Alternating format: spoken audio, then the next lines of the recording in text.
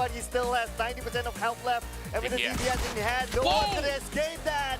3 knockdowns coming in from Kid, and Set9 is falling apart. My goodness me! So swiftly he does it.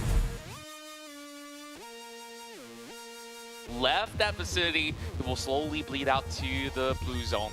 While Tam's going to be moving forward along with Bart. Trace is holding on the other angle once again. Damage being done. They bring down Bart. 2 versus 2. Now it's up to Isaac here to take out Tam. Can they do it though? They still haven't really spotted out Ziggs. Well, Tricks, I mean. Well, there's also Ziggs on the other side. Contra, you know what does this mean? If R2K wins another chicken dinner, it's going to be a double chicken dinner. It's back to back. And this is the momentum we were talking about. And now left with 6. 1v1. Going to the 1v1 with Tricks. Looking at the health, Tricks has the opportunity. But if this is enough time for Tricks to push, he won't have enough revival time with Isaac. Trying to do revival. Is he going to do that? No, Isaac is going to try to finish out with information, but not enough time, not enough health. It's going to be R2K! Double! What a clutch! You saw that right before your eyes!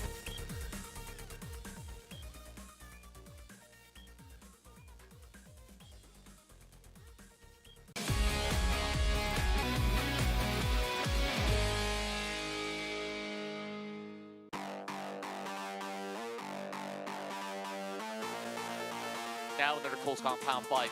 Yoodo Alliance versus Almighty. The Guerilla lost nasty as it slowly bleeds out. Appy! He gets a close range shot! He comes in with the wraparound! How does he do it? Ooh, it seems like they somehow managed to sandwich Almighty, and Almighty will fall. Towards Team Hawk as well. High goes 3 down.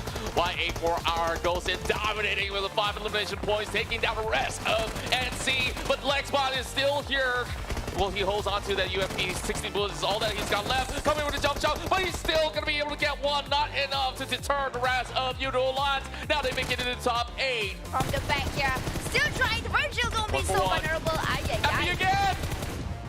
Wait a minute. MAB, they had the advantage. They still couldn't really take out Appy, who's currently carrying the rest of Yoodo Alliance. Now they're going to be priming this thing.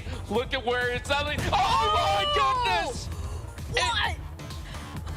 Did you just see that? That was such a good bomb. That was a good grenade. He that just was needs beautiful. another one. He just needs one more to get Iftar. Iftar does get those angles against Appy though. Same goes. I guess it's going to be between 2 of these solo units while Almighty, they're also suppressing the rest of the members of Yoodo Alliance. Well, that's really one, which is Appy. So he's kind of stuck right now. He couldn't really move. So Iftar, he gets shut down instead. Appy with a quick move. Now Yoodo Alliance, they do have a chance. He immediately calls a back then. Whoa, here comes NC versus Yoodo Alliance. They're dropping it hot, but they're coming too close for comfort. Appy, he's not moving any muscle at all, so that's advantage given to Appy. He's gonna drop right now. He does not suspect it. Oh, he whips the shot. Drop shot comes in. Appy's gonna win that trade. But he did quite well there. Another team that is already parked inside. Appy with the steals again. Just 4 points without needing to do all too much. He's gonna go in for those tags as well. Lands 1 shot onto Lex, but not enough to take him off those wheels. Well, he's already left that buggy. That's good of a news, but he will find it regardless. NC eventually gets out of the game, all thanks to Yoodo Alliance's effort. Now he spots one more out. How many more points do you need, Appy? Make that 6. Just needing 2 tabs. My goodness me, Yoodo Alliance, the boss of Miramar. While Appy, he's clearing out the rest of Axis that just crashed in. And then Almighty will busy doing that, but with the 1v1 fight, hey, don't forget the Rambo who's coming in. Is he going to do another Rambo action? He's going to do a little bit of reset, but not enough time to lift up the members. Bouquet's down below. This is what we're calling the previous IGL, but IGL teaching him a lesson. Goes down, Heino.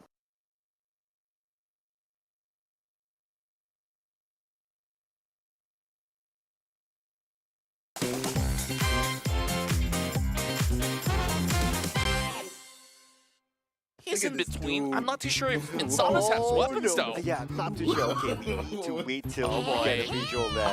But unfortunately, Insanus doesn't have a weapon. Instead, Demigod is ready with a shotgun. So it's going to be first blood given to Demigod. Would feel. Well, speaking of which, that also allows a little bit of spacing for Sam to try to pick someone up. It's a little bit of a tough angle to work with because he's hitting onto window panes instead. It's their first round anyway. Hey bro, watch your jet. But oh no! Now Brian's in trouble. Is this the second time that Brian gets himself into this situation? Yesterday we saw him dance around in Miramar. This time to avoid it. Yes, he does. Oh, some packs coming up. Brian's gonna be knocked out by Iron Pro, so not the block. Yeah, let Big Brother show you what they've got. Yeah, so, oh well, unfortunately for RNG, they'll be playing God, you for the rest of the game. I wonder if Homebois is playing though. Hopefully we'll be able to pan over to see their lineup. But, okay, Bosskur not bossing the skies. Let's do Well, that at least No. land on the back. Got you, homie. Oh my god. Oh, hell no. What? It's rewind time. I can't believe you've done this.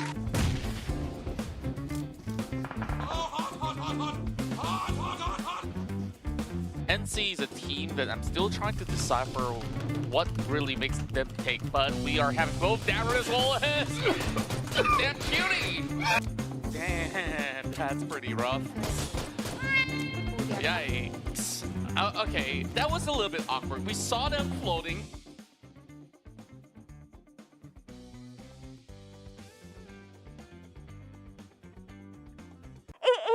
It's the 4th anniversary of PUBG Mobile. Happy birthday to you. Happy birthday, PUBG Mobile. Happy birthday to you. Hari jadi kepada PUBG Mobile. Saya ingin mengucapkan selamat hari jadi. Selamat ulang tahun. Selamat ulang tahun ke yang keempat untuk PUBG Mobile. Happy 4th anniversary. Selamat hari jadi. Ucapkan selamat hari lahir. Selamat hari jadi keempat. Selamat hari jadi. Selamat hari jadi yang keempat. For their 4th year anniversary. Happy birthday 4th anniversary. Happy birthday yang keempat untuk PUBG Mobile. Selamat hari jadi kepada PUBG Mobile yang keempat. Selamat ulang tahun untuk PUBG Mobile yang keempat. Happy 4th anniversary untuk PUBG Mobile. Kepada PUBG Mobile, kepada PUBG Mobile yang keempat. PUBG Mobile's 4th anniversary. Yay! Happy 4th year anniversary. Selamat ulang tahun yang keempat Kepada PUBG Mobile yang keempat untuk PUBG Mobile. Kepada PUBG Mobile.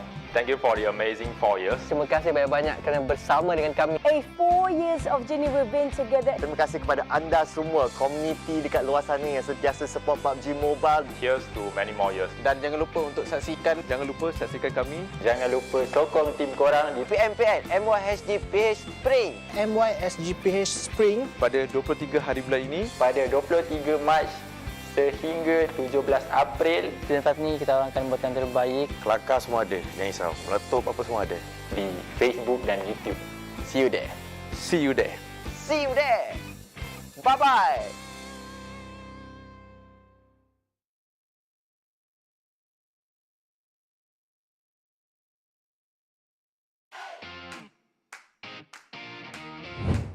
Hai guys, nama saya Farang. Saya daripada tim Sam9. So hari ni kita akan main PMPL Idol Cheering Reaction dan saya akan pilih pemenang bagi Realme GT2 Pro. So saya akan pilih melalui komen yang korang tulis dekat page PUBG Mobile.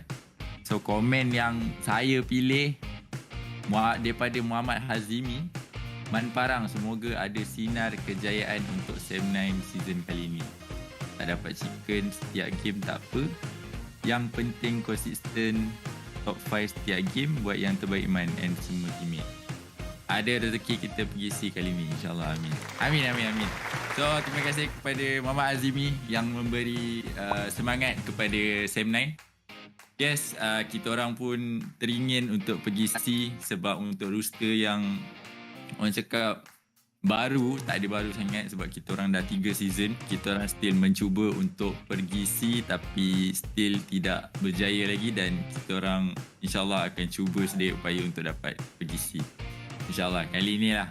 Aku rasa kali ni. Saya rasa kita orang pun rasa kali ni. Kalau tak dapat kali ni, kita akan cuba lagi.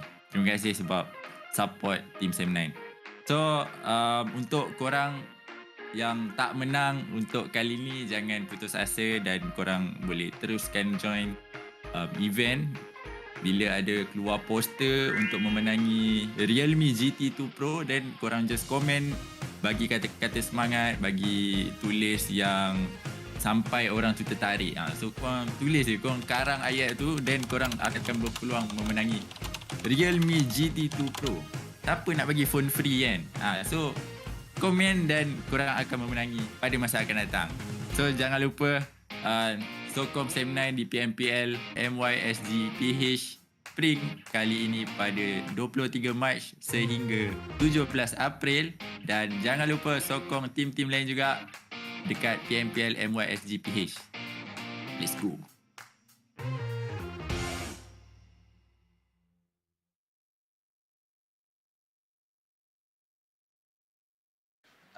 Kalau PMPL ada trofi untuk tim paling handsome, tim kami lah, sebab kami ada Farang. Handsome naik. Untuk mental kita orang dah prepare lah.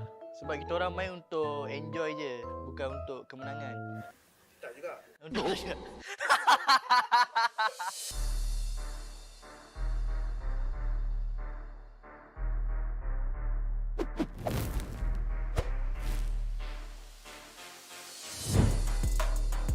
Pada Boyka dan Zuli, kau letak aku sub pada season lepas. Season ni aku akan buktikan memang lunyai tim kau aku buat. Okay, untuk bocah-bocah baru, jangan ganas-ganas sangat. Kau kena pantai juga dengan yang otai-otai. Pengalaman lagi penting daripada kau punya skill. Bekas IGL dekat Forever.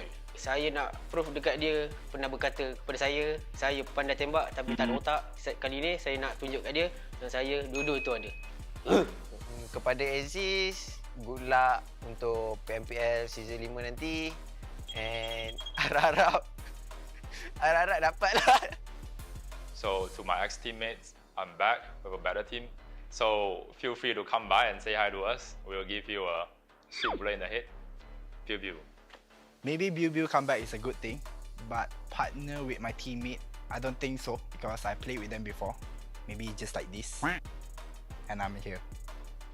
Oh, untuk for rivals saya just nak cakap good luck, yang terbaik, tapi korang kehilangan permata sebenarnya. Bagi kita orang adalah Dingoz, sebab diorang dah beberapa kali langgar drop spot kita orang senyap-senyap. Tapi kalau kita orang langgar korang kat drop spot, korang jangan PM manager kita orang Rival kita orang untuk season ni ialah RSG, sebab coach saya tak suka RSG, and SM9 sebab diorang dah pernah langgar drop spot kita orang itu memang kali ni diorang tak bagi peluang lah. Rival kita orang ialah Forever, sebab saya tak suka sangat pemburu tu. Pemburu tu mulut je lebih, tak power, lemah. Pemburu. Bayang mana sini? Takut. Forever as well. In every single map, we are like neighbours to pemburu. Kau 13 dunia, tapi aku akan bantai kau. Apa juga?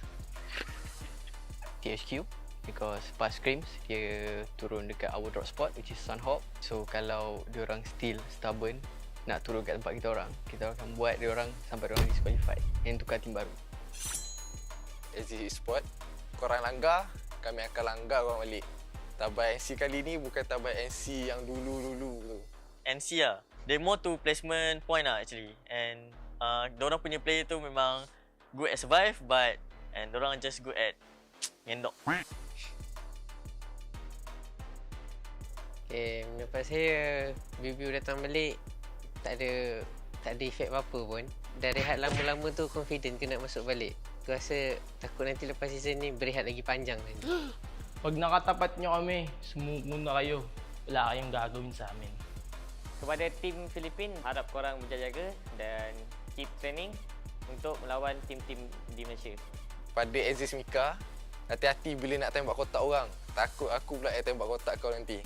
Jangan selesa sangat ada bokeh tu. Kita orang dah tahu taktikal dia, kita boleh baca juga. Ini buku taktikal bokeh. Saya nak challenge Demi Boy untuk jadi Terminator lah. Terminator sehari ke kan. Takkan tak mampu. Din, bulat kat SSO. Kalau tak okey nanti season depan, join tim kita orang.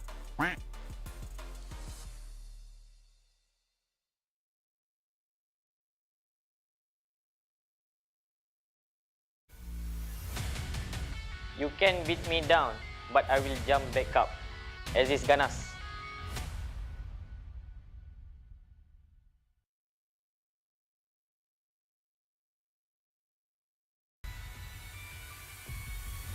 Di mana ada kemenangan, di situ ada Geek fam. Once a Geek, always a fam.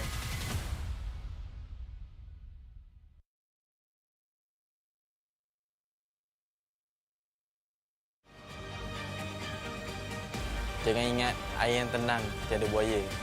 Kat situ ada Homebois. Hati-hati. Homebois family.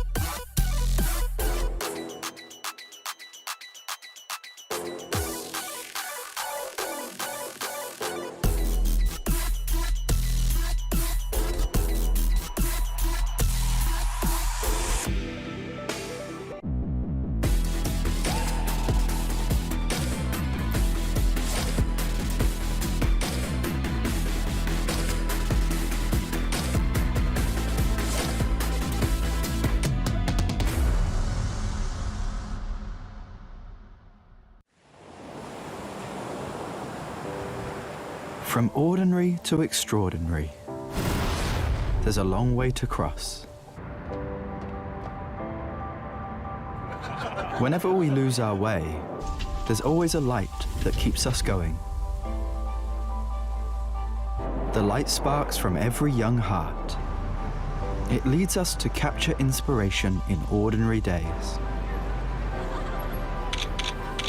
It encourages us to seize the colors of sunrises after the darkest hours and create something amazing with it.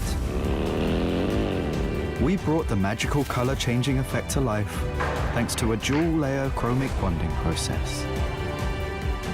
Place the back cover under the light for just a moment and you'll see it go from a calming blue to a passionate red, just like the color changing of the sky during sunrise.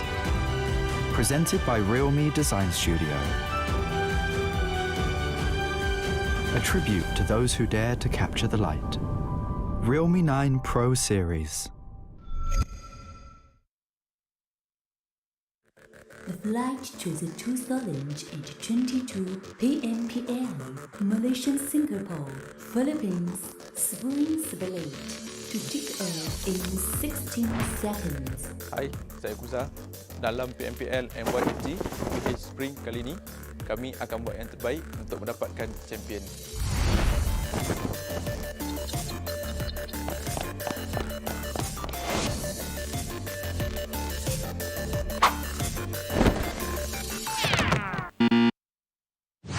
Stand up.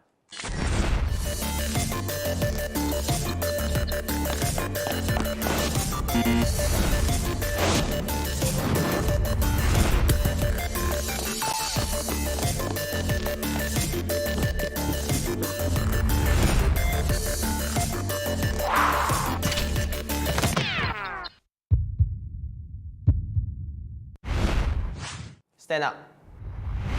Jangan pernah kita Stand up. Never give up on fight until you succeed. Stand up.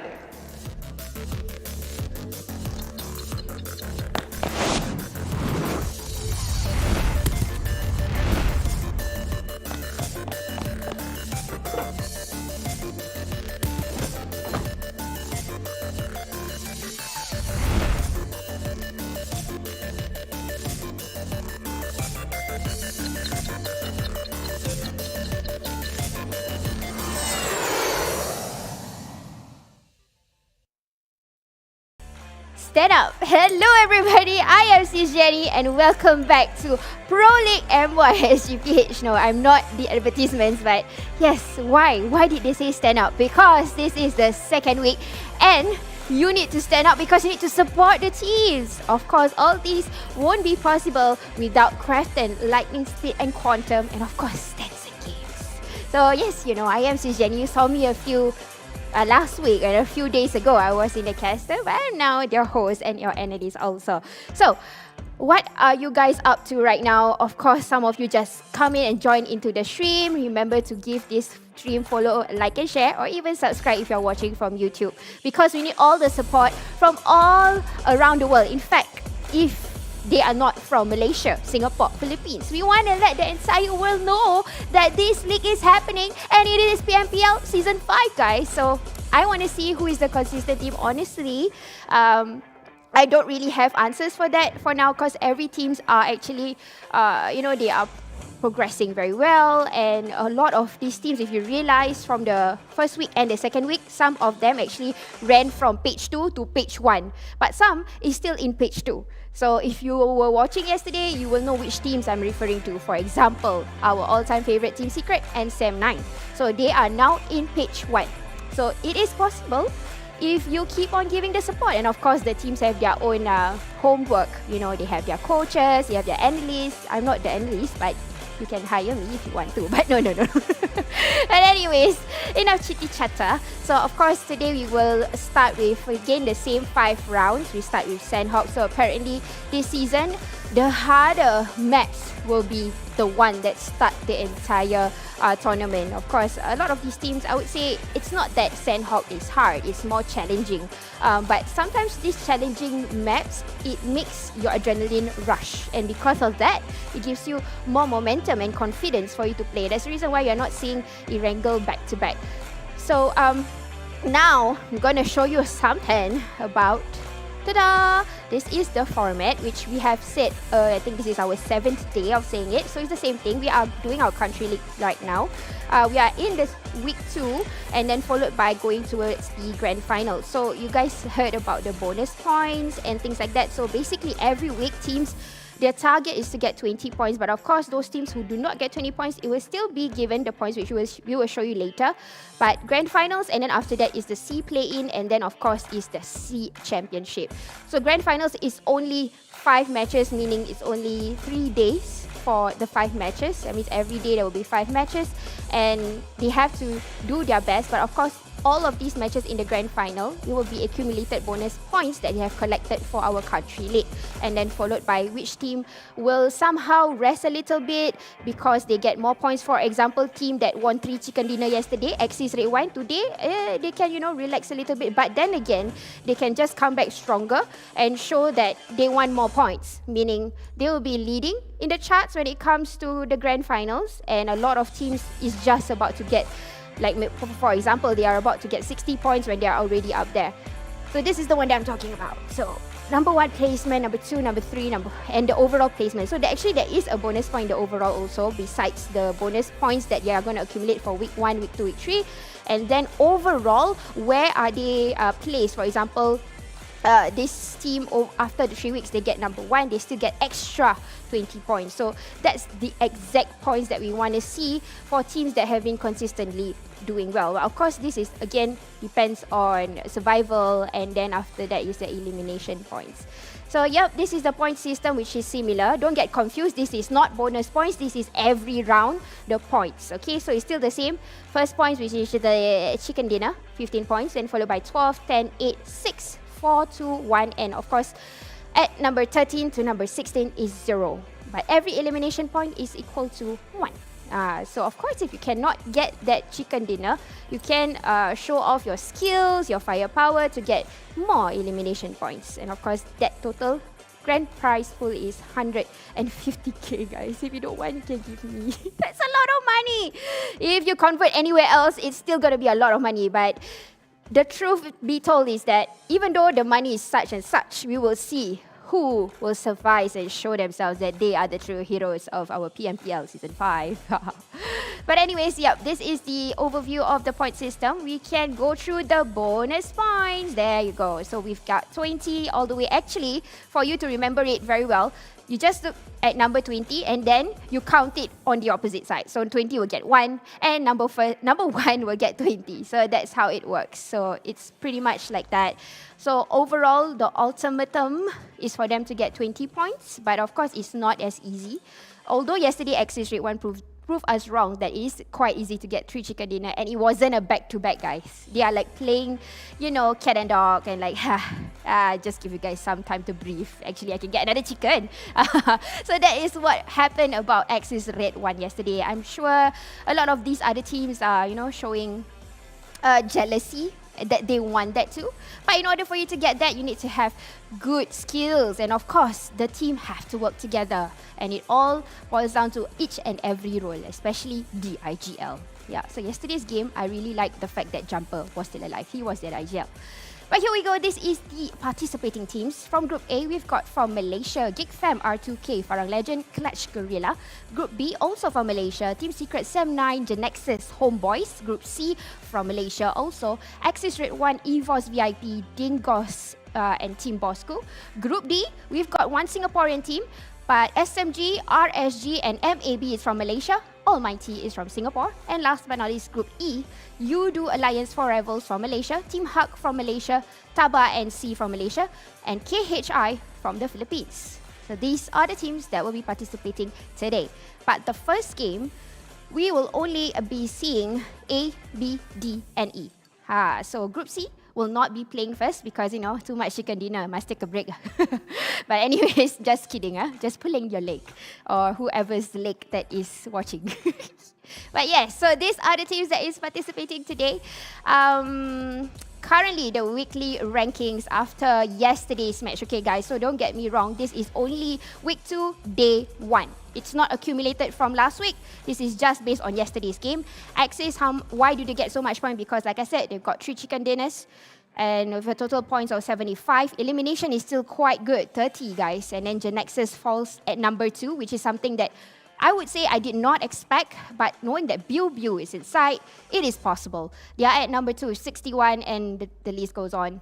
This is the people at page number 2. Unfortunately, we have to see the same teams that is in page 2 from week 1 and week 2, which is SMG, for example, ALMGHTY, Clutch Guerilla, Yoodo Alliance for Rivals. They were in page 1 and page 2, Farang Legends, and MAB. So these are the teams somewhat are showing a consistency by being in page 2.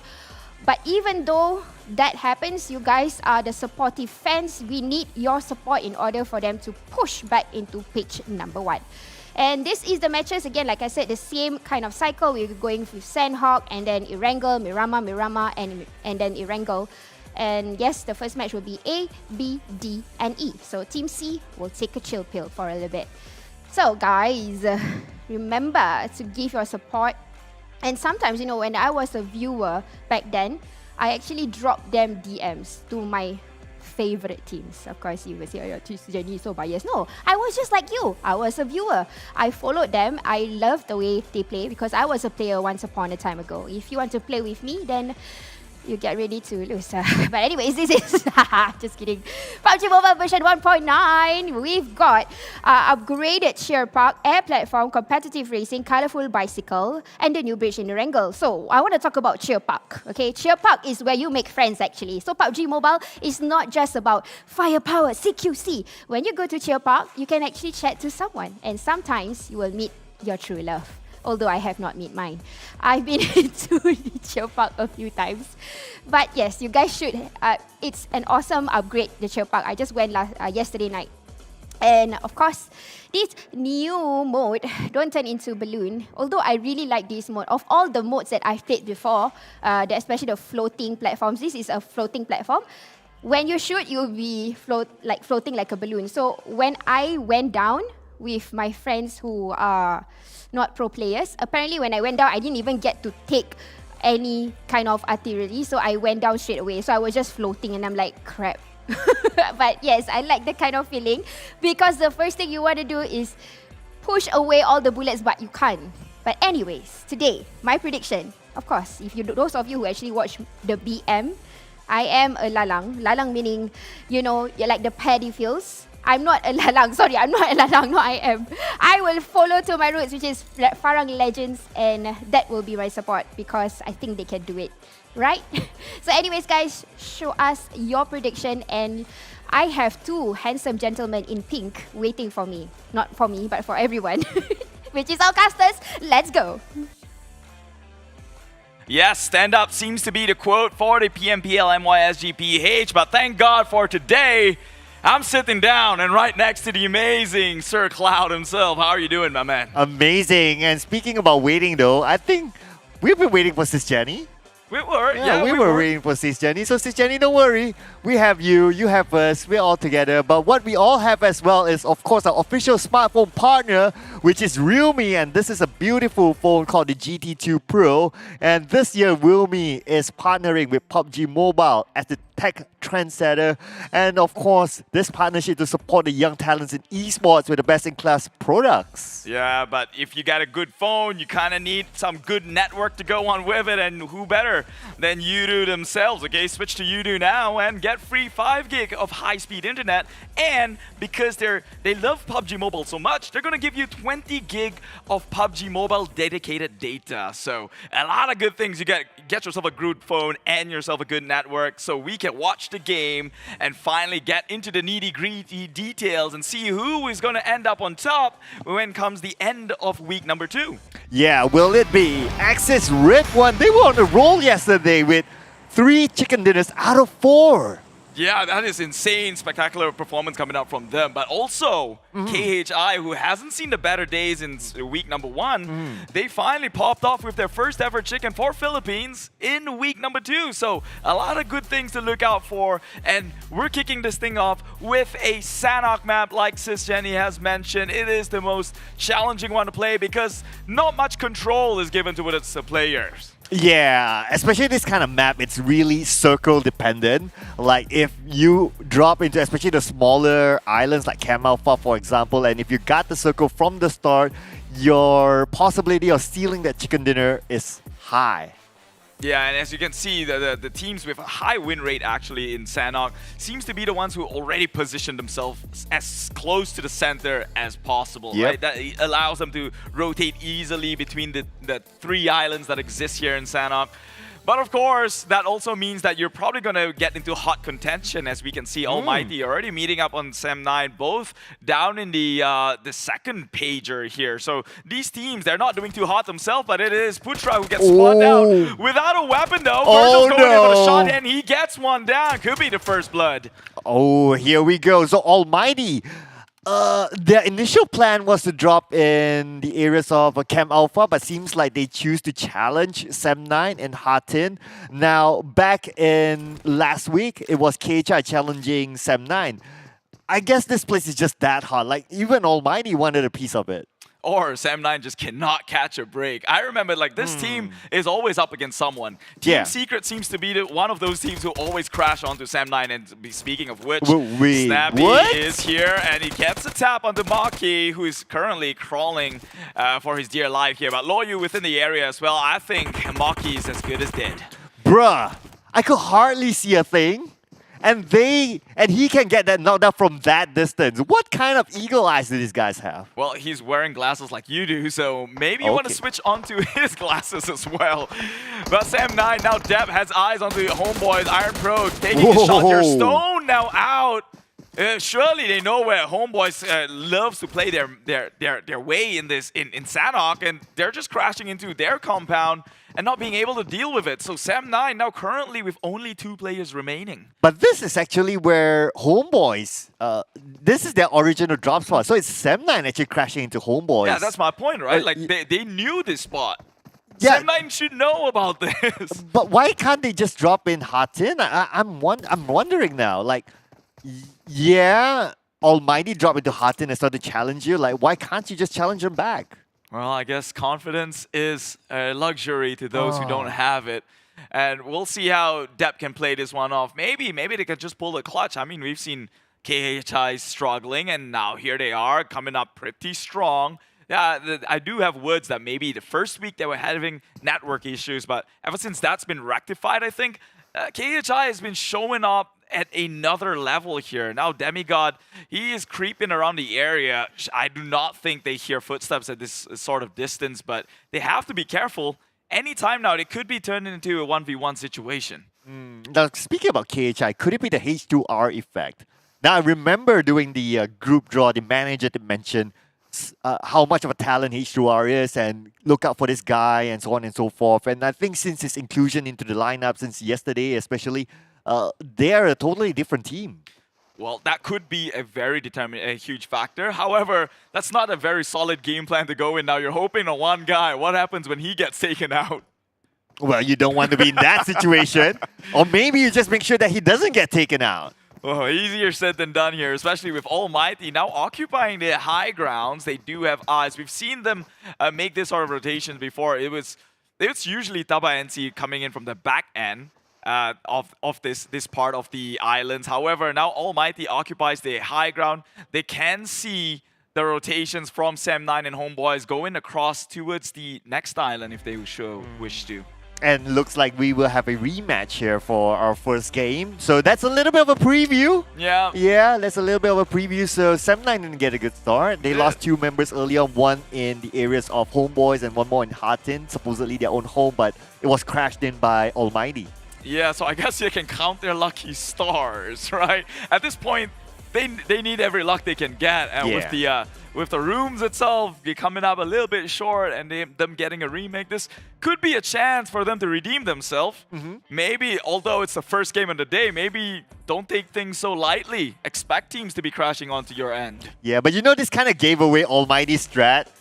Like their strat was like, yeah, we want to crash, you want to get like 2 points out of them and just leave it. Yeah. And now they can't do it anymore. It's like, oh man, our cover's blown. Yeah, but Almighty did occupy a spot where TABAH NC loves to play on. So yeah, in essence to that, they could have been taken out by TABAH NC from the back end if they weren't paying attention. However, it was just the first circle, so there was no reason for TABAH NC to close on in. But fun fact, TABAH NC, they will be dropping into Axis Red One's location, which is Sahmi. Oh. So Camp Alpha is open.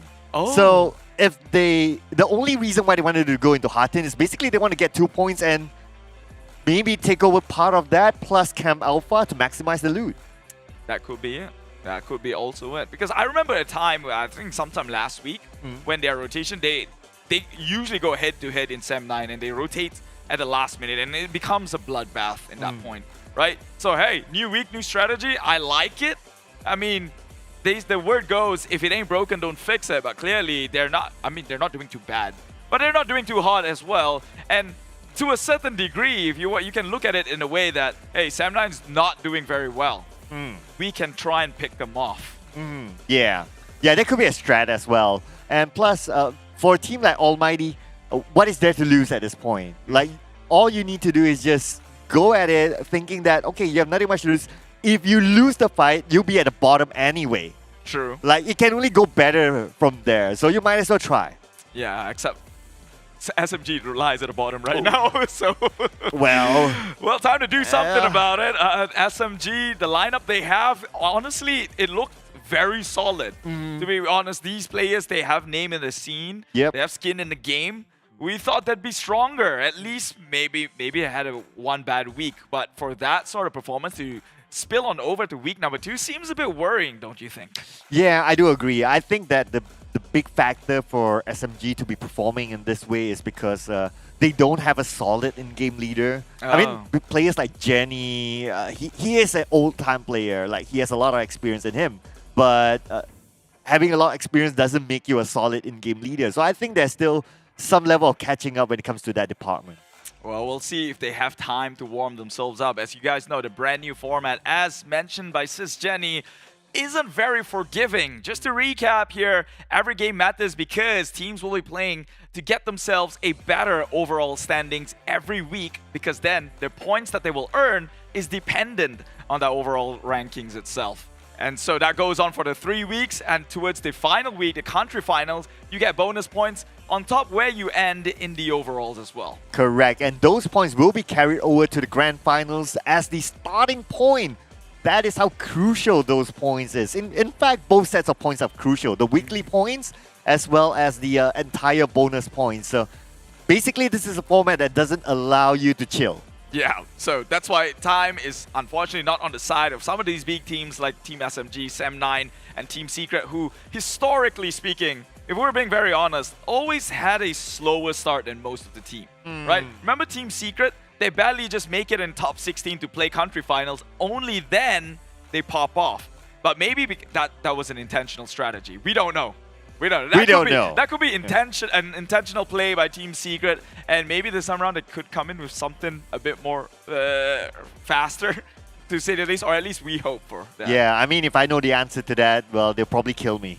So, yeah, I gotta keep that a secret. I mean, they are Team Secret for a reason, right? Oh, yeah. Very clever, very clever. How does that translate to Sem9? Well... Put you in a spot here. Just being Sem9, I guess. I mean that's what top teams do, right? They don't review their strat. They'll be like, okay, we play objectively. If we don't need to play well, we don't play well. Yeah, unfortunately for them, this new meta, I love it. Very competitive. Absolutely. Very fast-paced. I think, especially for the people on the casting desk here, you're gonna see more action averaging from most games. Yeah. Right? I think this is the most fun we've had for the past 2 weeks now. So I'm loving this thing. Everyone's just showing their hands here. So in fact, why don't you let us know if you like the format or not down in the comment section below. Okay, go spam it. In fact, go over to his place, onto his page, and spam him as well, because apparently he's got secrets from Team Secret that he's not sharing you and I. Well, it will cost you a big bounty, I'm just saying. Yeah, for me to reveal that. But of course, this format is really different than previous seasons. Now, I remember like previous seasons, we will have days where it's like kind of like a chill day. You see teams just, doing stuff that are unexplainable. But today is like, throughout the entire week of last week is a good sample that every game counts. Everyone plays to their best extent. You know, if I'm being honest, the previous format, it almost seems intentional that some teams are throwing. Yeah, I have to agree with that. Right? Because you only need to fit in the top 16. And whatever you did then does not carry over. Yeah. So this is as fair as things get in Battle Royale. Yeah, like if you get like what? Previously it was like 2 days or weekdays. If you got one chicken dinner, you're technically there. Yeah, you're about there. And then you start playing like, I'll put my sub in, which is my sub, which is my manager. I don't know whoever that is, right? Just for him to get some game time. And we're talking about you, Homebois. We're talking about you. They played in Daddyhood last season. well, yeah.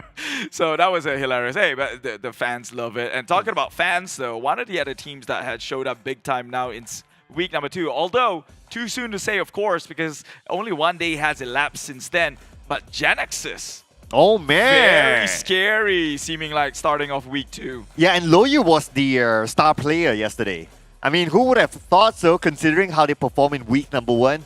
But they're the team that I've observed that they're really how should I put it, hardworking. That during the break, like we had 2 days off, 2+1, they scrimmed every day. Like it's no off day for them. It's like they scrim, they still play, and I saw one of the scrim results, they topped the charts with a gap of like 20-ish points gap in number 2. But of course that's like a regular scrim. But nevertheless, can't take that away from them. They are hardworking. That's some crazy Asian work ethics right there. Well, and you'd never expect, right? Because GENEXUS is so new. Sure, you got Biu. Sure, you got Snappy. But these two weren't the star. It was Loyu. Yeah, man. Who honestly, since week number 1, I've seen him pulling in the points for GENEXUS for the longest time. There was one game, sure, that they got a chicken dinner. Biu was the one MVPing for that. But man, Loyu has got one of the sharpest shots I've seen so far coming in from their team. Yeah, totally agree. And yesterday as well, we saw Lung played really, really well. Like he 1v3 Geek fam. Like, bruh, it's Geek fam. It's like champions. And he 1v3 Geek fam yesterday. So this guy has something in him as well. If I'm not mistaken, he's like a 17, 18-year-old boy. Mechanically gifted. So there's a lot to expect from GENEXUS. Yeah, but that's always the case, isn't it? Esports, a younger man's game. It is. Yeah, they call it in Malaysia, Bocha, which really means talented young individual. No, Bocha just means kid. Really? I have no idea. Hey, don't trust my word for it. That's why I'm here in the English stream to get a circle out. Well, and that's why we're here sitting here talking about the game and not competing for it. True, because if we were, you probably wouldn't stay around for 5 seconds to watch it. Zero mechanical skill. We're old man on the desk. They won't get 5 seconds. We'll be gone by then. We'll be like dropping in and we became SAM9. True, we'd be lucky to survive 5 seconds. Nevertheless, talking about being lucky, you're lucky that we are now flying over again in Sanhok. And just as I say that, SAM9 is also the lucky one, having to reset what seemed to be a very unfortunate start for them. Yeah, and we didn't manage to get the circle, to see the circle earlier on, but I kind of guessed based on the minimap the circle was kind of in the middle, surrounding 3 islands, and that's not the kind of circle that players like to play, because you need to guess which island would it be towards the end. But no more guessing from game 1, let's guess for game 2. Let's go. What sort of circle do you like for Sanhok? Well, honestly, I actually like the middle circle, because guessing for a circle just puts you in like what, a 3, like 1 out of 3 position, right? You only have to guess which one. But if it hard shifts to one area, and if you're on the opposite end, you're almost guaranteed to not win this round. Yeah, man. And that's why the healing strat is really popular in Sanhok.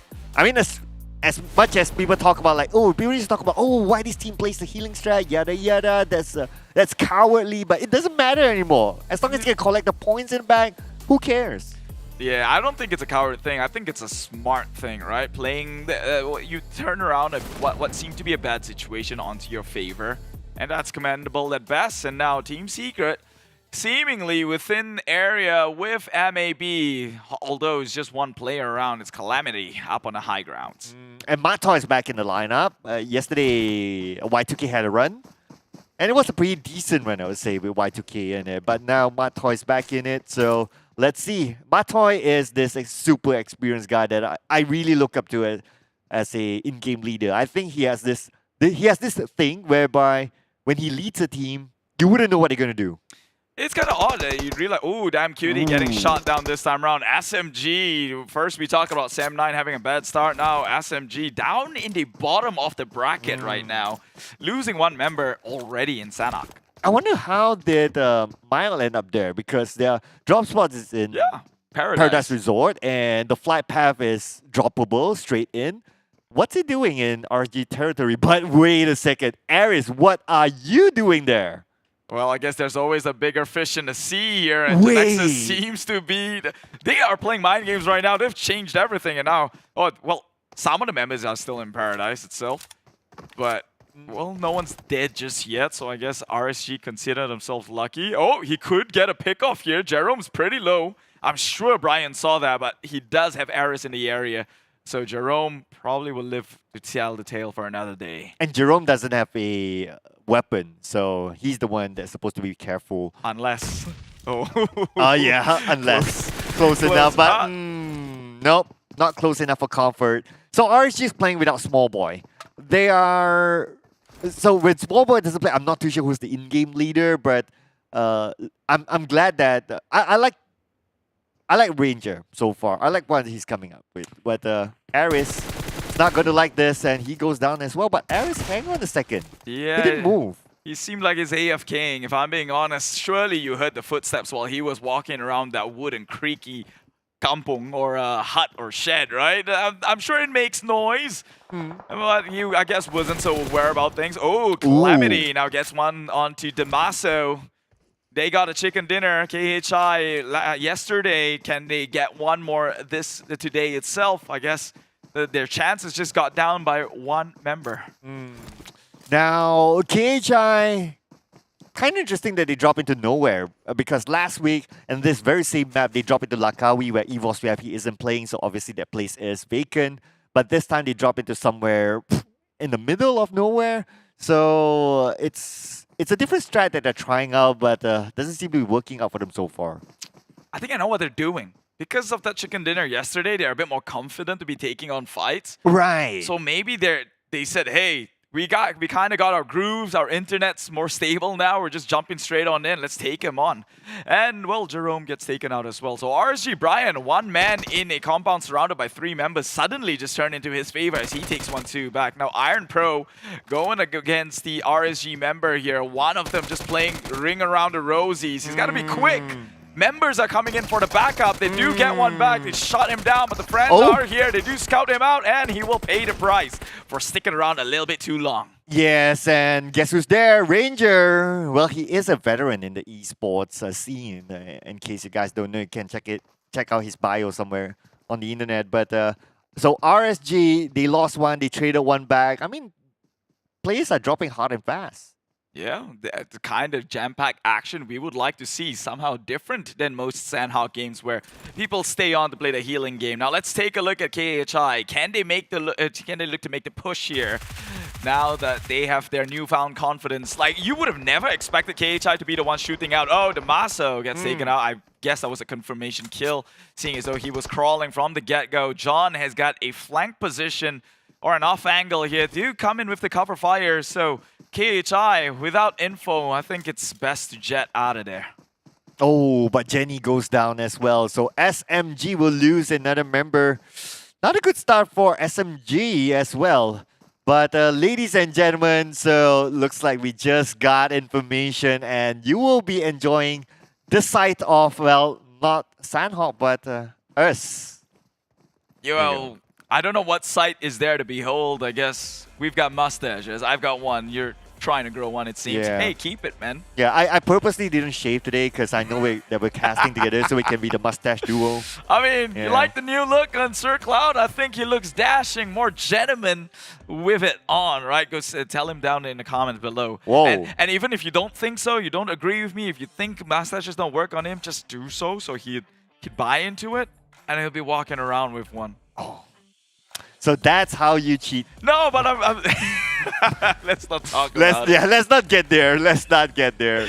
But hey, keep the mustache, man. Thank you. It's okay. It's not going anywhere. No matter how hateful the toxic comments might be, it's staying, man. It's staying. We had a whole saga of mustaches between you and Contra previously on the casting desk. Yep. We don't really have to get into that one more so than not, but there's one mustache topic that we can get into. Your mustache is better than Pemburu's mustache. Oh, I wouldn't say that. He's a hunter. Pemburu means hunter in English, in case you didn't know. And so, I wouldn't provoke the hunter. I don't want to be the ones getting hunted. I will bow down my hats to you. Well, if you have one, I could borrow it too. That's true. Yeah. That's true. Could get me a hat though. I want one of those PUBG Mobile ones, or brand new skins that are permanent for the in-game thing that PUBG Mobiles are having. You got to stay around for Sis Jenny to take you through the offerings here. PUBG Mobile is doing a lot for their 4th year anniversary. One of them is giving away permanent skins. They had that in week number 1. Not too sure about it today because I no longer am the advertisement billboard man who stands around and tell you about the offerings. You're gonna wait until Sis Jenny comes back on to find out more. Yeah, well, I think that the event the 4th anniversary event is still running, if I'm not mistaken, so you guys can check it out as well. Of course, if you want more information, make sure you follow the social medias of PUBG Mobile. We got PUBG Mobile Esports Malaysia, we got PUBG Mobile, all on multiple platforms, Instagram, Facebook, YouTube, even Twitter. Yeah, and also follow SirCloud MY. Eh, was that a shameless plug for you? Oh, well, well, as long as it comes from you. Hey, I mean, it's not shameless if I'm the one plugging you, Yeah. right? It's more of an honor. And follow Keep Elisio as well. Oh, clearly, we're just spewing off. Right? Yeah, we're just doing it. But did you realize that when you say when your tag or your handle, your social media handle is like you can read it as K the Elisio? I've never thought of it that way. There you go. You know, it's like Lord of the Rings ish. Well, like in a certain extent. I mean, I guess it makes no difference because K sounds like a girl's name, and my Elisio sounds like a girl's name anyway, so it makes no difference. I don't know any girl called Elisio though. Well, I guess you don't know enough. Whoa! I'm kidding. The man with the mustache. Hey, it's part of the charm. Don't let anyone tell you out of it. Well, Sis Jenny seems to be smiling at the side. I'm just saying. Where did you see her? Is she within this realm? Where how are you looking whoa. at Sis Jenny right now? Oh, sorry. Yeah. Where is she? Where is she? Yeah, she's somewhere else. I can't see her. Yeah, I can't see her giggling. I can't see her smiling, looking at you, Keith. You know. Yeah, we're in a different set, you see. So it's a very big place, and to get to where Sis Jenny is at, we have to walk like 20 meters over. 20 meters. Yeah. Yeah, that's really far. Yeah, really far. So we would have definitely no idea where Sis Jenny is right now. Absolutely. I don't know that she's sitting on a chair right now. You know, she has a tablet with her. You're I don't know so that. specific, man. It's almost scary that you know this. Wow. Okay. Yeah. I know a lot about Sis Jenny by now. If you're Malaysians, you know what it is. Sidai. They call it Sidai. I see it in the chat. Yeah, right? it's not Sidai. Sidai? It's Sidai. Sidai. Yeah. Sidai. So we're drying our clothes right now, waiting for things to get dried out, right? Because we're getting pretty nervous. Getting sweaty and hands-on here. I can see your palms. Right? I would like to touch the phone and tell you more about it, but the fingerprints and the oil is coming out of my hand, probably not the best look for a Realme GT2 Pro. So yeah, because it's a beauty as it is. And it's white. Yeah. Yeah, man. Would you? I think white phones are like the worst idea. Like, no offense, it's a cool thing, but the upkeep and maintenance. It's silver, right? White. Yeah, okay, there's white, there's silver on it. Oh, well. It's white, silver. Why don't you guys get yourself a Realme GT2 Pro and find out? And tell us. Yeah. Is it a fingerprint magnet? Is it not? Is it the brand new tech trendsetter that they, plan to set themselves out to be? You got to get it to find out. Then you can make some objective judgments. And I heard it's selling out fast though. Really? Yeah, there was a posting on the official social media that says that, hey, we've sold out the first batch or something. Oh, whether it's true or not. Oh. But they're selling like hotcakes, I guess. Yeah. I mean, if the first batch is out, well, I got to get my hands on the second batch, right? Oh, no. Your hands are greasy. Oh, that's true. Yeah. That's true. Yeah. And I'm broke for it, so no worries about that one there. Well, we don't mind donations. Hey, I'm just saying. If you're willing to buy some for your team, or maybe you have an extra, send one our way. We could use it. Would love to. Would love to have one. I'll take lots of selfies for you as a payment. He'll take lots of selfies. I'm not making that deal. You're not. Oh, come on, man. You gotta give something back. Other than your greasy hands. Subscribe to my OF. I'm kidding. I don't own one. Again, we're just drying clothes here. Yeah, we're drying clothes. Yeah. We're drying clothes. Okay. Let's talk about. all right. Let's talk about this. So Sis Jenny have Farang Legends as a prediction, right? What do you make about that?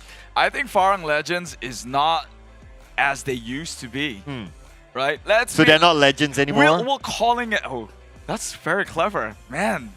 I'm so privileged to be right next to this guy right here. He's the king of puns. I'm getting the stare from someone. I don't know why. But let me elaborate on my point. Okay. So I think Farang Legends isn't as strong as they were before. Let's call it a spade a spade. Last season, they came out like the underdogs, the ultimate underdogs, who could take on almost everyone within the league, right? Yeah.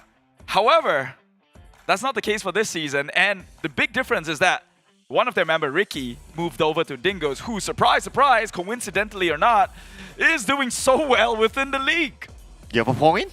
Yeah. Yep. Could it be the Riki factor? Yeah. Like bringing over the mojo? So that was my point, right? So maybe they need Riki. I have another theory though. What? So Adelu isn't the Adelu that we know last season, right? So far. So far, yes. It's because he has a new haircut. Ah. Remember last season where he had this like haircut that you can hardly see his eyes? That's true. So it's like he removed his scope, and now he's Oh. playing without a scope. That's Oh yeah, you don't do that. If you've been practicing with one eye blind, you're gonna have to keep that the whole way. It's all part of your sensory and muscle memory, I guess. I mean, you're gonna calibrate with what you see, and if you had that emo haircut, you're gonna have to keep it there or wear an eye patch or something. well, sometimes Chinese say it's like feng shui, right? Oh, that's true. Yeah, That's if it true. works for you, okay, you don't touch it. You Don't know, touch just it. Remain Hey, it's a good luck. It's or a habit that gives you good luck.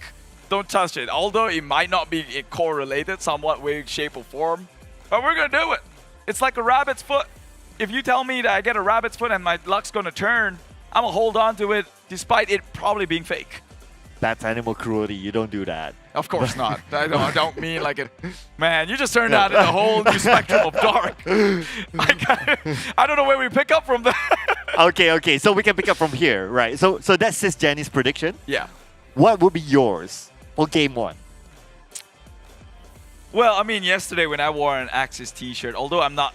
So he's admitting now. You're Okay, admitting now. Listen, hear me out. All right. I wasn't on active duty, right? Like I wasn't at the analyst desk, which was 20 meters away from here. Fair and I enough. wasn't on the casting desk right over here.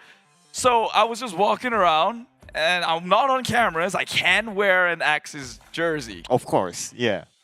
And they won 3 chicken dinners. And we were just talking about how the Chinese believe that if it brings luck, don't change things. Okay, to be fair, Axis isn't playing game 1.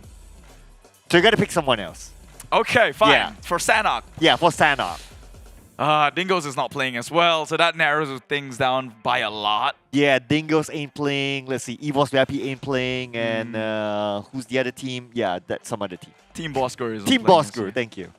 Oh, okay, so if I have to go out on a whim, maybe R2K boys. Why R2K?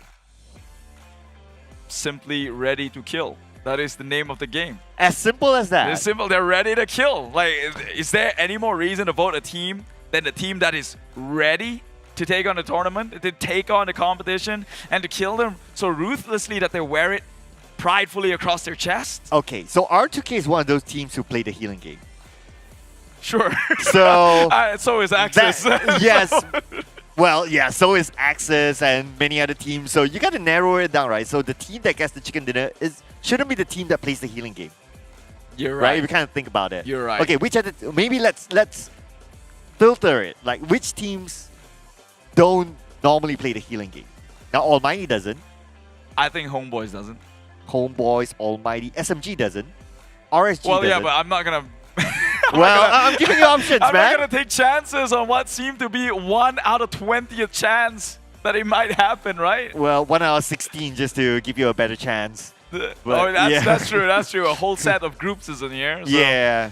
1 out of 16. Still not favoring the odds, man. I'd rather go with Homebois if that's the case. Homebois? Yeah. Yeah, I think it's a fairly decent pick if you ask me. I mean, Iron Pro in the team, I think that gave them a whole lot of dynamics.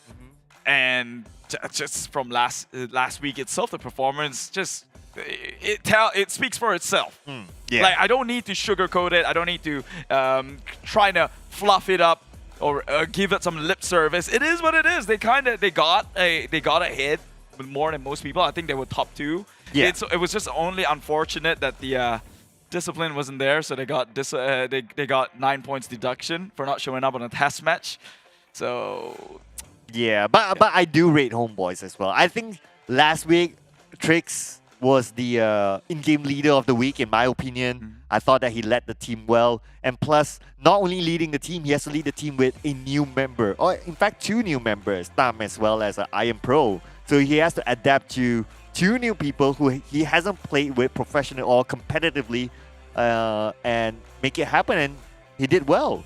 Yeah, and Iron Pro, he was also as well from Dingoz back in the days, right? Yeah. So it seems like Dingoz just know how to find talents. If I'm being flat out honest. True. Like, how are they having this many success since not just season 3, I believe? Yes. From the beginning, the first split of last year itself, they were already doing well. And then they were called Dingoz, MBX, and then they moved on to become 4 Rivals. And Correct. now today they are Yoodo Alliance 4 Rivals, who is also quite the sharpshooter themselves. It'll be interesting to see that if these two teams can clash with Homebois as well as SMG. If they could clash with each other, that'll be interesting. You know, it's like the brotherhood thing with Jenny still remaining in SMG. Yeah. That'll be fun. I mean, yes, because yesterday we saw the El Clasico between, let's see, not the El Clasico, the Legends match. Yeah, between, let's see, Sam9 versus GENEXUS. Okay. So it'll be nice to see more of that today. Plus, it's just refreshing to see like two brothers fighting against each other that isn't Farang and Clutch Guerilla, you know? Yeah. Or Chan. Yeah. Well, we are lift off once again here in the PMPL MYSGPH. This is week 2, day number 2. And we are off on Sanhok. Take us away, Cloud. Take everyone away through this flight as we see KHI. I saw them dropping early, so where are they going to go? They probably go to Lakawi. Yeah, they're heading towards Lakawi because EVOS VIP is not there. Kampong, part of it is taken by R2K because for the same reason EVOS VIP ain't playing as well. So expect R2K to have more first aids to play that healing game later on. Yeah, and Almighty seems to choose the same place again over in Hatin, going to contest it against the like of Sam9. And take a look at the ranking points so far. Look at that. GENEXUS just leading the charts at 60+. And above them is... The Axis, of course. Oh, yeah, it was. I saw, 75 yeah, points. because they aren't playing in this round. Yeah, they aren't playing this round. So 70-ish points in 4 rounds. That is insane. For 60 points, normally teams would target like, okay, 5 games, 60 points. But in 4 games, 60 points, that is way above average. Yeah, very impressive stuff coming out by them. The consistency itself. But can they bring that consistency throughout the remaining few days within the week here? We'll have to find out. Meanwhile, KHI, like you mentioned, will occupy the space where EVOS VIP previously reside. That is Lakawi. SMG finally going back to Paradise. So at least some more familiar movements coming out in this game alone. Previously, SMG got punished for dropping in places they do not know of. Yeah, they dropped into somewhere near RSG's spot. So, yeah. I mean, for a start, you know, sometimes you just need to go back to where you're comfortable with. At least you have a comfortable start because you need to loot, right? You don't want to have like a start where, you bump into other teams and then you need to fight and you don't have weapons on you and you lose 1-2 team members. What are you going to do for the rest of the round? You have to play passively. Your whole game plan changes. Well, lucky for them, it is Sanhok, so maybe passive is the name of the game. True. Healing game, always the most anticlimactic endings, right? When things get so hot and heated and then you realize there are like 2-3 people still within the blue healing up with like 30 med kits or something. And then the mood just shifts downward there. It was a very anticlimactic chicken dinner every single time. Yeah, that's where all the teams start to flex their emotes, you know, whatever they have stashed in. Yeah, in their inventory. But now let's look at Sam9. So Sam9, at least this round, they have a decent start. But they're still challenged by Almighty though. Yeah, it seems like every single member of Almighty is just within reach here. They can look to push onto this compound, surely.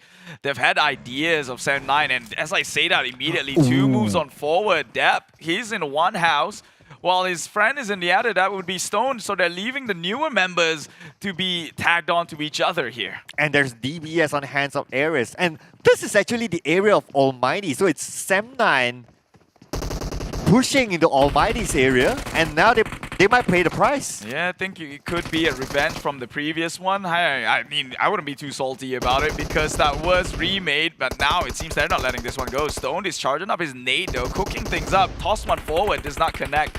They have a rough idea, surely. Almighty has got good coverage around this area here because they have Ares and Jerome coming in to make sure no sort of an off-angle attempt has been made, leaving only these 2 members to play around a lot of blind spots here. Right, so this is where Almighty, I think can be improved with Almighty.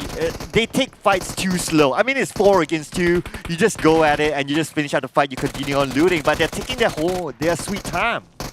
Yeah, I see how they try to do that. Pin one on the inside here, trying to get some info. Oh, they there got you down. go. Stones left. He has an idea. He goes in for the spray peek, and he does clip him by the skins of it. And Sem9, it seems like they tried to come in with revenge, but it was served right back onto their plate.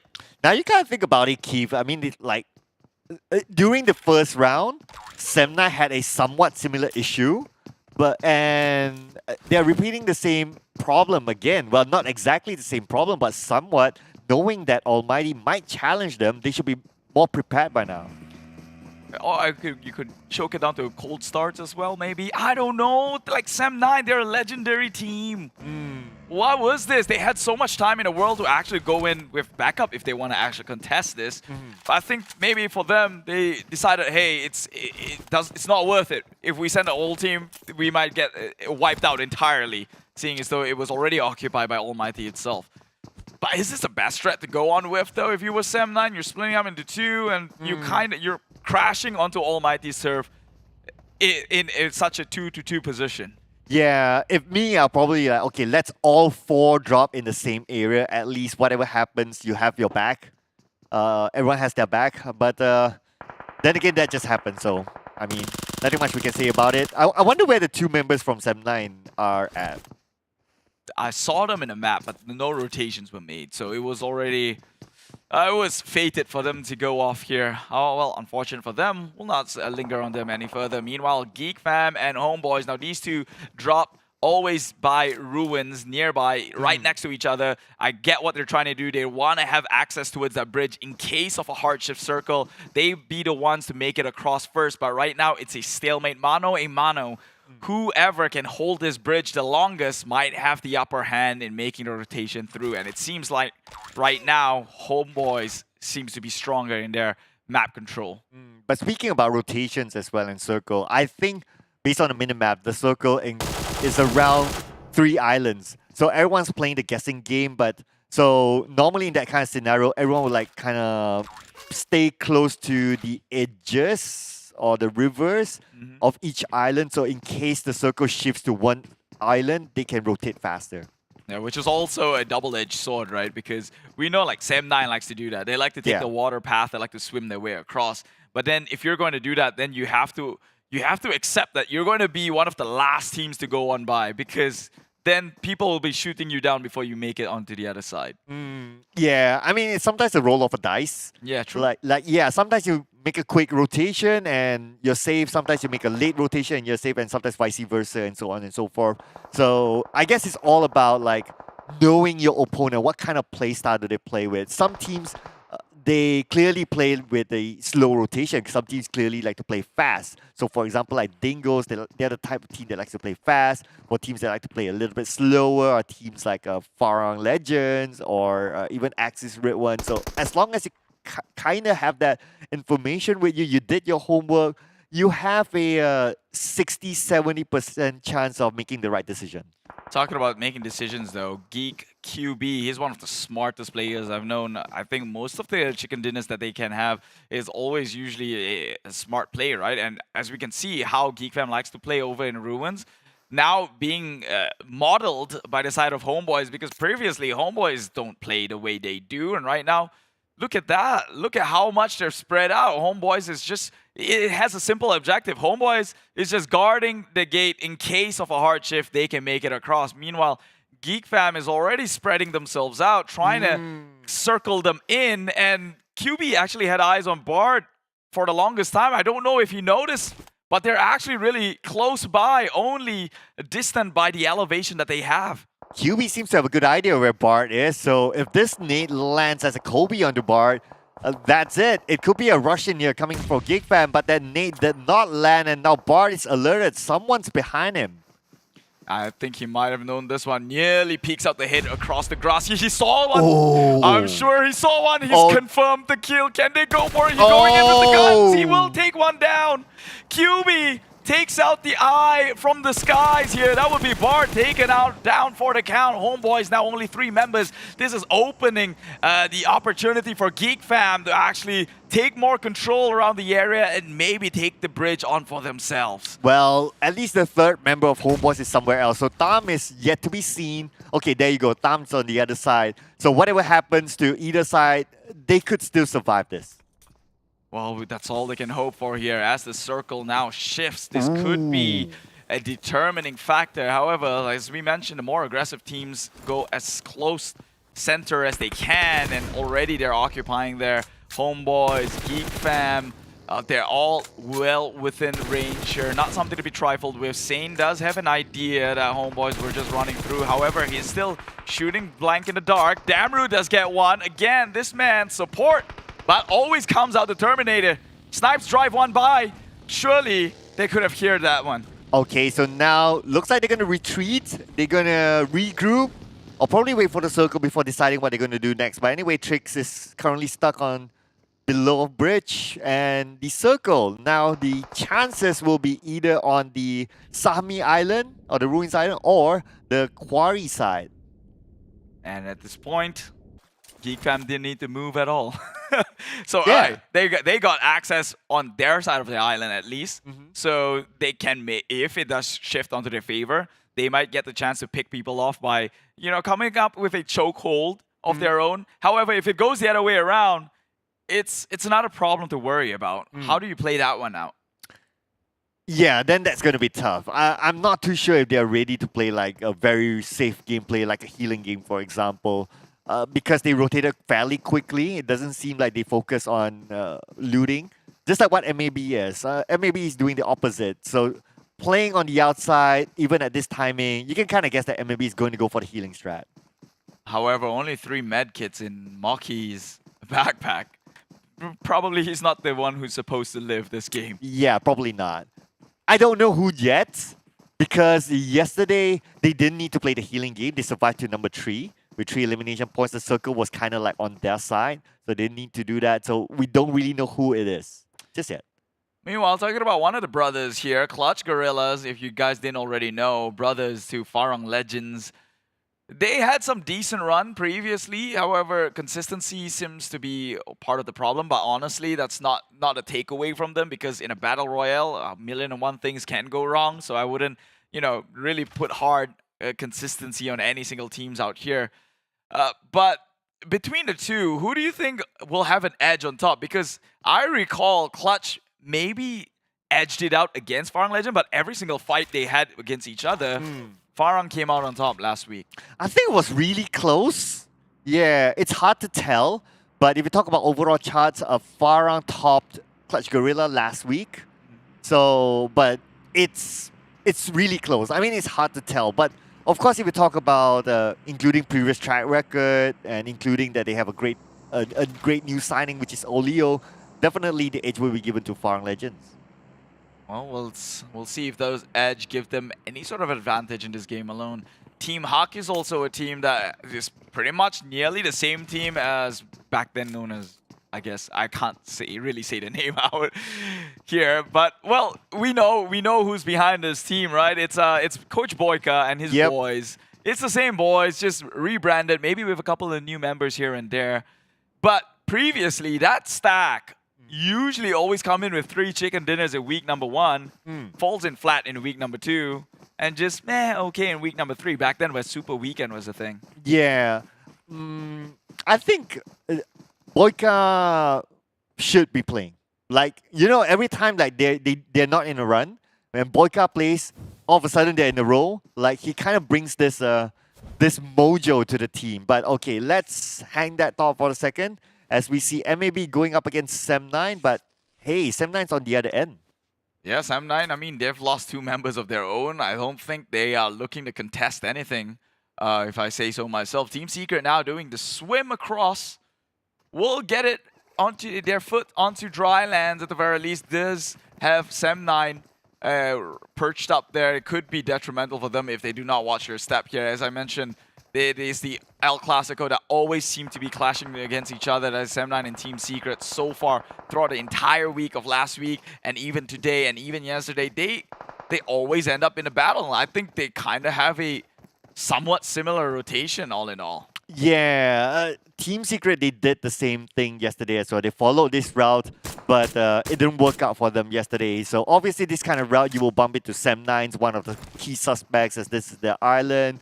RSG, interestingly, made a similar rotation as well, moving from the outer side of Paradise Resort, and now they will clash in with Team Secret. Yeah, but the circle has shifted, and if you notice, it actually favors the island down south. Towards the southwestern side here. Sem9 Putra takes one out. If that is Iftar, one of the more crucial members coming up from MAB, and that would be him out. And they're open in the blue as well, so that could be... Oh, hold my thought here. As Team Hak going by Yoodo Alliance 4 rivals. This is a team that can fight, but so far Appy gets taken out. It gets retaliated. Dorensky's now on his knees, tries to go one more against him. He will take... Oh, what? Another member down. Traded. Oh, that was super close, but Zuli will finish out the last team member for Yoodo Alliance 4 rivals. They are the first team to be eliminated. My, oh my. Yesterday wasn't a good day for them, and now not a good start. But wait a second. BuBu gets eliminated by Damn Cutie. So after 2 games, finally SMG is the one who's getting a good one here. I know, right? It took 2 trial and error, 2 remakes to make it happen. But here they are getting the points in, taking members out of GENEXUS, denying them from a potential chicken dinner on the first one of the day here. Team Secret now clashes onto RSG Brian. Takes a few member out. Manparang still fighting against MAB, and it seems like they're coming on top here. Only 2v4 of the members of MAB, and it seems like they're winning in this trade. Okay, so Sem9's healer is normally Manparang. I'm looking at him having only 7 first aids. It's not going to be good enough. They have to do something. They have to maybe move in a circle quickly so they don't utilize all their utility early on. Or maybe they can steal it away from MAB. They could try. I mean, there's one way to shop around, get someone else to do it for you. There's an app for that too. Oh. Oh yeah. Geek fam though, their advantage or their decision to actually take control of that bridge now gives them a very favorable position, seeing as though the circle they close towards them. This could be another repeat on how they got chicken dinner and how they won the previous season. Keith, you kind of think about it, right? Sem9, 2v4, and they won. Yeah. Wow. I mean, you got to give it to them. No wonder they're one of the legendary teams around. But talking about legendary, of course, GENEXUS with BuBu's in it. But unfortunately, Snappy's the last man standing. So I guess not the game that they're expecting for a chicken dinner here. Not too bad, though. R2K now gets kills of their own. That would be Farang Legends been taken out by the likes of these aggressors. As I mentioned, R2K, man, they are here to fight. However, they have 1 member down. Can they go in for the rescue? That is it for Farang Legends, getting eliminated. 0 eliminations under their name. I can sense the caster's curse, or the analyst curse. Looks like you have passed it on, Keith. Well done. Well, anyone who stands on that spotlight is in a lot of pressure to make teams fail. It's like teams will be like, no, don't pick us. No, please don't. But talking about picking, it could be a pick-off here from KHI against SMG. Yeah, this is the team that I guess had better days yesterday, starting to pop off, showing what they can actually do. Now, let's see them try and take this compound, though, because SMG, they are spread out more often. Male can come in with an off angle if they so wish to, and he did. Oh. That would be the Masso down. Surely that's some sort of a reveal. They got to make the push right now. SMG, you got to capitalize when there's blood in the waters. You need some throwables, get tossed around that doors. Damn Cutie needs one forward. Oh, that is a very cramped position. Does clip onto Demigod. He surely has an idea. Oh. Peeks him out, but Damn Cutie gets taken out in the process. More nades in the back end. So 2 members, 1 member is down on each side. Can they look to get more? Overpicked there by Damn Cutie. So it's going to be tough for him to be picked up, because the next thing will be locked in. The nade will not connect just yet. H2R tossing a second nade, but good thing that Damn Cutie moved in. So they're still okay for now, but KHI, they need to end this fight quickly as the zone starts to close in. Oh, surely they have to trade this one out. They got one member. All he has to do is get another. Can they clash this one out? He's whiffing it. H2R is whiffing the shot. The drop shot. Oh my God. SMG. The outplay of the lifetime. It seemed like KHI was going to get blood out of this engagement, but no. All they walked out for were grieving moments of their dying kindred. The whiff! The whiff! Can you believe the whiff? I can't believe what I just saw. H2R of all players whiffed it. Okay, they still have a second chance now. Homebois is cooking up the second nade. Will it? Oh man! Even the nade was a blunder, Keith. Oh, I told you, man. You can't hope on one guy, and especially when that one person just whiffed the crucial moment that could have been 2 kills. Now he's trying to save himself, run for dear lives, but the Sharks are biting on your door. 5 eliminations now on the side of Team SMG. My God, was that a treat. Unbelievable. Unbelievable. Coming in from H2R. I can't believe what I just saw. But keeping focus onto the game, looks like Jimmy will be eliminated, and that's Team Hawk getting 5 eliminations on their own. And now Jenny is going to play the gatekeeping role. Snappy, the last man standing for GENEXUS. There's nowhere for him to go. Behind him is Geek Fam, and in front of him, SMG will be waiting. Well, at least previous engagement, KHI did get mail. I didn't see him go down there, but, well, the kill was secured. Now, talking about Jenny and SMG, though, great start, great fight, but how are you going to push through this bridge, who currently is being gatekeep by the like of Geek Fam and GENEXUS Snappy, who could very well be the thorn in the bush here. He has an idea, so they won't be pushing, but how long do they have now that the 5th circle is coming? Oh, at the same time, we do see that Nasty will be taken out by Brian from RSG, and RSG currently in a fight with Almighty. They'll trade it off with Ares getting one onto Luke. But where is Snappy going to go? Okay, Snappy jump into the water. That's the best call that he can make. But now we move over to Almighty. They're not done yet here with RSG. And the blue zone is not waiting for them to get done. In fact, Kim has to go in and finish the job as soon as he can, but they've got the revive. He's got to be careful. 2 guns will be shooting back, and the full heal. Surely, RSG, this is not capitalizing your moment. Your window is closed. Now Almighty has all the advantage and now a nade to take one in the back line. That will be Ranger, despite the experience being a veteran. They sure cannot close a fight. And now Almighty has got full reign and the circle pushing in. Everyone on the side of Almighty is healthy as well. Yeah, they're trying to secure that elimination point onto Ranger before the zone steals it away. But now they need to move. They don't have a choice. They're definitely not going to play the healing game. Looking at their utility, Heiko will be gunned down by Funky. Snappy gets one onto Jenny, so that could be an opening for him to move forward. But Snappy will be taken out by Damn Cutie. That means GENEXUS is out. Yep, that's one thorn in a bush to take out of. Now, how do they push onto Geek Fam? Maybe they have a chance here because Team Huck is keeping them busy. Way within the circle, they can play for time, but not much covers to play around with, but elevations here. Can they make this one work? They have eyes onto the western side of the circle from their point of view, but will it be enough though? Meanwhile, SMG tried to make it across by swimming, I think, seeing as though they ended up by the foot of the hills. They got shot down. It's nice. Where you gonna go, my friend, as Team Hawk starts to close in. But look at the circle. He actually favors Team Hawk. And was that a double nade? Yes, it was a double nade on the Team Hawk. Well, it seems like they don't have to move anywhere, actually, because Geek Fam, they're well within the circle. However, playing from the low ground, so advantage does go to Hawk, who is playing with 2 men down right now. If Geek Fam were to push up to the high ground, could be theirs, but Yoodo Alliance for arrival. Who's that? Who's in the back end? No, it's TABAH NC with the green. Tosses nades on forward. Surely that's one way to check out and leave your teammates behind. They are brothers, but they ain't that heavy and not worth it. Oh man, and at the same time, Team Hawk, they have the advantage on the high ground onto NC. Geek Fam says thank you for stalling time for us. We can reset at this moment. Farang will be taken out by the zone. Looks like the healing game ain't working out for Sem9 this time. TABAH NC still 4 members though. If they take this one against Team Hawk, that's a whole squad Oh wait, kill. Heiko! Ooh, gets hit. One guy on the ground here. Damn ass now to one of the teammates who can still fight back. It's 1v all here as NC comes in, guns blazing. Saw the grenade gets tossed on forward. Can they finish the job though? Frankie, surely you have an eyesight for that. Surely some information has been tossed on forward, but he gets the trade.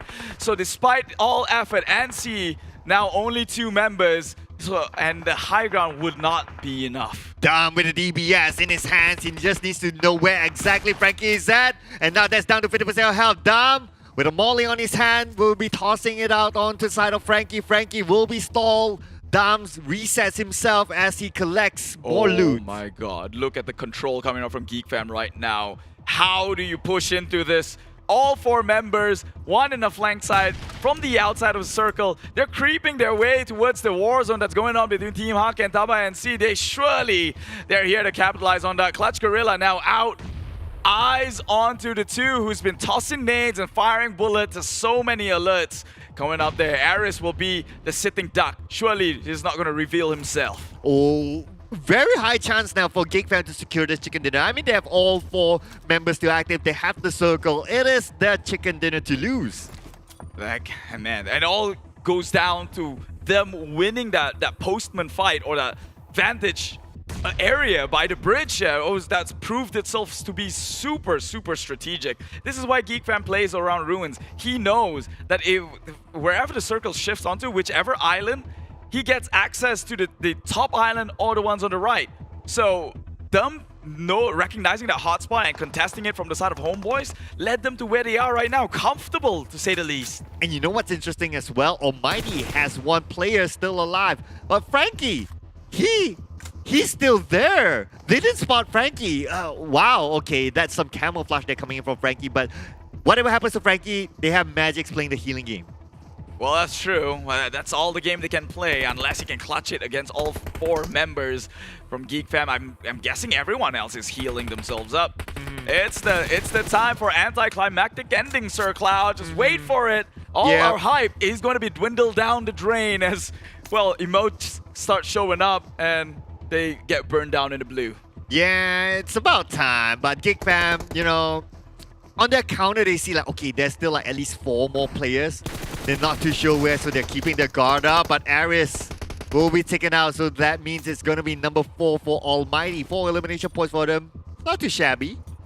And look at that discipline. Don't want to take any risk. Immediately toss down the smoke and go in for the revive, despite knowing that probably there's, well, 2 more besides them left in the game, seeing as though they do have idea of the kill counter. There you go. Gets taken out, Frankie. That did reveal his location for a bit here. And Magix will have to pull out some rabbit out of the hat here as he tries to create and sustain himself in the blue against the likes of them as by playing the healing game. Okay, this is where they can pull out the emotes and I don't know what else they're going to do. So we're just going to... I wonder who's going to win the healing race. Okay, let's see. So Dam says, okay, he's done. He's done. Magix is still healing. So it's... okay, he's just trying whatever way that he can get, but no consolation from that. Yep, no contest either as he got shot down. So we can't see who actually lasted longer when it comes to the healing game. However, that Geek Fam, strategic play, smart placement, and, well, with a little bit of luck of the circle, brings them the first winner chicken dinner here in week number 2, day number 2. And that is going to be 9 elimination points for Geek Fam. And here we have it, Geek Fam. I mean, they couldn't possibly lose that chicken dinner at that moment. However, they could have lost it when defending it against Homebois. But regardless, that was the game of game number 2 there. I mean, game number 1, day number 2. See, I'm fumbling my words, but again, I mentioned during the game itself, could this be another Geek Fam chicken dinner over in Sanhok? That's exactly how they won themselves No, you in said Season 4. Homebois, man. No, You I said did not. No, Come Geek on. Fam. No, I said how they won in Season 4. Homebois didn't win Season 4. You're Come on. playing with words now, man. You're playing with words now. Regardless, go take a look at the highlight broadcasted by, well, displayed by the man, the myth, the legend himself. It's Geek Fam. Check him out.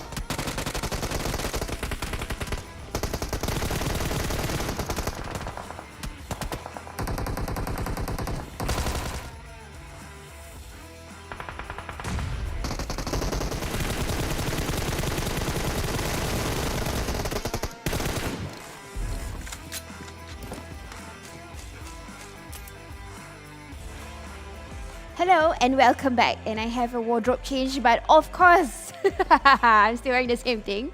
So I'm just showing you guys some tricks what I can do with my clothes. Anyways, congratulations, Geek fam. I know how they won the chicken dinner. Yes, I was at the side watching everything, but studying the gameplay. So don't worry, I will give you guys a breakdown of what Sis Jenny think about the match earlier. But anyways, welcome back. How do you guys think about the first match today after so much remake? But then again, those things is important when we are playing for big tournaments like this, because we need to have fair gameplay.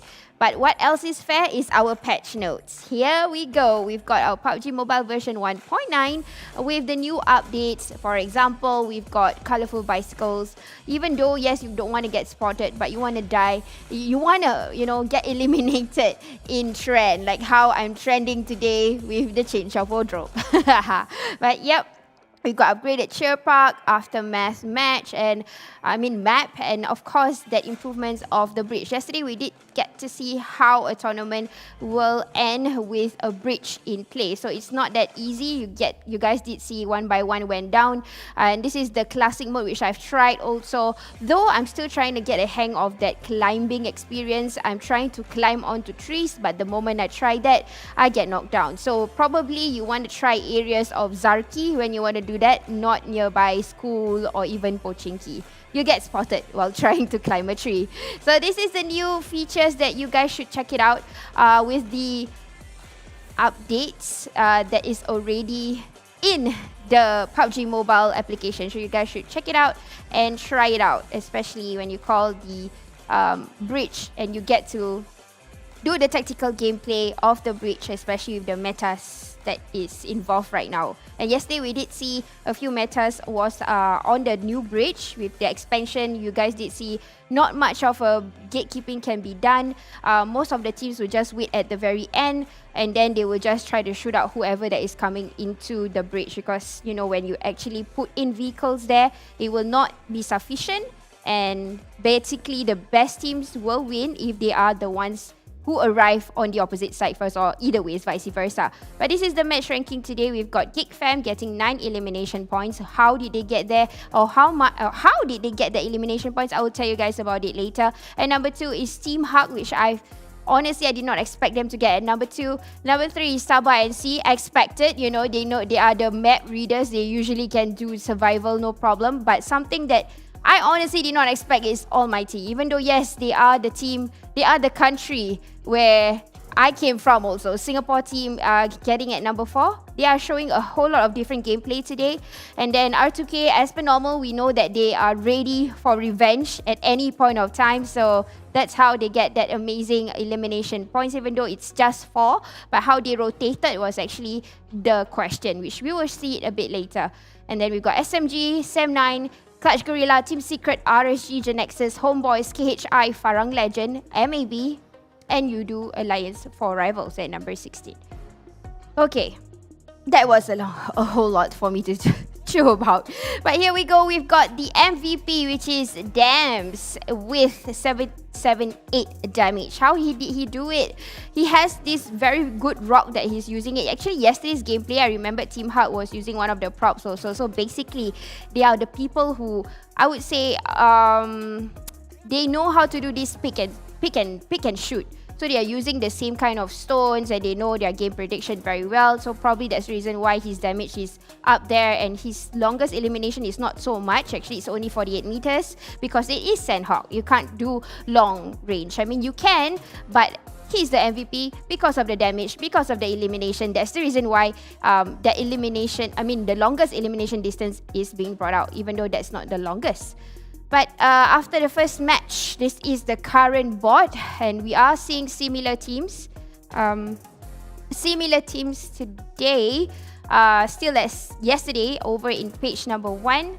Axis, GENEXUS, Geek Fam, Sam9, R2K, Team Huck, KHI, Team Secret, and of course Dingoz. And then we've got at number 2, page number 2, it's still the same kind of teams that we are seeing struggling to get back up, like Bosskur, Homebois, RSG, MAB, EVOS, Almighty, Farang Lejund, Clutch Guerilla, Yoodo Alliance Forevers, and SMG. Although I have to agree with the casters that SMG is trying very best in order for them to not get that consistency of being the one at the bottom. So I'm really trying to vote for them to get back up, and hopefully they get to do it. And I think the first part of the match we did see a good gameplay by them versus KHI.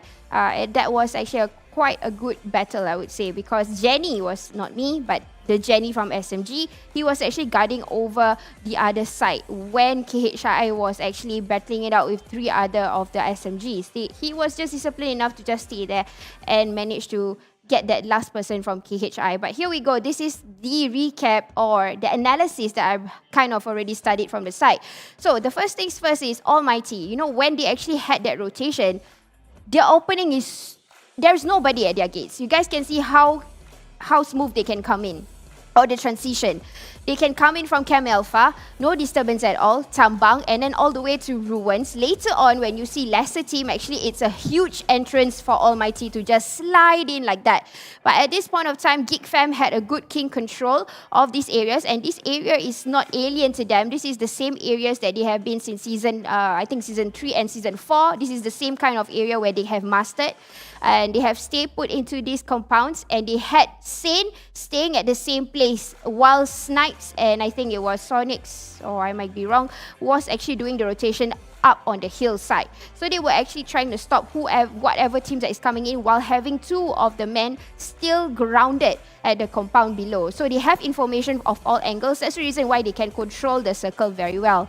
And here we go. That's the exact image that I wanted to show you guys, the visual of how they split 2-2, and GENEXUS having trouble to come in because SMG was guarding their back. You know, we had Jenny, and then I think, if I'm not wrong, we've got someone who was SMG also, who was trying to gut down GENEXUS from coming in. If GENEXUS gets in, it would be a different gameplay for Geek Fam. It would have a challenge because we know how aggressive GENEXUS is.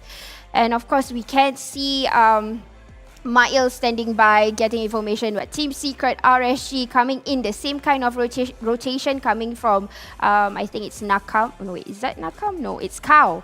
So Team Secret will do the same kind of rotation, having to meet Team Sem9 or seeing them eye to eye from a distance, and they have to go through that particular area, which I think is quite a cluster. A whole lot of teams was into that area, but this is the formation that I was talking about. QB and Sane has been guarding that area, so basically they are giving information of the people that is coming from the south, and the gate or the control kings was actually Snipes and Damroot, the best fraggers for Geek Fam, duh.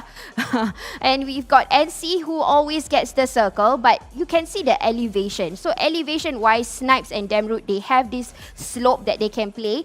They can, you know, slide left and right to get a bit of cover. At the same time, will engage all these other teams that is coming in, which is NC, who initially wanted to pick a fight with Geek Fam, but they have Team Huck, who is always shooting them across, and it's going to be troubling for NC to actually get shots through Geek Fam. So Geek Fam, again, like I said, this slope was an advantage for them. They can slide left and right for them to shoot off a few players here and there. And Almighty, like I said, how they came in, it was a breeze, no problem. They had nothing besides Tam, who was probably focused on doing the healing. He was focused on doing the healing, so that's the reason why probably he did not come out to engage. He did at the last few moments, which that's the reason why Ares was left alone, because Almighty was under attack by NC at the same time, a little bit of Homebois and a little bit of Team Huck.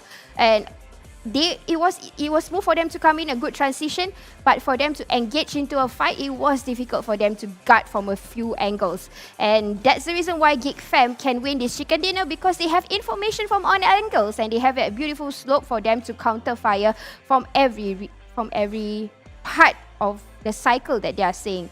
So that's how the chicken dinner was brought back for Geek Fam, and I think it was a marvelous idea. Again, good game control. Good IGL skills. Information was well gifted to all of the players. But you know what, guys? We need to take a little bit of break before we go into game number 2. So I'll see you guys in a little bit, okay?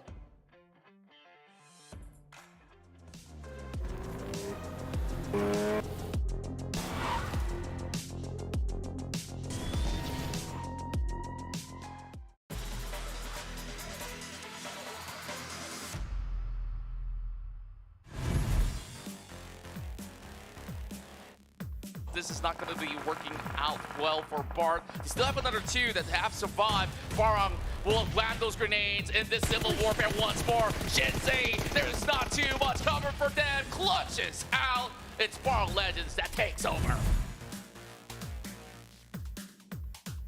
And remember this, the last time that they went here, THQ, they made it to the top 2. Now grenades are flying in from Farang, so their chances here to make it to the top 2 is dimming down.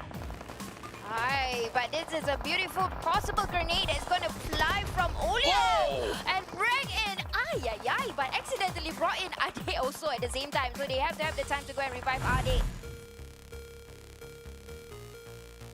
Fight themselves with another team that is already parked inside. Happy with the steals again. Just 4 points without needing to do all too much. He's gonna go in for those tags as well. Lands 1 shot onto Lex, but not enough to take him off those wheels. But he's already left that buggy. That's good of news, but he will find it regardless. NSEA eventually gets out of the game, all thanks to Yoodo Lance's effort. Now he spots 1 more out. How many more points do you need, Appy? Make that 6. Just needing 2 tabs. My goodness me, Yoodo Lance, the boss of Miramar. But take a look at this though. Team Secret only having Kid on the corners of Paradise Resort. Sem9's got to be extremely careful with this. Yeah, we have the new Kid on the block, on the other block that is, and you see Sem9 clearly see. That's one, he gets 2, can he get a third one? He still has 90% of health left, and with the DPS in hand, no one's gonna escape that. 3 knockdowns coming in from Kid, and Sem9 is falling apart. My goodness me! So swiftly he does it. Left that vicinity, it will slowly bleed out to the blue zone. While Tam's going to be moving forward along with Bart. Crakes is holding on the other angle once again. Damage being done, they bring down Bart, 2 versus 2. Now it's up to Isaac here to take out Tam. Can they do it though? They still haven't really spotted out Ziggs. Well, Crakes, I mean. Well, there's also a 6 on the other side. Contra, you know what does this mean? If R2K wins another chicken dinner, it's going to be a double chicken dinner. It's back to back, and this is the momentum we're talking about. And now left with 6. 1v1. Going to the 1v1 with Trix. Looking at the health, Trix has the opportunity, but if this is enough time for Trix to push, he won't have enough revival time with Isaac. Trying to do revival. Is he going to do that? No, Isaac is going to try to finish out with information, but not enough time, not enough health. It's going to be R2K! Double! What a clutch! You saw that right before your eyes!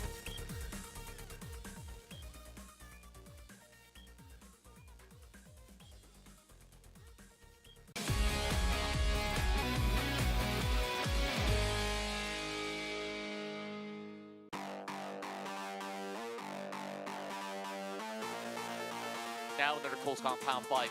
Yoodo Alliance versus Almighty. They've already lost Nasty as it slowly bleeds out. Appy! He got the close range shot! He comes in with the wraparound! How does he do it? Ooh, it seems like they somehow managed to sandwich Almighty, and Almighty will fall. Towards Team Hawk as well. High goes speed down. Y84R goes in dominating with the 5 elimination points, taking down the rest of NC. But Lexbot is still here. Well, he holds on to that UFP. 16 bullets is all that he's got left. Coming with a jump shot, but he's still going to be able to get 1. Not enough to deter the rest of Yoodo Alliance. Now they make it to the top 8. From the back here. Still trying. Virgil don't be so vulnerable. Appy again! Wait a minute. MAB, they had the advantage. They still couldn't really take out Appy, who's currently carrying the rest of Yoodo Alliance. Now they're going to be priming this thing. Look at where it's at. Oh my goodness! What? Did you just see that? That was such a good bomb. That was a good grenade. He that just was needs beautiful. another one. He just needs one more to get Iftar. Iftar does get those angles against Appy though. Same goes. I guess it's going to be between two of these solo units while ALMGHTY, they're also suppressing the rest of the members of Yoodo Alliance. Well, that's only one, which is Appy. So he's kind of stuck right now. He couldn't really move. So Iftar, he gets shut down instead. Appy with a quick move. Now Yoodo Alliance, they do have a chance. He immediately calls back them. Whoa, here comes NSEA versus Yoodo Alliance. They're dropping it hot, but they're coming too close for comfort. Appy, he's not moving any muscle at all, so that's advantage given to Appy. He's gonna drop right now. He does not suspect it. Oh, he whips the shot. Drop shot comes in. Appy's gonna win that trade. But he took quite a while there. Another team that is already parked inside. Happy with the steals again. Just 4 points without needing to do all too much. He's gonna go in for those tags as well. Lands one shot onto Lex, but not enough to take him off those wheels. But he's already left that buggy. That's good of a news, but he will find it regardless. NSEA eventually gets out of the game, all thanks to Yoodo Alliance's effort. Now he spots one more out. How many more points do you need, Appy? Make that 6. Just needing 2 tabs. My goodness me, Yoodo Alliance, the boss of Miramar. While Appy, he's clearing out the rest of Axis that just crashed in.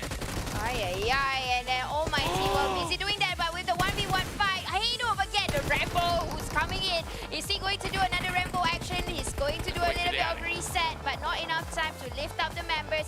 Bouquet's down below. This is what we're calling the previous IGL, but IGL teaching him a lesson. Goes down, Heno.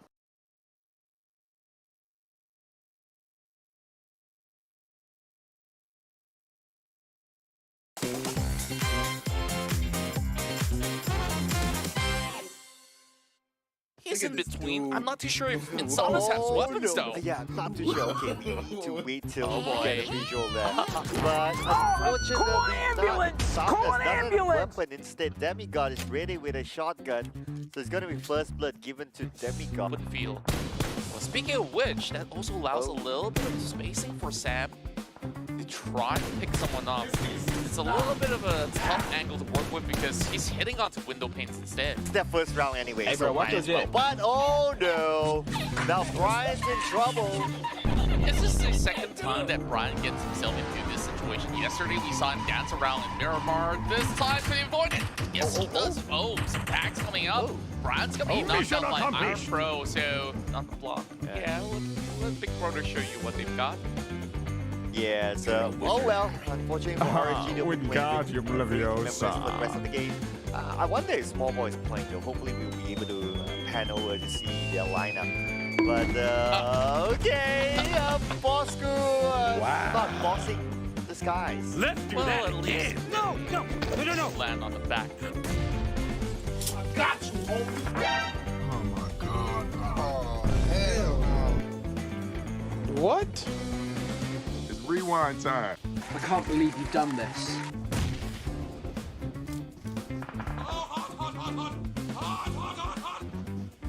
NSEA is a team that I'm still trying to decipher what really makes them take, but we are having both Darren as well as that cutie.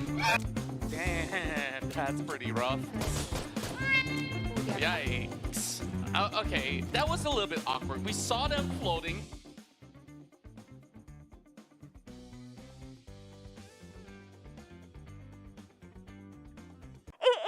It's the 4th anniversary of PUBG Mobile. Happy birthday to you. Happy birthday, PUBG Mobile. Happy birthday to you. Hari jadi kepada PUBG Mobile. Saya ingin mengucapkan selamat hari jadi. Selamat ulang tahun. Selamat ulang tahun ke yang keempat untuk PUBG Mobile. Happy 4th anniversary. Selamat hari jadi. Ucapkan selamat hari lahir. Selamat hari jadi keempat. Selamat hari jadi. Selamat hari jadi yang keempat. For their 4th year anniversary. Happy birthday 4th anniversary. Happy birthday yang keempat untuk PUBG Mobile. Selamat hari jadi kepada PUBG Mobile yang keempat. Selamat ulang tahun untuk PUBG Mobile yang keempat. Happy 4th anniversary untuk PUBG Mobile. Kepada PUBG Mobile, kepada PUBG Mobile yang keempat.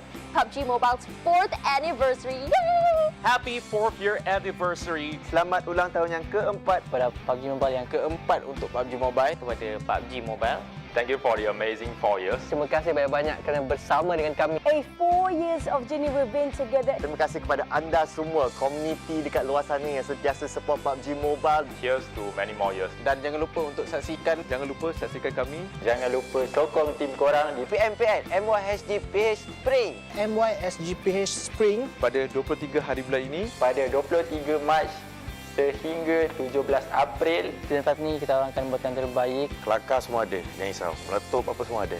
Di Facebook dan YouTube. See you there. See you there. See you there. Bye-bye.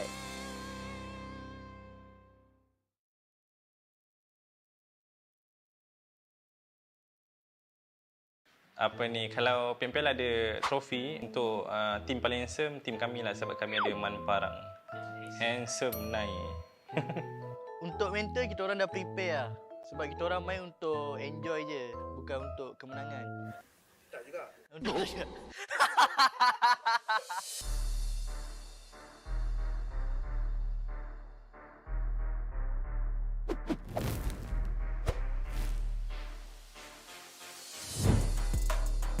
Pada Boyka dan Zuli, kau letak aku sub pada season lepas.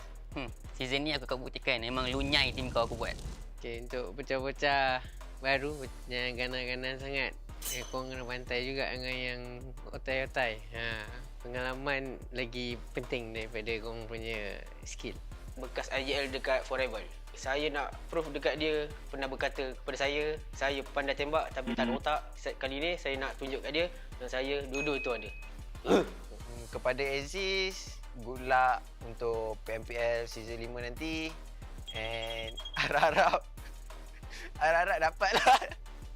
So to my ex-teammates, I'm back with a better team.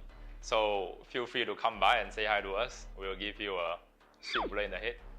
Pew. Maybe Biu comeback is a good thing, but partner with my teammate, I don't think so because I played with them before. Maybe just like this, and I'm here. Oh, untuk for rivals saya just nak cakap good luck, buat yang terbaik. Tapi korang kehilangan permata sebenarnya. Bagi kita orang adalah Dingoz sebab diorang dah beberapa kali langgar drop spot kita orang senyap-senyap.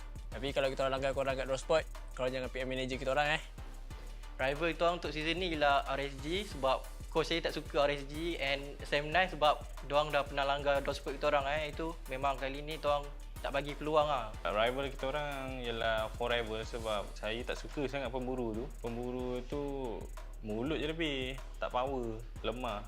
Pemburu. Baik mana sini? Takut. Forever as well. In every single map, we are like neighbours to pemburu. Kau 13 dunia, tapi aku akan bantai kau. Apa juga? THQ.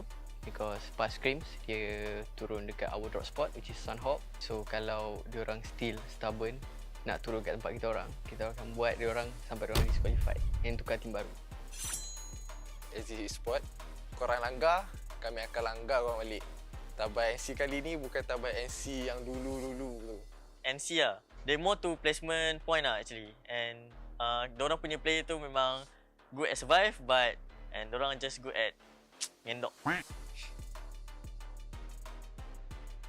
Okay, mendapat saya Biu datang balik tak ada efek apa-apa pun. Dah rehat lama-lama tu confident ke nak masuk balik. Tu rasa takut nanti lepas season ni berehat lagi panjang nanti. Pag nakatapat nyo kami, smooth muna kayo. Wala kayong gagawin sa amin. Kepada tim Filipin, harap korang berjaga-jaga dan keep training untuk melawan tim-tim di Malaysia. Pada Aziz Mika, hati-hati bila nak tembak kotak orang. Takut aku pula yang tembak kotak kau nanti. Jangan selesa sangat ada bokeh tu. Kita orang dah tahu taktikal dia. Kita boleh baca juga. Ini buku taktikal bokeh. Saya nak challenge Demi Boy untuk jadi Terminator lah. Terminator sehari ke kan. Takkan tak mampu kot. Din, bulat lah kat Aziz tu. Kalau tak okey nanti season depan, join tim kita orang.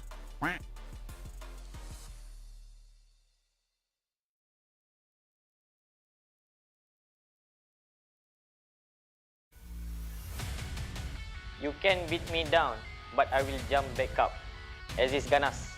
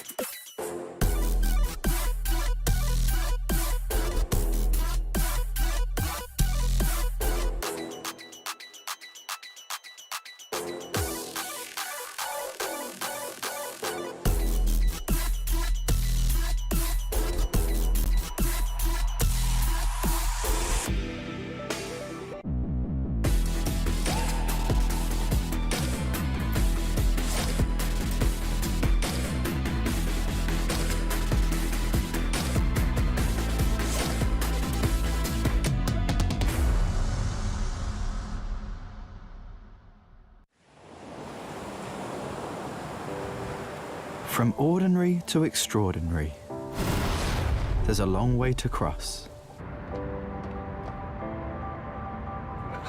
Whenever we lose our way, there's always a light that keeps us going. The light sparks from every young heart. It leads us to capture inspiration in ordinary days. It encourages us to seize the colors of sunrises after the darkest hours and create something amazing with it. We brought the magical color changing effect to life thanks to a dual layer chromic bonding process. Place the back cover under the light for just a moment and you'll see it go from a calming blue to a passionate red, just like the color changing of the sky during sunrise. Presented by RealMe Design Studio. A tribute to those who dare to capture the light. Realme 9 Pro Series.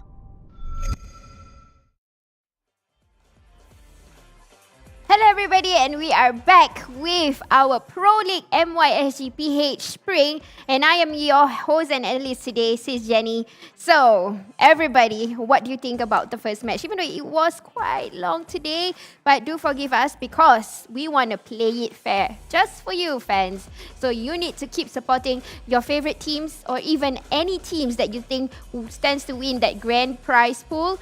Not prize pool, but the grand prize. Then you should shoot out the comments below and let them know. In fact, I would like to tag them. Yeah, so I will make like a troll account and I tag because I'm shy. But anyways, this is something for us to check out. Hate to hate. Oh, it's damn rude. You know why I make that sound effect? Because this damn rude, he has been very consistent. At least for those of you who has been seeing or watching PMPL since season 3, he has made his highlights and he is still consistent up till today, and it's very close. Look at that.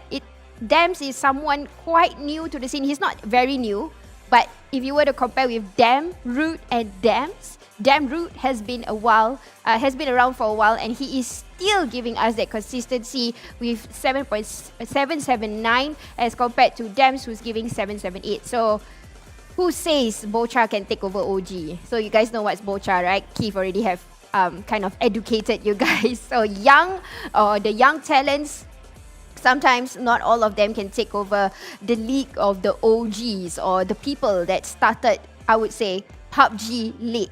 The titles that has been won so far. So none other than Geek Fam's Damn Root. So you guys beware of him. And also his combo, which is actually Snipes and Damn Root. So yeah, this is our head-to-head for now.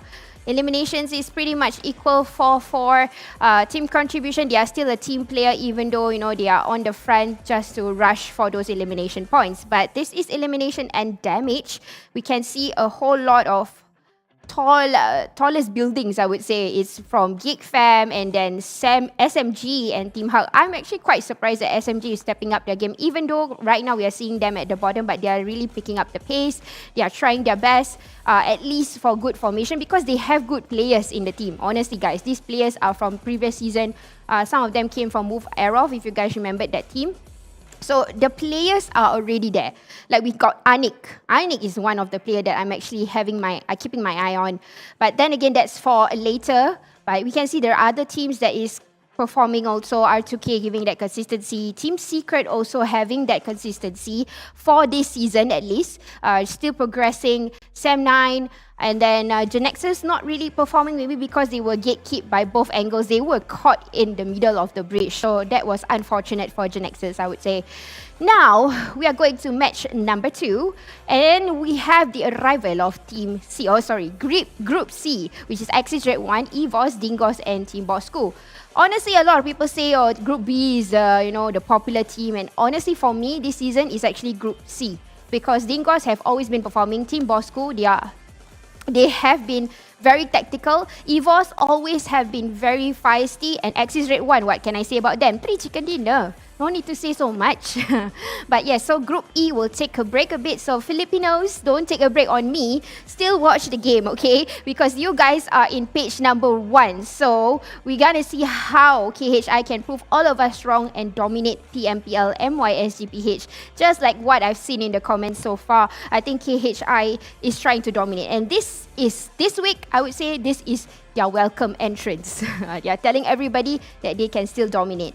And I'm still giving a little bit of hope and faith in you guys that KHI will come back, not just by firepower, but with homework done. So I think it is something that, they gathered their guts and then, brainstorm together with the coaches and they want to prove us all wrong. And honestly, after yesterday's chicken dinner from KHI and today, they are stepping up their game. And I think it is still possible for KHI to stay in page number 1, honestly.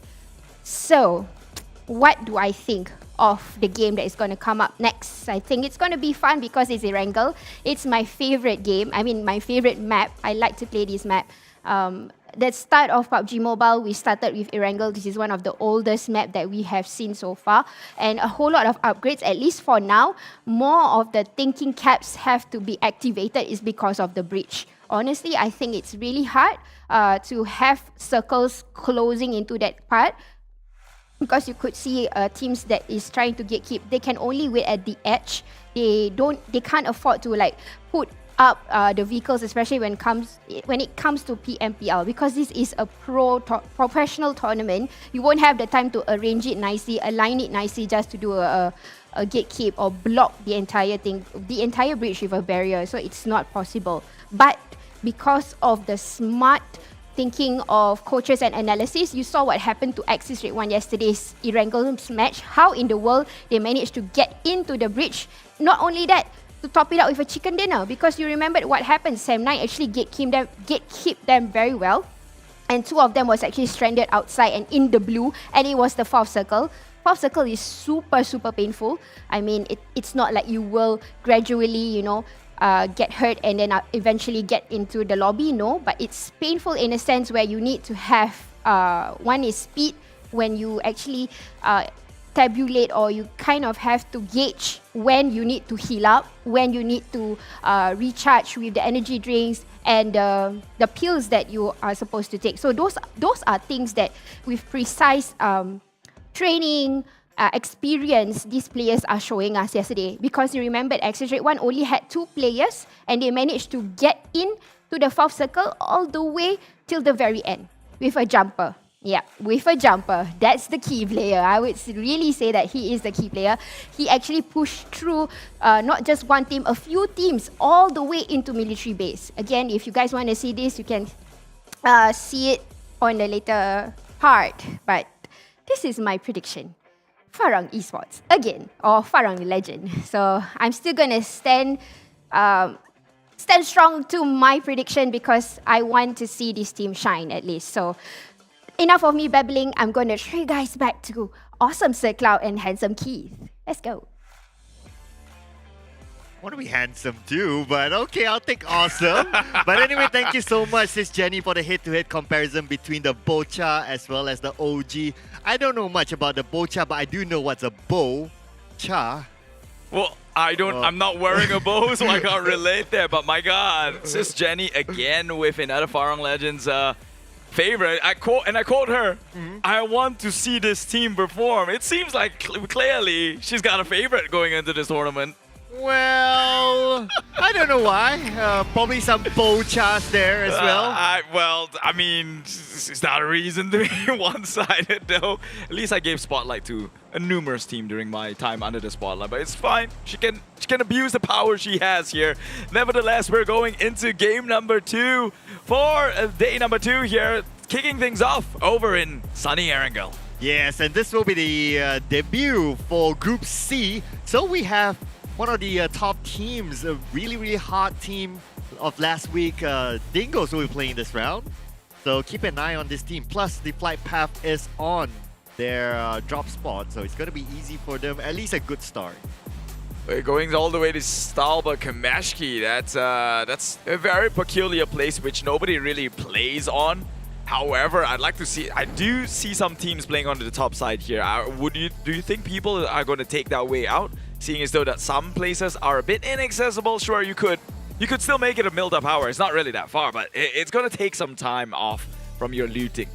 I'm keeping my eyes onto RSG because they drop early. They normally drop in Milta, but they are dropping... They might go to Military Base, considering that NC is not playing this round, as well as the Team Hawk is not playing. But looks like RSG is stopping, so they're around the areas of Peripia, where MAB is currently at. Let's hope they don't clash into MAB early on. No one wants to clash early. Well, that is a matter of fact, but also a lot of teams purposely crash early. But look at that! Circle down onto Sosnovka military base. Maybe you just called that one right, Sir Cloud. You know what, Keith? This was the exact circle as the last game yesterday, and this is the same grouping as well as the last game yesterday. It's like a deja vu. Yeah, and Axis again finding themselves in a harder rotation here. I saw them dropping by Stalberg Kamachi actually. So it's going to be a far stretch for them to make the travel down, but we would see them try. As what the casters yesterday has mentioned, it wasn't an easy circle for Axis yesterday, and yet they still got the chicken dinner. Yeah, they beaten the odds to get the chicken dinner, and yeah, it was just insane. It was them and Sam9 rushing to the right side bridge, to the Novo bridge, and they came out the stronger team. So, wow, I mean, there was an awesome chicken dinner yesterday. But now it's another challenge for them. Again, it's going to be the same grouping. Are they going to come up with the same strats? Let's see what's going to change today. Well, hopefully nothing changed for Axis, that's for sure. I mean, if you can have everything in a deja vu, that's another chicken for you. Surely they can be proud of that one. Meanwhile, RSG already making fast rotations, seeing as though that, hey, circle like that, you want to get through the bridge before anyone else. You want to be the ones gatekeeping on the outside. Yeah, the regular strat for RSG is that they will go through the Novo bridge. They will head straight down to the end of military base, and they will chill there. Yesterday was a little bit different. They went somewhere in the middle instead of going straight down, maybe because they still kind of had that 50-50 feeling. At the other day, the circle went down, and unfortunately, they went out at 10th place. Could have been better, but then again, the circle is an RNG. You wouldn't know exactly where the circle will be, so you just pick whatever that you feel like doing. Yeah, right now looking highly likely down at the bottom. But of course, again, RNG sometimes just cuck you one way or another. Can't be too certain, right? And talking about Sosnovka, though, I believe sometime last week, Axis actually dropped down onto that spot. What made them change over to Stalber Kameshki this time around? Well, I guess it's the flight path. So by default, it's going to be Stalber Kameshki. That's the default drop spot.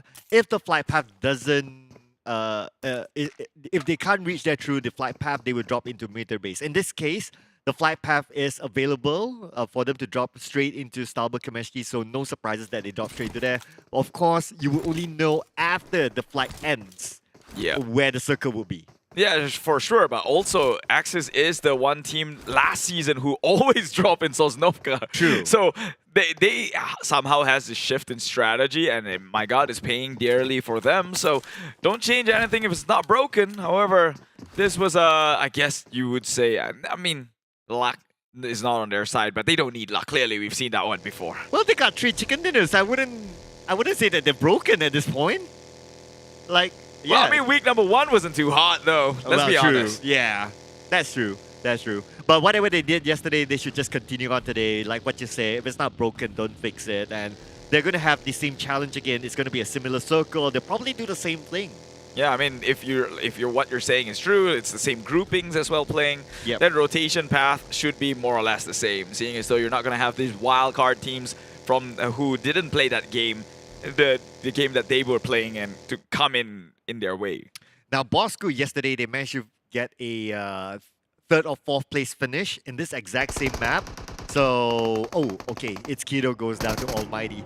And my thought about Bosskur is that they are doing the exact same thing as yesterday, shooting straight down to military base. They'll probably be going into Novo again, is what they did yesterday. Okay, well, I guess we'll see if just repeating things were actually panned out for the better for them. Did this go in line as it was yesterday, though? Almighty getting the first kill. Now, Dingoz 1 member down. Was that as told in the prophecy as well? Well, not this one, though. I think Almighty, they survived longer. Definitely longer than this. Yeah, so unfortunately for Almighty. Well, of course, I'm not counting them out just yet, though, seeing as that they also got a trade kill onto Dingo's 1 member down on each. MAB now gets straight into the boat, taking the path with less resistance here. Only have to be careful of the fog or a Kraken potentially down in the sea. Wow. If only someone unleashes the Kraken. Right? Yeah. That would be pretty cool if that was a feature. Yeah, why not? Right? Like, imagine this. Like, the next event, there'll be like a Kraken event. I wouldn't say no to that. Wouldn't say no to that. You've got upgrade. You've got a cheer park. Might as well have like a something someone relates to. Yeah, like you can shoot from the boat or the ship. Like you can be pirates basically. Okay, that's a total game all in all. Oh, okay. Together. Well, if they do make that, well, I want part of the IP. I'm just saying. Yeah. Whoa. That's a lot. That's a huge thing to ask for. Someone ownership over an IP. Let's take a look at Axis here. Finally making a rotation down. They recognize they are one of the teams that are further left behind than some, seeing as though that they maybe go for driving school first before thinking of pushing into a herd of teams right in their way. So 7-9's going to, I believe this is Milta Power. Okay, so they are still looting. Build up power is empty because KHI isn't playing. That's their normal drop spot. So it's not too much of a surprise that they kind of stop by there to collect loot. I'm just curious to see how many teams actually commit to go down to the military base island. And yeah, and if the circle shifts up, well, the circle gets the last lap, of course. Well, I mean, that is life in general. Yeah. We'll never know what happens. In the end of the day, we just got to cast the stone and hopefully it falls back onto us. But if it doesn't, hey, not the end of the world. Still got a couple of maps to go through here. Now SMG getting burned in the blue zone so early with like, I guess people are going to be saturating around the bridge side, won't you think? It's kind of an advantage or a strategic objective to take over. Seeing as though like Geek Fam previously took the entire bridge point as their objective checkpoint, which then allows them to go in and out between islands. Yeah, so that is not a bad move as well, but the bridge is normally the most congested part in this kind of circle. Look at what Team Secret is doing. So they're doing whatever they did yesterday, but they're upgrading it to be a bridge cam. So yesterday they just like straight went down and they're like, okay, I don't want to have anything to do with the bridge, but this time they're playing the bridge cam strat. Of course, Team Secret, one of those teams based on yesterday's performance, they could use more points. So not too surprising that they want to be in a position to be able to farm elimination points. Well, let's just hope nobody's expecting them, because when it comes to a totally similar pattern here, one of the downside is you become too easy to read, and you're probably, people are already expecting you to do so. Well, the circle did close, and well, the Team Secret bridge was not the bridge of entry, it seems, although both sides has been guarded out. So I don't think anyone's going to be crossing there anytime soon. It just doesn't fit the ROI here, unless people are thinking of going in a little bit later, rotate towards the circle a little bit later, then maybe they might consider the bridge. But seeing as though it is quite in the blue, and Team Secret as well as another team is already gatekeeping each ends, it seems like almost like a death trap. And you know what, Keith? It's still a 50-50 circle. It could still go up, it could still go down. Man, it sucks to be the team at this moment. Like, you have to play the guessing game still. I mean, just do what Geek Fan did, which is easier said than done. But you kind of, at this point, when you're in a 50-50, you might as well stand in the middle until something happens, right? So it goes down again to this crucial hold by the entry of the entrance of the bridge or whatnot. And even so, it will probably go 50-50 because there are two entries in a bridge. Yeah, so for now, I mean, if I were playing, I would like, okay, if it's this kind of circle, if I'm on the peninsula, I'll just wait on the main peninsula instead. If I already drop into the military base island, I'll just be there. Because, yeah, no point going up and down, and you just get scammed by the circle. That's true. That's one thing I haven't heard for a long time, getting scammed by the circle. There you go. Yeah. We forgot that they're not very friendly, especially with circle like this, taking people off guard here. But still, no casualty as of yet. Second circle in, obviously a little bit too soon, too early here. I like what they're doing here with GENEXUS. They're not really camping around the saturated point, but they have these small little compounds that do look over in the bridge side. So they have eyes onto Axis, who's also doing similar strats here.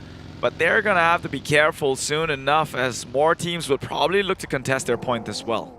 And GENEXUS isn't playing like yesterday. Yesterday they played like barbarians. Like whoever's in front of them, they would just go at it and they'll just take fights, and that's how they got a lot of elimination points yesterday. Today they kind of chilled. Well, today it's R2K who's popping hits right now. Damroot, their best fragger, I would argue, in Geek Fam, seeing as though he's got many Terminator title behind his belt. Already down for the count, but as well as Zeeks gets traded in the process. Echo, he's just looking to book a ticket out of there. Not even want to finish the job here. That's going to give some time for Geek Fam to actually go in for the revive. Shouldn't be a problem to pick up Damroot, and it shouldn't be a problem for him to reset as R2K prioritizes the circle. But I think they have one member left behind. Yes, they do. Looks like it's going to be a tough one. They decided to let him go, and unfortunately, yeah, they'll be playing with 3 team members for the rest of the round. Yeah, Zeeks, he was coming in from the off-angle peak here, so he did some damage, but unfortunately the rest of the members weren't there to follow through. So his life will be in vain. And talking about dying in vain, though, Jerome just got blown up. I think he jumped out of his vehicle, or the vehicle flipped, and normally that's the reason. But okay, this is what's going to be important. Where will the next circle go? Is this going to be a bridge circle? Is it going to be another 50-50? No, it goes all the way up. This is what we call scam. Yeah, hey, you tell them one thing, advertise it one way, and give them another.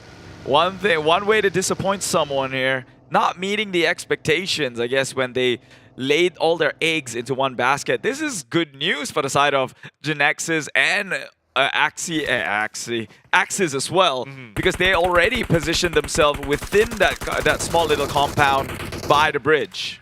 Oh, so Homebois needs to travel up. But then again, they got information that Bosskur went across. So Bosskur could be gatekeeping the bridge. So they need to be careful about that. And Trix definitely is aware of Bosskur. He keeps eyes on the bridge, just scouting out before making that decision to go through. Yeah, you can tell they're hesitant. Man, and when it comes to this 50-50, it's very hard to do so, knowing that you've already made a bet on the next position of the circle and it shifts the other way. You can tell they're struggling right now. They can't push. They don't know how many teams are on the other end of the circle. I mean, on the end of the bridge. True. That's why you need to take your pace. But here we go. Looks like we have a fight here between RSG as well as Team Secret. And this is on the left bridge. And, oh no, Keith, not only it's on the left bridge, it's in the zone. I know, that's why I said it kind of closed away from here. So this shouldn't even be a point of entry, as I mentioned before this. Why would you choose to push into this bridge? Surely you could expect some few people here. Unless they were trying to creep in from the back end here. Meanwhile, they're trying to trade here one by one, dropping down to the blue zone, if not by bullets itself. Brian will have to go in for the throw. Oh my god, Matoy with the backstab here takes him down while he's trying to heal. Now I'm wondering what RSG is doing here. Okay, so we saw Team Secret early on, they were bridge camping, but why did RSG commit to this bridge? I mean, they could have chilled on the main peninsula and then the circle move, and it's like, okay, let's go back to the other side. But what are they doing here? I've got an idea. I think it's all in the mind games, right? Okay. With the circle closing towards the right side, the right bridge, he would have assumed that everyone else will be going out of the blue and finding refuge towards inside the circle zone. So that gives some opening for RSG to maybe tank the blue zone and make a slow rotation and safer rotation in. However, Team Secret plays it very slow as well, and so they locked eyes upon each other. Very slow. Team Secret is normally that team that moves a little bit faster, especially with this kind of zones, but I guess they're just playing mind games like what you say. So take a look at that. Adik Luke now getting some taps off, unfortunately not clicking onto anyone. It's going to be quite of a battle here as we see Team SMG actually hitting the eject button. He's just driving out of there. They don't want anything to do with Farang Legends. Team SMG, okay, will they have a circle? No, they don't. So the circle shifted down, so this is good news for like 5 teams on the outskirts of Miltar as well. For the rest of them, they might need to fight their way in. Yep, GENEXUS, Axis, these two has been within compounds for the longest of time, and they can look and afford to actually just be perched up right there, seeing as though that everyone's going to have to push towards them, and it's quite the open plain. Look at that, Keith. Fredo went down, so they spent too much time on the outside on the left bridge. Now, they're paying the price for it. Only Matoy is left for Team Secret. Yeah, unfortunately for them, they were in the blue, so they're paying the price. These two teams were at the blue zone, and now they are eliminated together, side by side, maybe. Oh, one member still alive from Team Secret. Does he look for the pickup? I don't think so, now that he's in the zone, and well, more will die onto the zone. Meanwhile, shift your attention down to this little portion of compounds that is scattered around this entrance of the bridge. Homebois has got one, Axis has got one, and even GENEXUS, but it looks like they might be leaving their comfort zone to look to push in. Yeah, I guess they want to check their flanks, and SMG happen to be there. Now, Homebois neighboring Sem9, they'll be chilling for a while. As we can see that Jumper takes a shot onto the other side of SMG, keeping them at bay. But Micah, he's going in for the flanks. They want to finish them off. There we go. Axis, after coming out from 3 winner chicken dinners, they seem to have a newfound confidence here. But will that actually bite them in the back? Biting more than they can chew here. It seems like they're surrounded with teams. With no little of teams here. They are entirely surrounded. He's got eyes. Jumper does spots out the vehicle onto Geek fam. Maybe even got the hopping in animation. However, no shots were fired, so maybe just info gathering at this point. And a civil war's happening as well somewhere. Ooh, between Clutch Guerilla and Farang Legends, but that was a nice shot. And here we have a visual onto both teams here. Clutch Guerilla, Farang Legends. Oleo will be knocked out by Funky. Now it's down to Repo Boy. He's going to run for his life, but with 50% of health left, trying to get the vehicle. Can he make it in time? Yes, he will. Well, this is the civil war that we have always been talking about, going on each other, and usually 9 out of 10 times Farang comes out on top, but not today. Clutch Guerilla, they will clean majority of their bigger brother. The Dingoz making the rotation, but look at how many teams are around them. I don't know where else is a safe spot to chill, but looks like Baby Kim found one, but this is a small shack only for himself. I wouldn't even consider it as safe as see one member gets tagged down. It is the most unsafe location you can ever be. EVOS VIP, they roar as he rains down bullets. Sends one right through the skulls here. Yeah, having a 2-2 split here, getting as much information, the bigger piece of the pie when it comes to the circle. As we head into the 5th circle, who will it favor? We are still at 15 teams. Anyone gets eliminated at this point, there will be no placement points. Well, based on the trend of the circle so far, if it wasn't a scam, it's going to shift upwards here, and that's going to give a lot of favors onto the side of GENEXUS. We shall see, seeing as though GENEXUS has already planted their eggs in this basket. Having each buildings covered by one member, they've got 360 view, and it does! Oh! As I mentioned, live and breathe, man. They call me a prophet for a reason. GENEXUS with a legendary Biu in there. Looks like they got the circle all to themselves, but now we're in the 5th circle. They'll start to gather, because they'll be ready for teams to start to crash into compounds. So let's see what's going to happen next as Geek fam needs to find a way into the circle with 25 more seconds on the clock. But look at this, left and right, there's a lot of other teams eyeing Geek fam.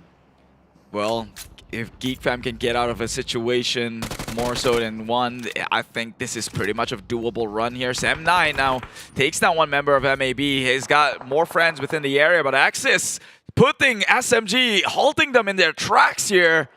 Already getting some very crucial frags on, leaving only one member left to play the entirety of the zone.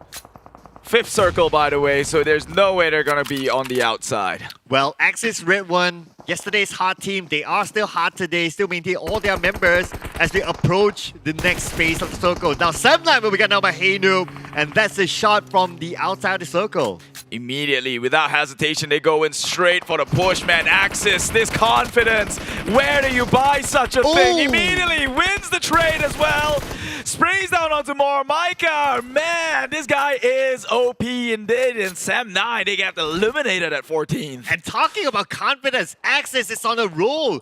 They took this fight on the outside of the circle, and look how fast they finish up the fight. But now the next challenge has arrived as Homebois will be taking on the high ground just in front of Axis. Yeah, man, you talk about capitalists, that is Homebois indeed. Everyone else took the hard work to clear things up. Now they're just going in as the toll keepers. You're going to have to pay the price to get past by them, and if you don't, well, that is going to be your run, but it is Axis Red 1, who's we've seen done many things, especially in this similar circle rotation. Nade's getting tossed on forward. Axis has got an idea and the high ground. Look at Iron Pro. He's crawling. Crawling for his life, definitely, and he needs to continue to crawl as time will be gunned down. Mark will be taken down by Hey Noob as well. SMG will be eliminated again, another round without points for SMG, unfortunately. Now Axis is not done yet. Micah tosses out a nade, but retreats back as the zone starts to be on his head. Oh, he should have committed. There were all of them down there, but he got pressured by the zone, and now it's going to be one heck of a push downhill. He's getting tagged all over. Jumper, can he withstand? He's getting tagged left and right. He will fall down. The problem was not solved and rectified, and they tried to force it through. This might be causing Axis the chicken dinner in a similar map. Oh, Homebois capitalizing on Axis at this moment, and unfortunately Axis goes out. But then again, taking home 7 elimination points to them, not too shabby. Why didn't he commit with the grenade? I don't know, Al. But then again, we're looking at things that they may not have vision to. Meanwhile, Bosskur, they're spread out wide open in an open field. Yeah, does have cover of smokes here. Will be fighting against MAB. Nades gets tossed on forward. Has got to be careful because Homebois is just well within sight to come in from a third-party angle here. They are not safe, Bosskur. They are not indeed, as they only have 10 seconds more on the clock before the zone starts to close in onto them. Homebois needs to find a way into the circle as well. Now Iron Pro with a long range putting pressure on the Bosskur cycle will be gunned down. I'm just calling in all the shots, and it's just happening in sequence of events as I call it to be. Bosskur now in a sticky situation. This is going to be opening for the side of Homebois to come in and maybe clean up good if they can hold on back. They're going in for the revive. Iron Pro gets another one down. 2 more left for Bosskur. Apoy and Asfar, they're both starts with an A. Can they ace this thing on by themselves? Well, can they? They need to answer that question quickly as Asfar is almost taken out with about 1% health left. And that boy comes in, takes one onto Iron Pro, but our boy, the last man standing, will there be enough time? As the zone starts to close in, he needs to move, he needs to bail. Homebois, they bow out. Unfortunately, in that failed attempt to push on through, they just did not seal the deal good enough. And again, GENEXUS had all the privilege in the world, having roof over their heads, which many cannot afford. Now Long keeping eyes on the side of Bosskur as they try to rotate into the circle. Our boy is still alive. He's playing by the edge of it. There's one player on the outside that needs to move, but ALMGHTY will be taken out by the zone. No points given to any other team. Well, this is the guy we got to look out for. Long, sharpshooter coming out from GENEXUS. We've seen how he can pop off when given an opportunity. Ripple and right boy. now, Ripple straight boy. in front of him, he does get one member of Farang. And that is the last member of Farang as well, taking them out. GENEXUS was playing their advantage. EVOS VIP comes in with the cleanup here, getting kills onto their side. Still 4 members alive. Could this be an EVOS versus GENEXUS? Too soon to say, but it's seemingly like it. Well, we still have other teams though, so we can't write them off just yet. Geek fam. Looks like Damroot is on that tower all alone, and this tower is within the circle. So he has a good vantage point against EVOS VIP. Oh, the thorn in the bush here. EVOS VIP, they always go down to third parties. Could it be another one of those moments? 2 members of Geek Fam getting taken out. 2 more left standing. One is perched up on a hill, and he does try and take his shot here. Damroot takes down Mika. Samzy to fall on with. Are you kidding me? That's 2 members down for the count, and they can't do much about it. I mean, this is an insane vantage point that we're talking about, but good news for EVOS VIP. They do have the circle. Damroot will be forced to move, but then they come in for Snipes. Takes out PMPL. This could be an opening for Snipes to move in. Man, and the other members, they're not even paying their attention towards Geek Fam. It's just like they're letting them get away with damage here. How is this allowed? Snipes, okay, trying to find an opening. He's starting to close in, but there's no more time. 10 more seconds on the clock as he solos himself in. But damn rude! He's just so rude to EVOS VIP. Yeah, taking out the immediate threat. This is going to leave GENEXUS with a huge window to capitalize it. Geek Fan Damroot, he may be in a good position here, but for how long? He will claim his kill points. He's not playing it for the long haul. He's going to be as greedy as he can get. Well, he needs to move as the zone starts to move in. But then again, the moment Damroot goes down, GENEXUS will be waiting for him. All for now, EVOS VIP will just need to hold on. But look at this. Mew has an idea. He tosses out Nate to the top floor, but it will not reach Damroot. Well, that nade was a good attempt. However, can they get him in time before he gets shot down by Geek Fam or the rest of EVOS VIP, who does have the circle, and it becomes GENEXUS' turn to push on in. EVOS, they've got all their members up and they're healthy. But let's not forget this. Bosskur is still in this as well. How long has our boy been there? He's been there forever. Well, if they were to pay attention to Bosskur, it's just going to be a thorn towards the side of GENEXUS himself. Now EVOS takes down the perching eagle. This is now opportunity for the side of EVOS. They have the circle, they have the high ground. They are the ones who spread out. Mika has got an off angle. 3 more up in the front lines, but our boy, this guy can just very well set the favor of the Tides. And at this moment, EVOS VIP, they're on the road. They have 10 elimination points, and Sam gets a knockdown to Snappy. This could be an opening for EVOS VIP. They do have the high ground advantage. Razor being traded on by Long, so it's going to be 3v3, but they're going to reset right now. Samzy tossed one back though. They are not making an advancement at EVOS without EVOS's watch here. EVOS now has got half the amount of damage, 1 member down, so that is going to be a 3v4. GENEXUS got the pickup and the full health. Man, it all boils down to that third party who may came in as a clutch, or Bosskur might even just hold it out for second place. And what's interesting as well, this is somewhat of a civil war, as Insomnus used to play with Loyu as well as the other player. So it's going to be interesting to see how they fight out with each other. But the Kingmaker could be our boy. Yeah, we're quite in a stalemate right now. EVOS full health. All 4 members, GENEXUS as well, mirroring movement, but Snappy, if he's not careful, he might just fall too close to the snake. The snake will bite out of self-defense if he's not careful about it. Oh, our boy. That's why our boy could be the Kingmaker. And right now, our boy is right in front of GENEXUS. He is, oh my god, this is going to be, it's going to feel so bad. If you were Bosskur, it's an easy pickoff. Surely your sights are aimed on, but Pew, man, he gets turned on into a barbecue. Burned down, but not out just yet. He will be crawling. That's going to be one down, but Snappy! He caught the snake! He knew! Oh, he knew, but now there could be an opening for EVOS VIP. They got the signal. They know that Pew is down. Now it's a 3v4. EVOS VIP spreading up 2-2. Pew could be picked up, but can Snappy make it in time? Oh, they're retaliating. They go Razor down the road. Coming from Insomnus. Not disrespect. Samzy is going in with the flank spray down through the smoke. Blind shot. They shoot in the dark and they claim one for themselves. EVOS VIP. This Tigers, they roar. And this is a great opening here for EVOS VIP, taking home, how many is that? 14 elimination points in their first round today. This chicken dinner is what they needed after a disappointing performance yesterday. This is what we call EVOS Raw. Man, or in their word, bunk it. I see them use it a lot here, and good math, by the way. Just by a glance, 14 points. You counted real fast. Wonder what the background was. Man, these faces, whenever you had a doubt on EVOS VIP, they always somehow pull it through when it matters the most. Well, they gotta give it to our boy. Our boy, like what we say, was the Kingmaker. Because he got Pew, immediately there was an opening for them to move in.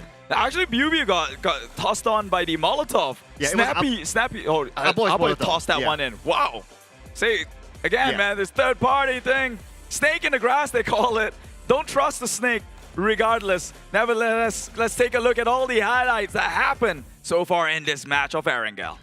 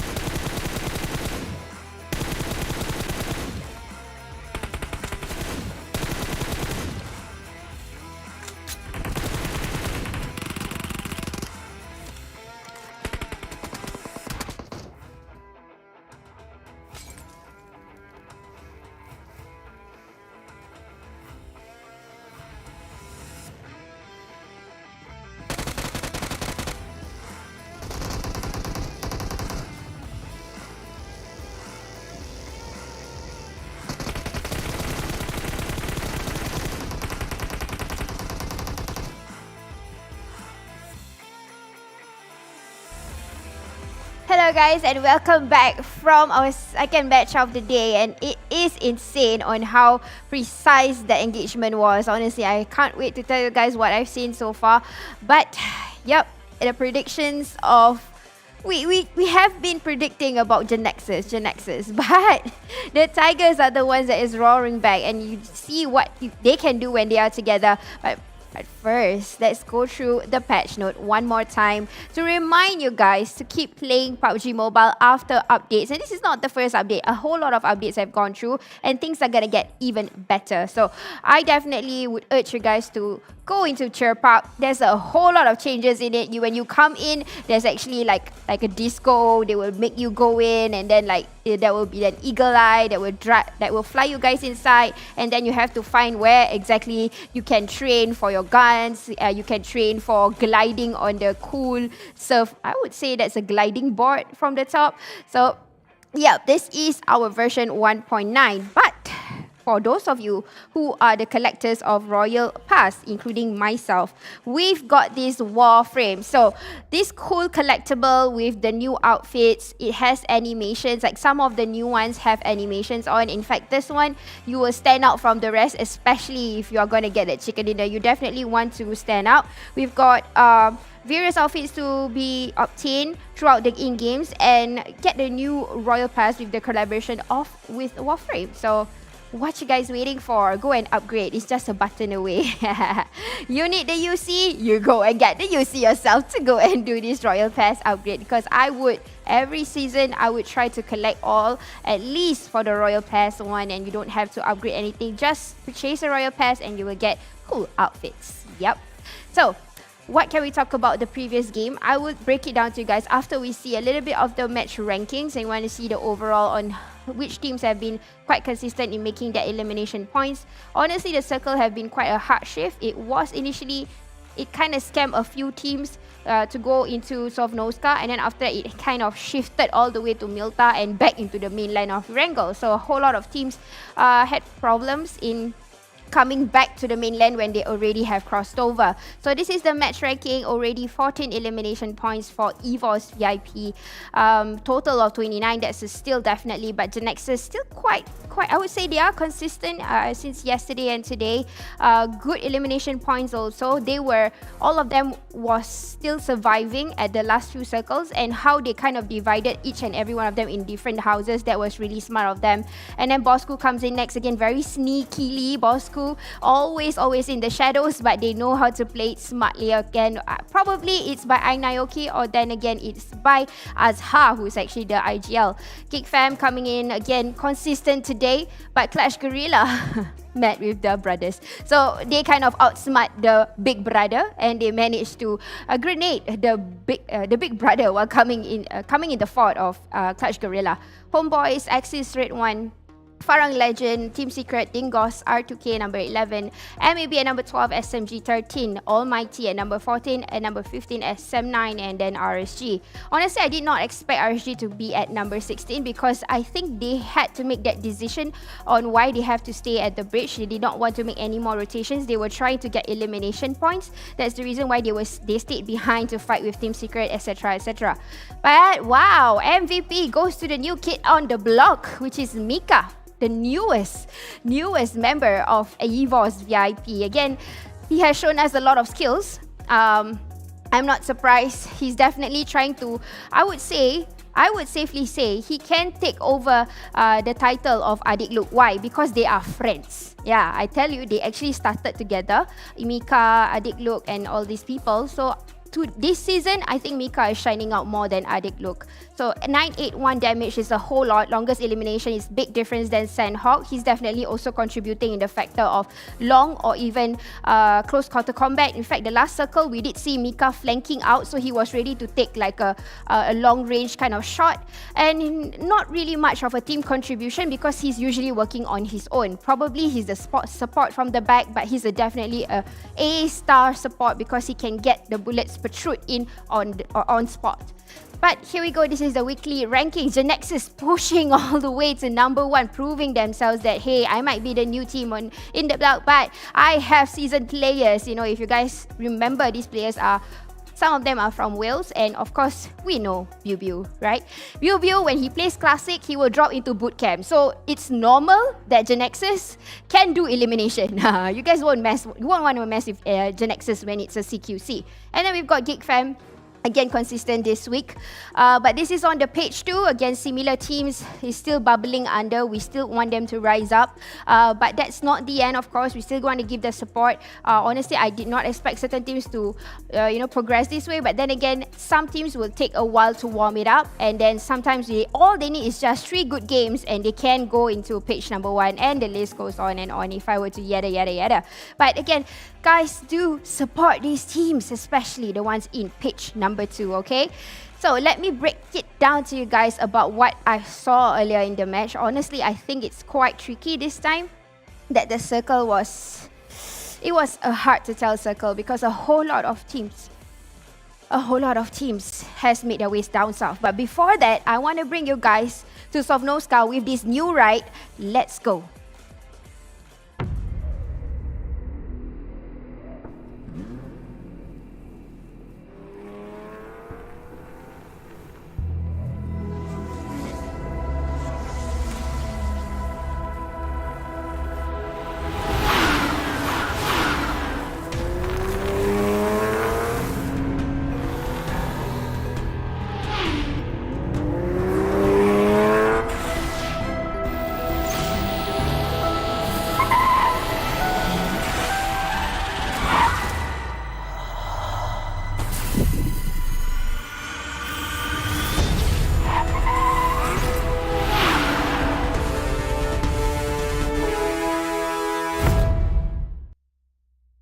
Oh, wow, guys, I'm really liking the skins though.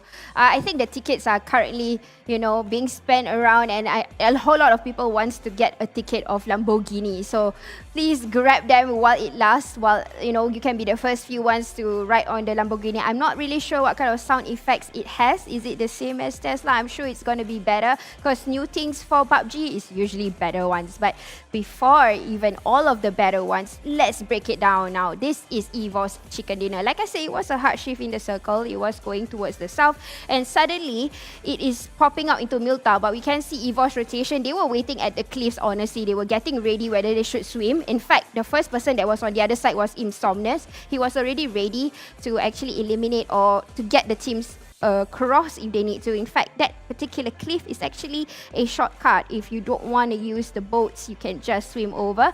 But it was a smart move by EVOS VIP. In a way, they cut their looting stage and then they went to areas where they are supposed to be, or at least get the timing right. And then they continued to loot a little bit more in farm, and at this moment, actually, there's a whole lot of teams clustering around like what we can see here. It's empty for the north side.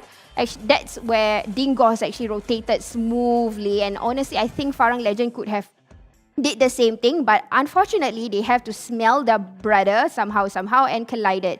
So this is the thing that I was saying about the hard shift. A few teams have made engagement that the circle might close into Novo or even Sovnovska, but unfortunately, they did not survive. But let's look into Team Bosskur. They are the ones who actually went across, and our boy made it to top 3. What are the odds? But again, these are good calls from IGL, how they plan out the game very well.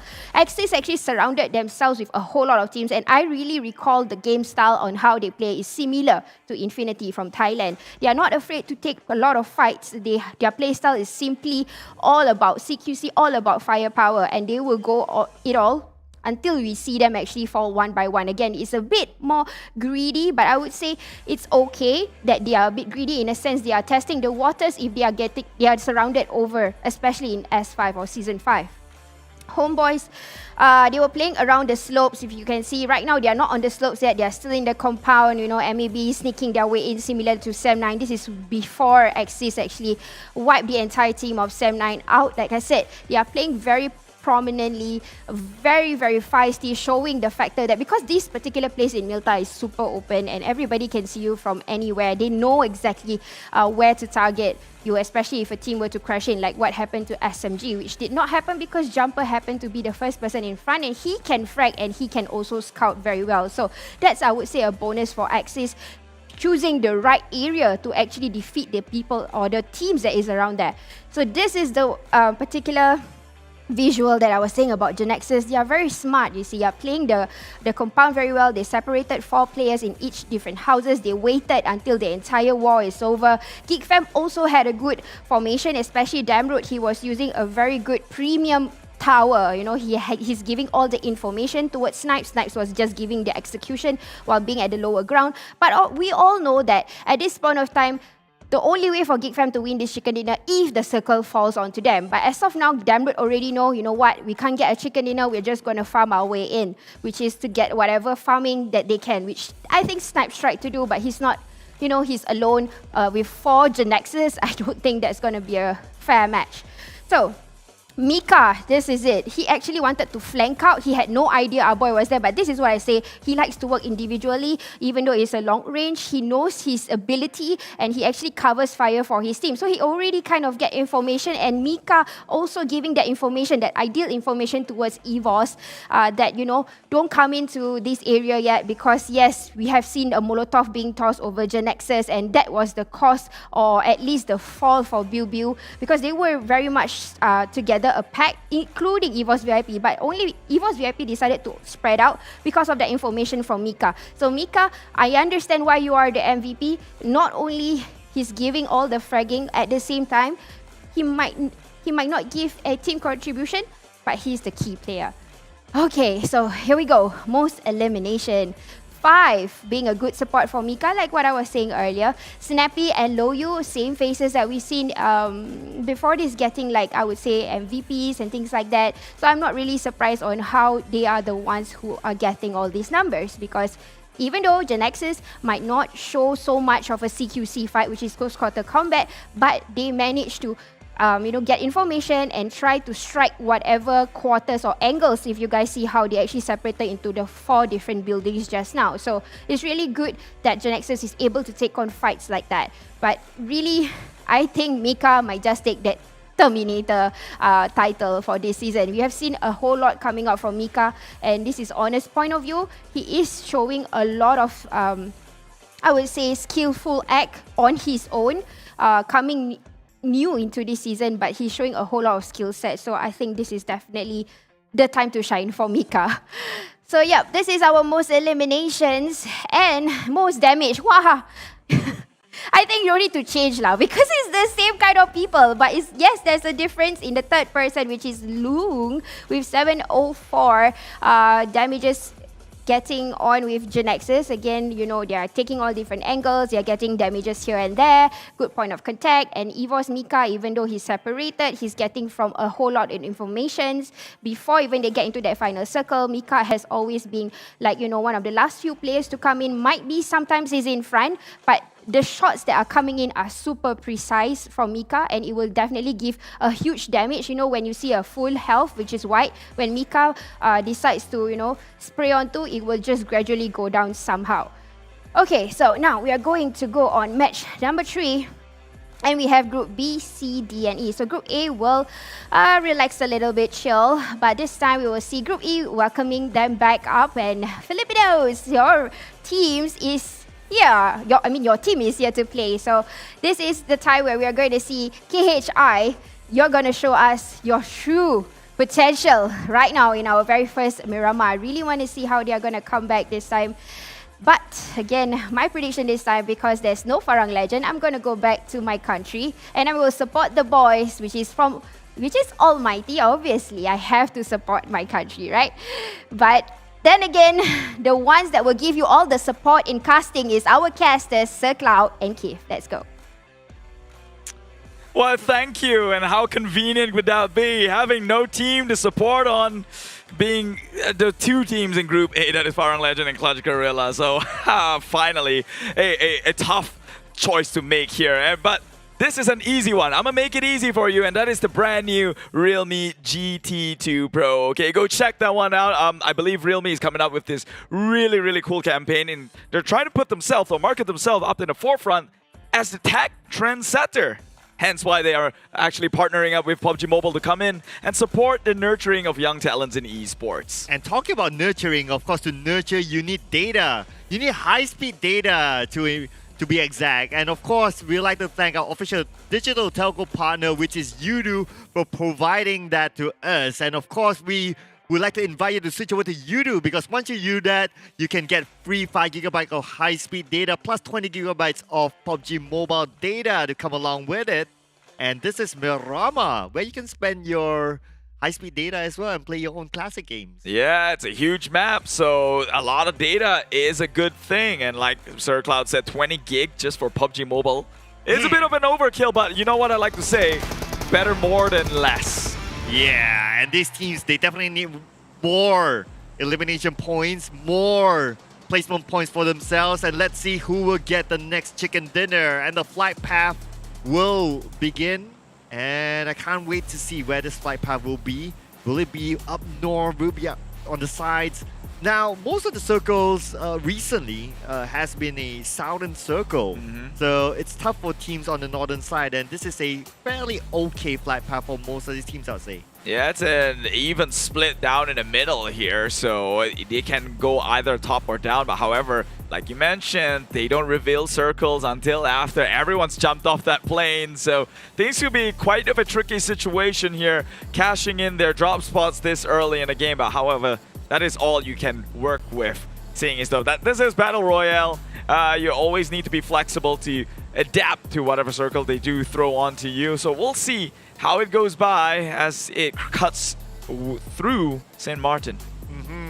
So let's see, any major changes? So this time, El Pozo is going to be empty. No one's going to drop into it.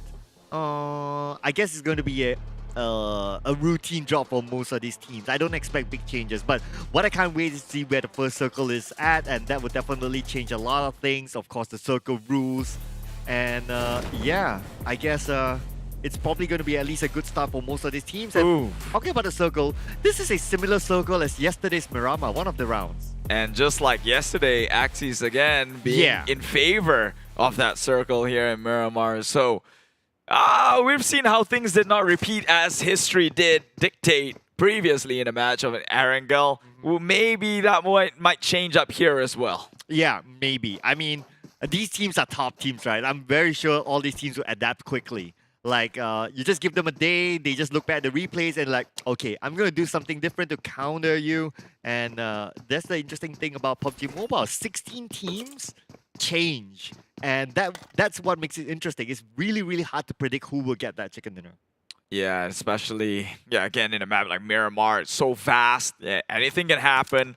I honestly respect these players to be able to have everything in like photographic memory, right? And just assume that a team is there just based on previous info.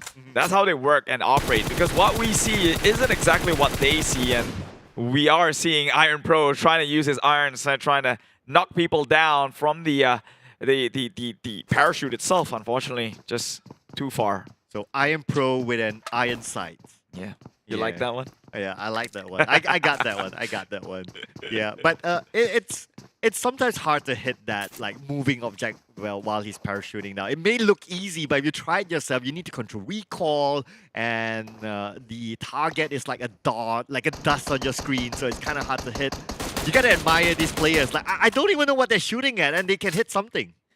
I'm pretty sure this is a warning shot. Now, take the name tag out of it. You see absolutely nothing. That's what they're looking at. I see a dot, and that's about it. How are these players doing that, man? There's a whole reason why they're calling me an old man with a poor eyesight, because I absolutely saw nothing on that screen. Kudos to them. They've adapted to it. Kudos to them. That's why we're sitting here talking about them, and they're the ones actually playing the game.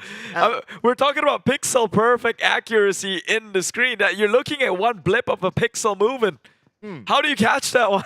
And imagine like we're looking at a bigger screen and they're looking at their phones, and they can still hit the target. It's insane.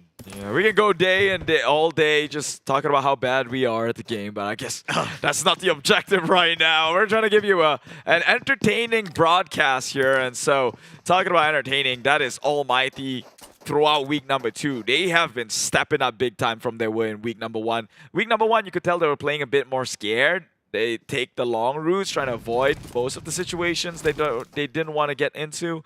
But now they're pushing on ahead front and actually taking trades out of that. But another team that hasn't turned out as compared to last week is Team Bosskur. Last week they were bossing it, but as of yesterday, they haven't showed their best potential yet. They still have Zigzag though, which is kind of like their secret weapon. And Zigzag was the one carrying the team like for 2 seasons at least. Now, I guess they're playing without Zigzag because I think Zigzag is in his hometown. So he's not with the boys in the gaming house. So there could be a disparity in terms of communication, in terms of maybe latency. So that's why they're sticking to this lineup. It's pretty unfortunate though, giving them, again, like we mentioned, there's no luxury in trying to stall every single game. So maybe Zigzag would want to get a ticket straight to the doorstep of Team Bosskur's gaming house because, well, I mean, they're not doing that bad. Let's be honest, right? We've seen how Naoki can clutch it out for the team anyways. And it always happens when we count them out as a non-existing threat. They always come in. Yeah, I still remember one of the plays of last week was 2v3 against GENEXUS. Yeah, GENEXUS had everything and somehow Team Bosskur just made it happen. And it was in Miramar. So they do know how to play Miramar. Let's see if anything changes today. Yeah, and KHI as well, coming in with big changes week number 2. Pretty strong, got themselves their first ever winner chicken dinner. So that's something the Filipinos can be looking to march and celebrate for, but can they get more is another question here. Can they prove that the Philippines region, although they are the guest of honors, can they make it in with just the sheer skill alone being the only team from the region? Earlier we had a glimpse of a Yoodo Alliance 4 rivals. So as of now, they only managed to get 17 points. It's not to their expectation, being a team that has played in PMGC. What I think is the biggest change for Yoodo Alliance 4 rivals is that the inclusion of Voki. Obviously, he just joined the team this season. And not to say he's a bad player, but I think the previous lineup has this chemistry that I think they should just keep. Like what you said earlier on today. If it's not broken, you don't fix it. Yeah, that's true. Unfortunately, a lot of factors come into play. Maybe it's a management thing, I don't know. But however, I could understand on draft, a Voki in a team sounds like a crazy lineup, right? However, they do have to factor that chemistry does exist, and sometimes the most capable of players in your hand just doesn't match up to a bunch of players that work incredibly together. Yeah. Out of all of us, you would know. You manage a bunch of teams. Yeah, we're not here in the PMPL, so that's quite of a failure. Well, let's not get into that. Yeah. Or maybe next season. Oh, we'll see. Hey, don't be leaking out some sensitive information right now. We're tinkling here, yeah? Well, I shall not confirm nor deny any statements of allegation coming out from Sir Cloud. Please, you gotta stick around to find out. Yeah, we gotta tickle the fans, right? We gotta get them like excited to know what's gonna happen next season, so they stick around with us. Meanwhile, talking about tickling though, TABAH NC, this team, it seems like they're one of the best teams out here when it comes to reading the map. They always make their way into like the last few circles unscathed, which is impressive. Since, you know, when it's so dense, how do you make it across without actually getting into fights unless you read the map so well that you can pretty much pinpoint a position of the enemy? Well, I guess that's where like homework is really important, right? Like you have to like predict where your enemies will stop, what are the common checkpoints, and even though you can't tell 100% where exactly everyone's at, but at least you have like even if you have like a 30 to 40% information or a prediction of where the enemy is at, that's good enough rather than having nothing and just roaming around blindly. Yeah, and talking about roaming around blindly, it's not KHI. Nope. They are well within their meats right here, knowing that they still want to loot up a little bit more. It is Demigod, the guy who, by the way, last week, before the end of the week number 1, when Dingoz was on the interview, they actually called Demigod out. Oh. Personally, on stream. That was his parting words from the viewers, was to call Demigod out and wanting them to step up big time, in which they did. They did. They beat Dingoz to the chicken dinner as well. Yes, and as of now, they're having the last lap. They are above Dingoz. Yep. So maybe that call out didn't age too well, I would say. But that's why they are pros, right? I mean, they respond positively to criticism, and that's what puts them at the top. But talking about putting yourself at the top, Team Secret would need to win this fight to move up to the top. Oh, both of them cooking up the nades here. Who's going to hit who first? Oh, tossed one out onto Zully. Unfortunately, that is not the one that connects. Meanwhile, another one gets tossed on in. Rensky tossing another one. I believe that's more smokes on being deployed. Can they look to push, though? Matoy, Big Brain, goes up onto the high ground, gets some vantage, but Team Secret, they're opening up. Fredo coming in from the flank side. Matoy just needs to buy time. This would be pretty detrimental for Team Hog, actually, if they do not make a rotation quick. As you can see, they are right now in between covers. Meanwhile, another fight's happening elsewhere here as they crashed in. That is Team Bosskur, I believe, up against EVOS. Yeah, so there are two fights happening at two different areas now. The fight between Team Secret as well as Team Hog. Matoy goes down. He's been spotted out. And now it's going to be tough to pick up Matoy. Matoy is all alone at the rooftop as this advantage for Team Hog to take on Team Secret. Yeah, damn ass is finally making a rotation out now. It's amazing to me how Team Secret is playing a bit more scared this time around. Nobody's making a rotation in, but they do finish up Matoy in the process. Do they even look for more, though? Because this is enough time for Team Hawk to actually come in and reposition. And it's now Fredo gets spots out through the window, glimpse of it, or railing. I don't believe there's glass there, but Nate gets tossed on forward and will not connect. That is going to be a feels bad moment, and he's a little bit way too deep to actually get out now. Team Secret, Fredo, might even have to make the sacrificial call unless he has enough utilities to smoke his way out of this situation. That's exactly what he's doing. So he managed to retreat behind. At this position, he has Kid as well as iShots to give him backup from left and right. Team Hawk, they want to dominate this. They want to get more elimination points, but it's still early. Don't get too greedy, Team Hawk. You know what baffles me? I believe Kid saw Haikul running around in the open. He didn't take the shot. I guess he didn't want to overpeak because he's alone at this compound, but looks like they're going in for Kid. And here we have it. Fredo is going to come in from the other side, but damn, survives. Survives, but for how long here? The Kid, he held his shot and now will pay the price as Team Hawk comes in to claim his soul here. They will have Fredo trying to peek in, so they do realize that he's within the area. Ice Shot's coming in with the cover fire, but he's got to be careful. He's got flank side covered as well. Haikul coming in from the back end, cannot look to push so any further here. They do have covers to play around with. Can he get the god of all nades to take out a bunch and maybe turn the tides here? Fredo taking a bunch of shot. Nades actually popped onto Kid. Oh, look at this cave. Brian is just on the other side. Brian could shoot ice shots from behind if he gets a good angle. Well, yeah, all he has to do is take a shot. I think that's moral of the situation right now. Kid didn't take the shot, and now it seemed to be a wasted effort for the side of Team Secret. They could have at least maybe secured one kill. Sure, beats out losing all four for nothing. Okay, so iShots tries to bail, but Haiko's right behind him. Ooh. And Rensky, okay. I mean, we are in 2022, but flying cars don't exist yet. I'm pretty sure they were just playing go-kart. They were just trying to crash onto each other. Meanwhile, the fight over at Team Bosskur versus EVOS VIP continues here. EVOS has all four members with Mika, the great support, perched up on the hill in case of an overcommittal coming out from Bosskur himself. So it's going to be a hard push to push into them. And also, likewise, as it's probably going to be a stalemate, but talking about pushing in, the GENEXUS now crashes onto RSG. Oh, GENEXUS playing like how they did yesterday. They see a compound, they know a team's there, they will just push in, they'll just crash in and dig those elimination points. Now Lung is prepping out a nade, and Kim will be gunned down by Snappy, and Kim will be the first casualty in this fight. That's one down, 3 more to go here. Nade is being cooked up. Maybe they can get one. He saw the position. We will connect. That is Brian down. Not so so rich anymore. Biu going in for the straight pull. He's right behind the door.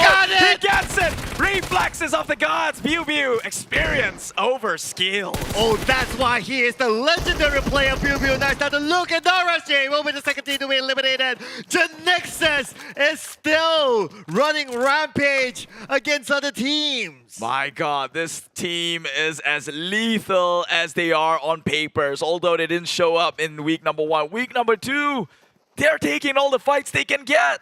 I know, right? And they're still consistent. They got a second place finish before this. And now they are still on the roll. But now we move over to ALMGHTY against Sem9 with a long range from Nasty. And Nasty takes out Farang, the captain of Sem9. This could be an opening for ALMGHTY. Looks like Nasty will pick up the buggy, and they're going to go for it. They will try. Nasty is going to have to make a very hard push uphill, though, with all Sem9 member covering him. Deb has got the information and going for the one-on-one. He will get it cleanly with no trades.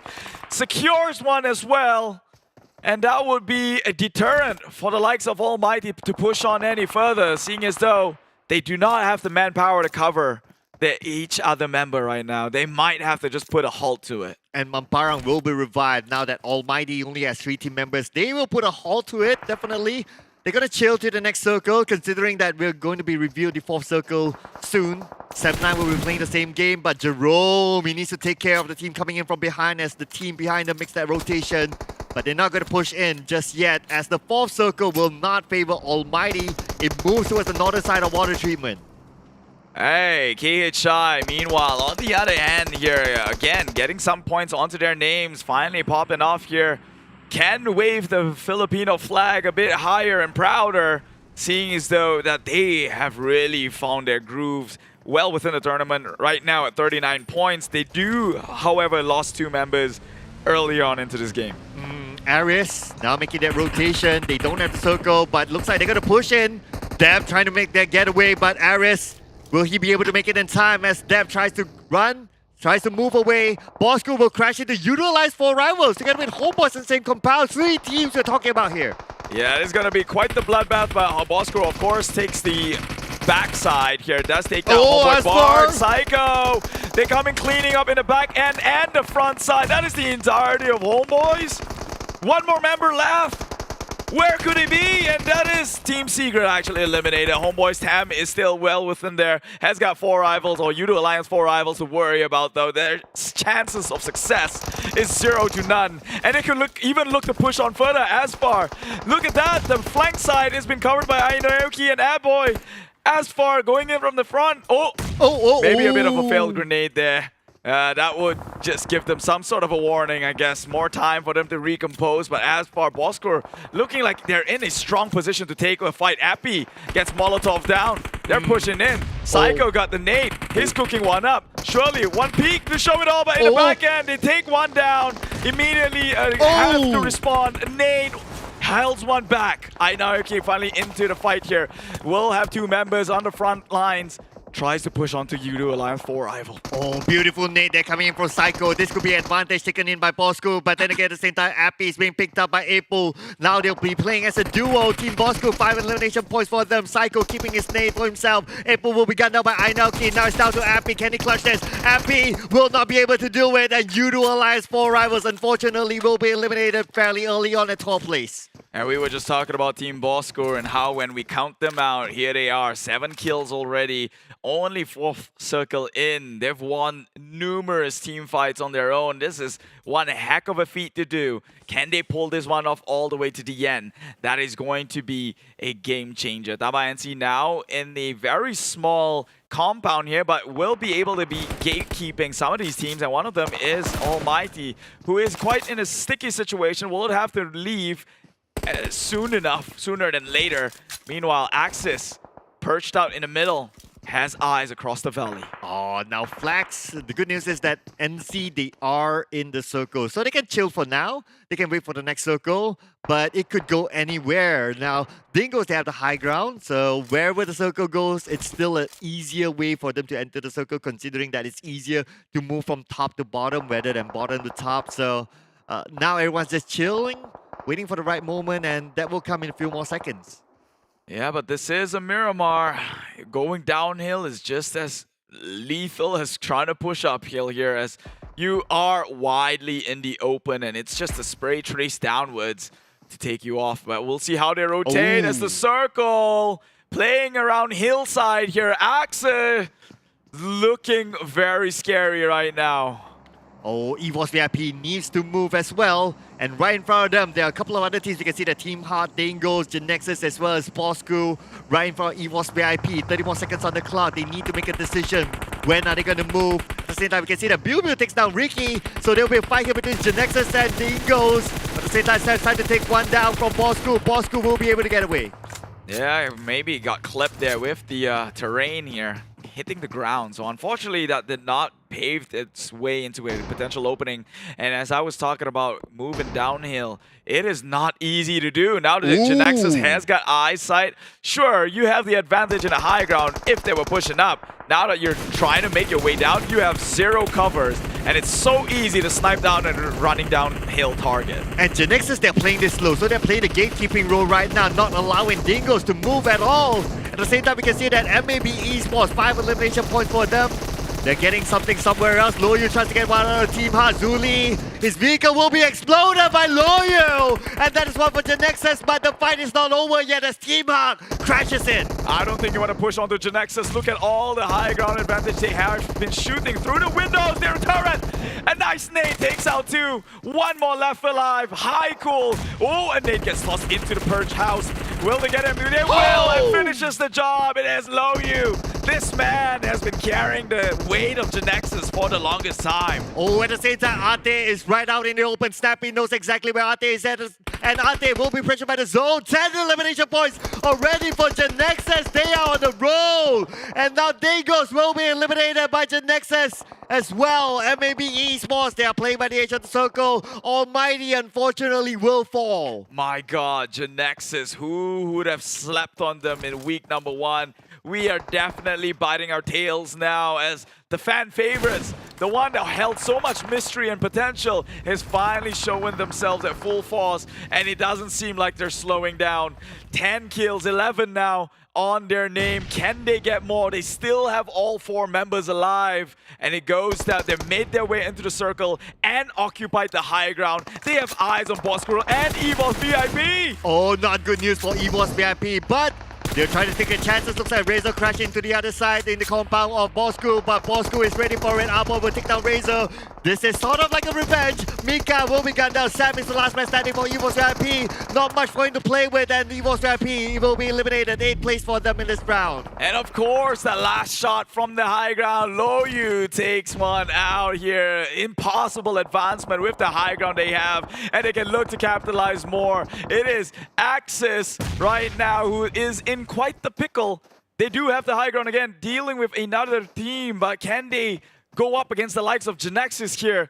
Heinu probably have an idea, but it is looking like GENEXUS might be the bigger shark here. Oh, Axis, Red One, only playing with Heino as well as Kacang Susu. They do have the high ground advantage though, but they need to be careful. There's another team lurking on behind, and that's NSEA. But talking about another team, Bosskur as well. They don't have the circle shifts to the middle. They need to fight their way uphill, and it's never easy to fight against uphill, especially against GENEXUS. Oh, Loyu has got a great sense of Psycho. Great game sense, actually. Already taken one down. He can push down more. Whoa. And my God, again! This man, somebody give him an award already. He should be the MVP in this match. I don't care what anyone says. He already has 8 elimination points out of 15 from GENEXUS. Basically, he got half of the team's eliminations. And that bought some time. That fight itself by him single-handedly just giving way for GENEXUS to go in for the revive. Oh, as I said, another member gets taken out. They did get one of the revives up. Long again with the nades. This guy just does not know how to quit. He sent at least 3 teams down to the lobby. Oh, SMG now putting pressure on to GENEXUS. They do have the high ground advantage, and they do have the circle at the same time. This could be the game for SMG, but the bad news is that they're playing with only 3 team members. Now, the other teams on the outside as well, MAB as well as NC, they still need to work their way in. The circle is closing up. Time is not on anyone's side here. And GENEXUS, despite all that advancement, they got each and every one of the members up. And if you take a look at a mini-map, it is GENEXUS who has the advantage right now. They're not surrounded. Oh, Team SMG has got too much to deal with. GENEXUS long takes one off again. They're just spraying whatever's right in front of their eyes, GENEXUS. And after all those fights, GENEXUS still maintain all 4 of their team members still in full squad.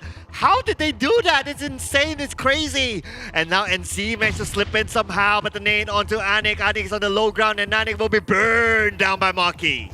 Oh, I want to see GENEXUS take over the entire map. They got to spread out a little bit. Right now, I get it. They're strong. They're aggressive together. Their entry have been paying off. But this is the point in the game where you need to exude some sort of control.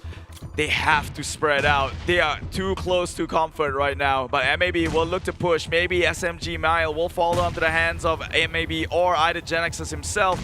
But he will not fall down without a fight here, seeing as though he is the last martyr for the group. Circle does closest GENEXUS. And here we go. So the fight, oh yes, the circle is onto GENEXUS. GENEXUS has the circle. They have everyone. They still have a full squad. But then again, let's not put our hopes up high just yet. They have dropped the ball before. It has happened in Miramar.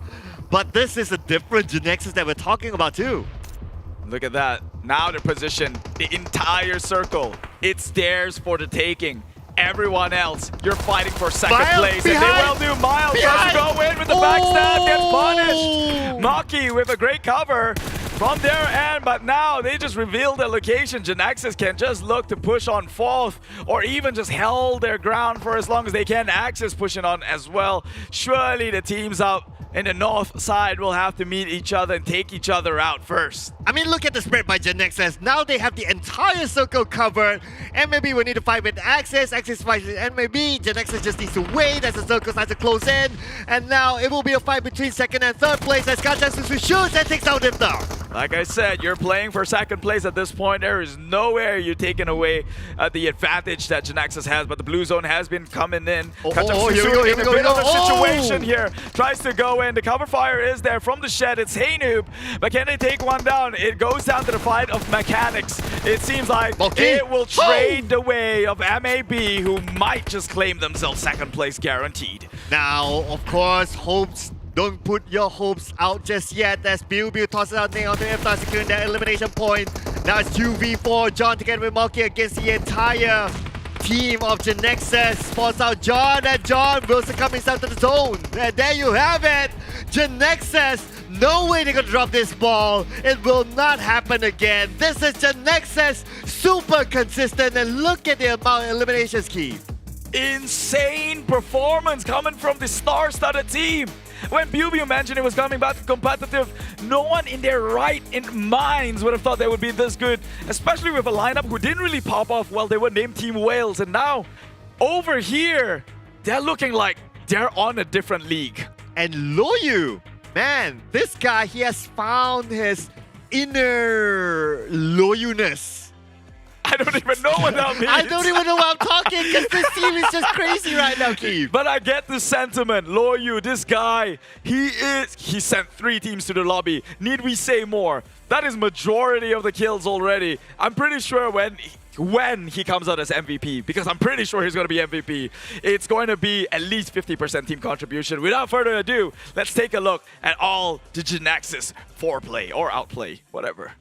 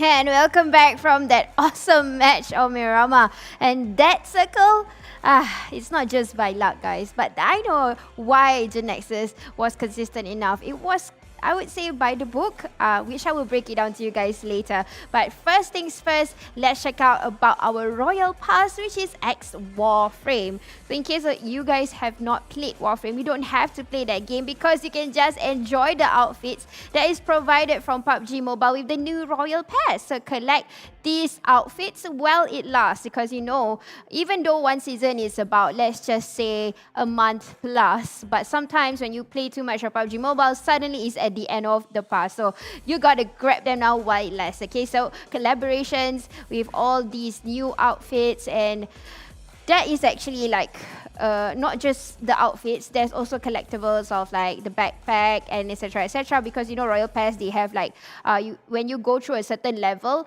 and then you get to collect a few things, so it's actually a whole lot of it inside the new Royal Pass. Okay, so go and grab them now while it lasts before the Royal Pass ends. So how did the game, or how should I break it down to you guys? Which I will tell you together with the map later. I do want to see the match rankings, but honestly, I have to give it to a GENEXUS, even though, yes, it was a little bit by the book circle, but they did it very well, because you know what, like what the casters was saying, Sir Cloud and Keith is saying about, you know, the four of them working together, and they are using each and every role very well. They were working together as a team, so that's why they got 20 elimination points. Like I said, there's something that was by the book. That's the reason why they're getting a whole lot of elimination points, is because of that particular circle also. So MAB getting at number 2 because they were sneaky at the back. They were right behind a few teams that was on the lower part of the circle. So I think it's pretty normal for MAB to come in at the very last few minutes, similarly to NSEA and Farang Lejund. And they get to steal about 9 elimination points because of the firepower that was greater than Axis, who only had Heinop and Kacang Susu. They managed to survive on the top. And then we've got, of course, Bosskur with that wonderful push. I think that was a really good, I would say, yes, it's a third party gameplay, but it was the good timing when they came in together with, of all people, Homebois. That's another like a family civil war, I would say. And then we've got NSEA at number 5, SMG, Sem9, Team Hug at number 8. Yoodo Alliance 4 Rivals, who have not been stepping up their game today. Honestly, I don't know if it's a bad day or they're just not getting the momentum yet. KHI got eliminated also along the ways while coming into that particular fortress. I think it's just a very, I would say it's a hard circle, but it's really based on who comes in first. Yeah. And then we've got EVOS, ALMGHTY, Dingoz, Homebois, Team Secret, and also RSG. So yes, Loyu is the MVP with 25.7 team contribution, being the last man behind. A whole lot of damages was collected. Of course, I just really want to tell to you guys on how this particular match was just by a textbook or by the book kind of circle, because a whole lot of teams was actually climbing up that hill. And you know what, let's just keep it for that a bit later. But MVP points is 3.6, and elimination is very good because he is also alert and he knows his game instincts is on, I would say, it's really sleek. He knows exactly where to expect enemies he's going to lurk from. So that's the reason why he's getting all these points ahead, being the MVP. Though team contribution not much, because he has to stay back a little bit or further away from his teammates that is actually perched on top, because there will be more people that is going to climb up as compared to people going down from the hillside. And plus, they've got the circle, so all they need to do is guard the fences or the barriers around them. Weekly rankings, GENEXUS again being very, I would say, not contribution, but consistent at number 1 with 62 eliminations. That's crazy actually, guys. It's only, this is our 3rd match of day 2, and equivalent to our week 2, 6 matches. I think they have already played. Wait, is it 6? No, it's 7 matches already, and they've got 62 elimination points. That's a bit crazy. Access rate 1, you know, they're still there, so similarly to Geek and Sem9. But on page number 2, a whole lot of teams is going up and down, but not big of a difference. KHI joining in. I'm sure they did not expect this. They want to go back into page number 1, so you guys know what to do.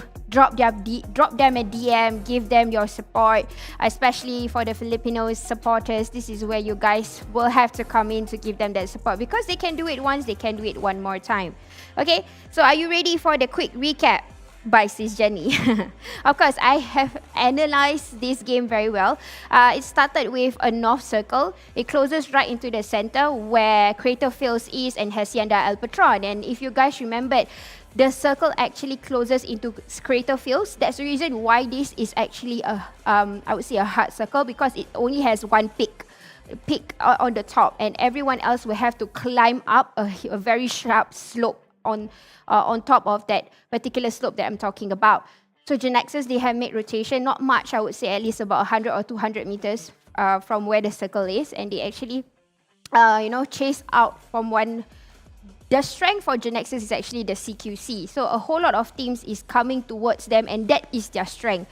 They are good when it comes to a 1v1 battle, and if you guys remembered how they actually clear up Team Huck and things like that, it's usually a very close combat. If it's probably a long shot or something like that, I don't think this is the similar strengths that you would see from GENEXUS, but they are able to do it, no doubt. I'm just saying that this is the strength for GENEXUS. That's the reason why the elimination points was really crazy, 20. So now, this is where the circle starts to get serious, and we can see that slope particularly on why it's a by the textbook. Because when teams go up slopes, they come in together one by one. Why? Because that route is very, it's a safe route to come in. And then you have Loyu, you have people from GENEXUS guarding the back. So one by one will go down like a domino, because the teams will come up together, similarly as how teams actually from the lower part of the portion of the hills that they have, they will climb up the same way. You've seen how MAB came up, you've seen how Team Bosskur came up, so that's the reason why I'm saying that this is by the textbook, where all these teams that is not on the peak will not get that chance to actually frag it out like how GENEXUS have performed.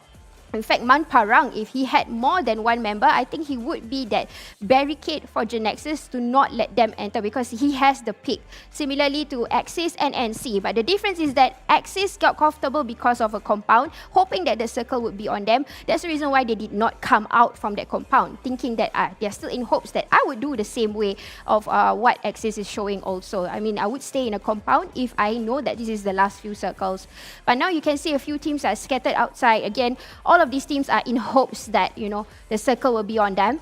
This is when you see MAB climbing up that particular textbook that I'm saying. Moki is actually he's doing a flanking and he's trying to cover his team from the back. But by this time, it's already too late for him to climb up, because people from the top, GENEXUS, already have information of exactly where Moki is. So it is really an advantage for GENEXUS, knowing that they have that firepower and they have that particular pick, and they made use of it very well. That's the reason why this chicken dinner really belongs to them. Honestly, for me, I think it is a good game, and I like it on how they are performing in this with 20 elimination points. So guys, if you like what you're seeing, you want more, we still have 2 more matches. Stay tuned, because we're going to go for a quick break. See you.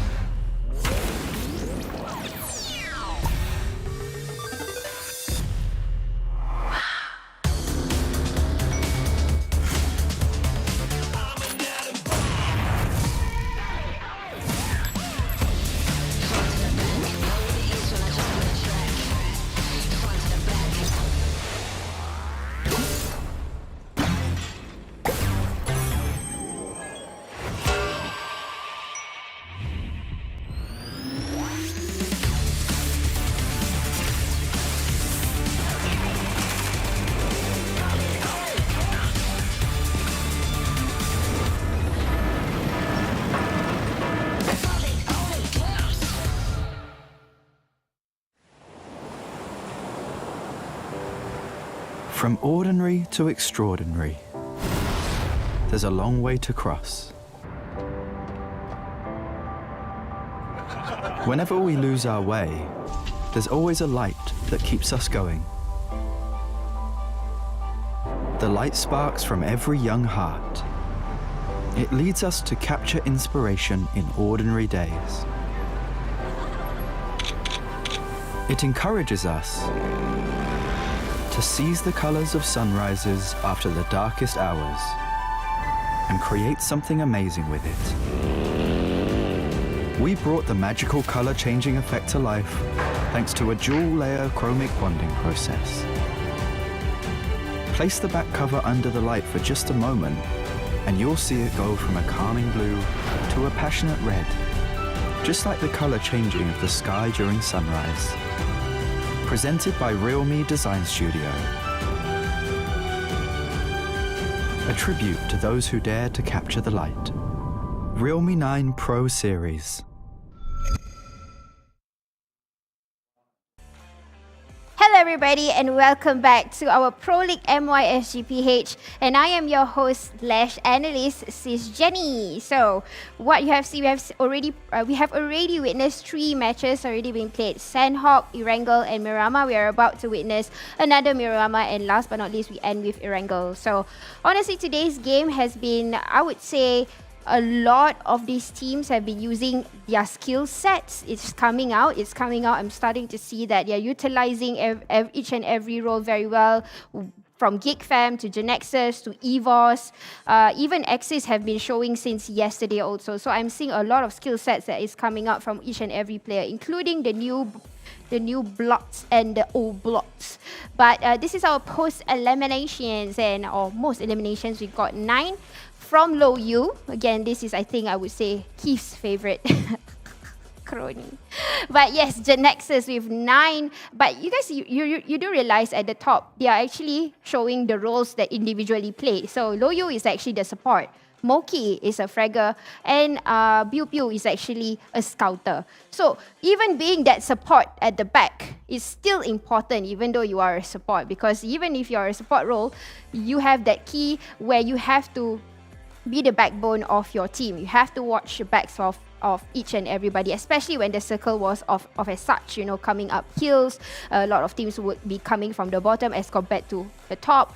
But Nwoki, with 5 eliminations, he was doing a very good cover. Just now, I didn't expect him to rotate out. Usually, probably I think support would do that. But because I think he knows there's no way up easily, that's the reason why he's trying to get whoever decides to lurk out, and he would try to get at least a knockout or finish up with the entire elimination. Biu coming in 4, I'm not surprised also, he has been like this, he has been also in front, usually doing that CQCs, but this is where the damage is in. So we can see, I think this is our twin tower in KLCC. Yeah. So this is the twin tower we are looking at with 20 elimination points, 2,641, a whole lot of damage there for the entire team coming in. It's literally looking over every teams here. Nobody is matching up to GENEXUS again with the kind of analysis I did. Something it's about by the textbook, but they were doing it well.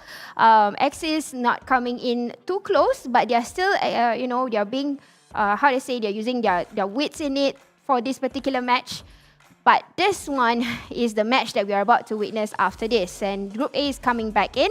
No Group B, so Group B will take a chill pill a little bit, which is Team Secret, Sam9, GENEXUS, and Homebois. So the rest of them will still be playing. And we've got our ALMGHTY from Singapore and KHI from Philippines in this match that we're about to witness in Miramar. So remember guys, if you are from each country or you are from a different country, do support all these teams, especially if you see a potential team, because you can never guess that they are the ones who is going to be hot in the next season. But this is my prediction. One more time, I will show you Farang Lejund as my prediction, because, I have seen them for a few seasons, and that's the reason why I'm supporting them. They are also a skillful team, but unfortunately for this season, they have not climbed up yet. But I'm sure they will do a comeback, because one thing's for sure for Farang Lejund, they are the kings of comeback. And I will challenge that they will come back one day. My belief is that strong. So anyways, you guys, do follow, like and share. And if you are from YouTube, do subscribe. Or even follow us in all these different portals and all these different social media platforms. Now I'm going to pass it over to our handsome casters, Keith and Sikla. Well, at least I get the handsome too this time. And welcome back to the PMPL, ladies and gentlemen. And round 4 will be where the players will play in the next round. Yeah, and it's lucky, good news for the rest of the teams, because this round is a round where GENEXUS will be taking the seat and let things all play out, which means the door is wide open. Maybe even for Farang, who didn't get the chance to play previously, to try and show up, step up and show what SysGeni had believed in them. Yeah, I mean, anything can happen, right? Like, you take a break, you refresh yourself, you regroup, you discuss on the strats for the upcoming round, and, you know, they could probably step up the game. Yeah, I mean, the one thing's for sure, if SysGeni keeps voting on a single team, eventually she's going to be right somehow. True that. One way to make sure you get things into your direction. Hey, what's going on? You're with me, Keith, and together it is Sir Cloud here for the PMPL MYSGPH. And my god, was that the highest kill count for a single chicken dinner? I think it is. For this season, it's 20. Yeah, I think it is. And for an individual 9 elimination points, I think it's the highest as well. GENEXUS, man. They came in a bit weaker in week number 1. RSG was holding that record with 17 kills for the longest time. That was top today. That was top, and what a performance. And it's back-to-back. In Erangel, they got 2nd place. This time, they finished with a chicken dinner. Who knows what's going to come up in the next round? Of course, they're not going to play right after this, but they're going to play in round number 5. Yeah, I mean, previously, after the first game of today, already they surpassed Axis redONE, who, by the way, had 3 chicken dinners yesterday alone. How do you nullify that without just with sheer performance on your own? Their aggression earned them all the elimination points, and with this staggering record-breaking high that they just achieved, man, they've got a comfortable lead on the top. Yeah, Axis redONE isn't doing that bad as well. They got a 2nd place finish earlier on, so fans of Axis redONE, yes, no chicken dinner, but don't be discouraged because, yeah, they're still fairly okay today. 2nd place finish ain't that bad, but let's see what's going to happen here in Miramar as Axis redONE will be playing, but GENEXUS will be taking a break. Maybe this could be them to redeem themselves. Maybe this opens more door for the rest of the teams to come in to show their hands here in the map of Miramar. But one thing's for sure, Miramar is full of sand and full of names that I can hardly pronounce, and that's why we're gonna be flying over this sandy desert full of dunes and hope for the next winner chicken dinner here in day number 2, the last Miramar map of the day, the 2nd last game to be played. And my god, look at that split down from Minas del Sur through Los Lunes. Oh, this is not good news for teams who like to drop up north. So we have KHI who likes to drop in Torre Achumada, but yesterday, because the flight path didn't favor them, they drop into Los Higos instead. Doesn't look like they are going to drop into Los Higos again. They might want to drop somewhere in between, maybe a junkyard or so, and hit their way up Torre Achumada. But then again, dropping into Power Grid is not a bad idea as well, because Sem9 isn't playing too. Oh, that is a good point. It is up for the taking here. It is opened. However, do we have anyone dropping down onto this island where Minas del Sur stays? I know it's a huge rarity. I've seen some teams occupy the location once or twice, but never really fully commit. I guess going through choke points isn't the best strat here, but maybe if you're playing it a little bit late, you want to give it a shot, seeing as though this is the kind of circle you got. We all know that some of these teams like to play by the coastline because you only have one direction to worry about. Having the other side, you could confidently rule out as a potential fragging open spot or weakness. Yeah, that is a consideration as well for some of the teams, and that's why they pick this kind of spot. They don't need to worry about what's behind them. They just need to focus on what's in front. And back in the day, I remember like maybe last season or last 2 seasons, Bosskur, they like to drop into the areas of prison, that island. But this time, nah, they changed their strats. But talking about changing strats, so KHI dropped into Impala. This is a change of strat from KHI, as well as Axis as well. This is not their regular drop spot. They're just taking over Homebois. I mean, the flight path wasn't regular, so maybe there was a detour or a transit. But one thing that's for sure, we got to see ALMGHTY go up against KHI, and that's quite the treat to be seen here. Can the Filipinos clutch one off again? This is ALMGHTY though, the 3 times triple chicken dinner yesterday. It's not going to be an easy fight, and H2R, a lot has been said about this kid. Can he follow through the expectations though? Already some damage being traded their way, but it seems to go the side of ALMGHTY as they take one down, and that's the key player of KHI going down. Yeah, the key player has been taken out. Now it's down to the last 3 members of KHI. Now that ALMGHTY has information that, okay, this is confirmed to be KHI, are they going to go for it? And ALMGHTY, they're a team that's known to have strong firepower. I don't think they'll back out of this fight. I don't think they will too, especially now that they have the numbers advantage. They should probably look into forcing the issue here. Just push on to the likes of KHI. Just make it happen. Secure that points onto your team. I mean, they've already got a good lead in the previous one, 2nd place. Not too shabby, like you mentioned. And they were also at 2nd place in the overall. This, I mean, wiping this entire team could be what puts them on top. Yeah, okay. They already got like what? With that elimination, they are the first team to receive 3 digits in terms of overall. GENEXUS didn't hit? I don't think so. Oh. Okay, I don't remember to be honest. But at least from what we see from the ranking points out of 16 currently, teams, yeah. They are already 100. Man, triple digits, triple chicken dinners. It seems like the stars are about to align here with only 3 left from KHI to be taken away and sent back into the lobby. Can they do so successfully though? Homebois, he's got his eyes towards the compound in which ALMGHTY resides, so he kind of do have an idea in case if they do look to commit. Well, KHI, I think they'll be hoping for ALMGHTY to leave this area. I mean, we are still in the first circle, so overextending in this town is not a good idea as well. But then again, if you kind of think about it, it's in this circle, so they can at least play until the 2nd circle, maybe. They can still take their time to take out KHI, but you gotta still do it fast. Yeah. They gotta do it fast, yet here they are in a stalemate. Not the most productive of movements here. ALMGHTY, meanwhile, already making a move well within. Going for the next compound, continuing the loot as they try to fatten up before the circle gets any tighter. So ALMGHTY. Now, today, it's an up and down day for ALMGHTY. Still better than what they were in week number 1. They were avoiding everyone else in week number 1. In fact, arguably, they were better than yesterday. Yeah. Yeah. And at this moment, ALMGHTY, 23 points in the bag. Well, but if you kind of think about it, right, ALMGHTY is above Yoodo Alliance 4 rivals. They are above a PMGC team. A team that was pretty scary in week 1 too. Yeah. So I guess, again, this format's unforgiving. It seems anyone can be on the top spot. Oh, Homebois. He's got good game sense. He's going to be lopping one over. Will it clip? Oh my God. You're in the wrong place at the wrong time, sir. Takes him out with a nice lopped grenade, and it looks like he's looking to finish the job. He's got to be careful, Micah. You got to get out of there. Get out of there, man. Another one goes in, but the smoke blinded his advancement. That's going to be one confirmed kill, and Kachang Susu now in trouble. Needs to be picked up. Don't stay by the window. Surely, that's how you went down. Oh, okay, that's kind of textbook-ish if you ask me. Like, the person's knocked there, you don't go there. You ask the person to come to you instead.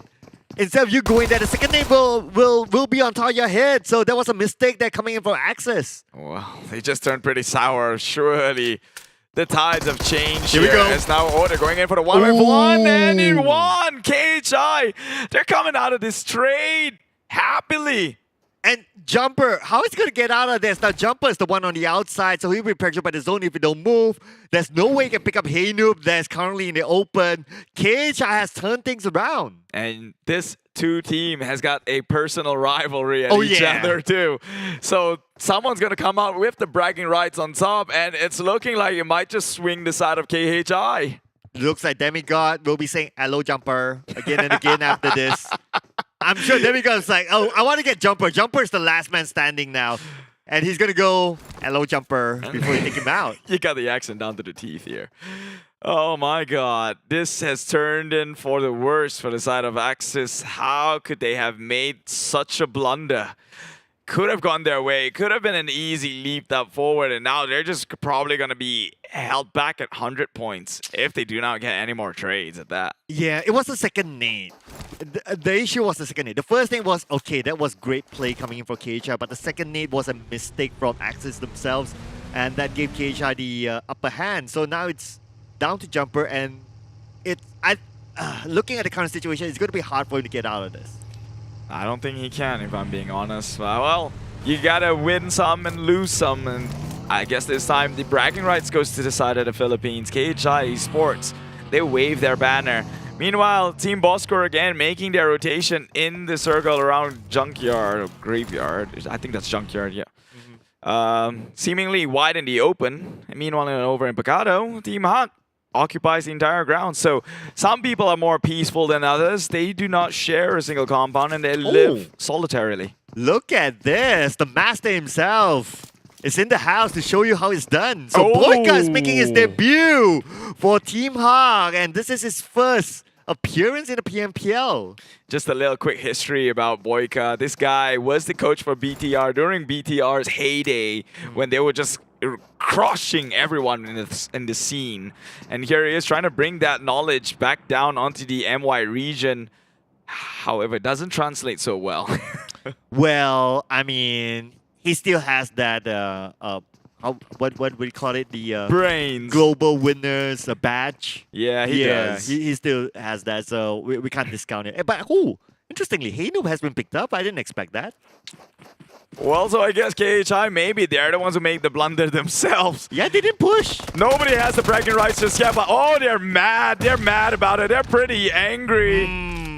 Oh my god, circles are closing. They hung around a little bit too long. I got a feeling no one's coming out of this a victor. Both these teams might just go out too soon because of this personal vendetta. And the worst thing is that Heynoob, he doesn't have any first aids. He's just tanking out the blue and there's nothing for him to recover.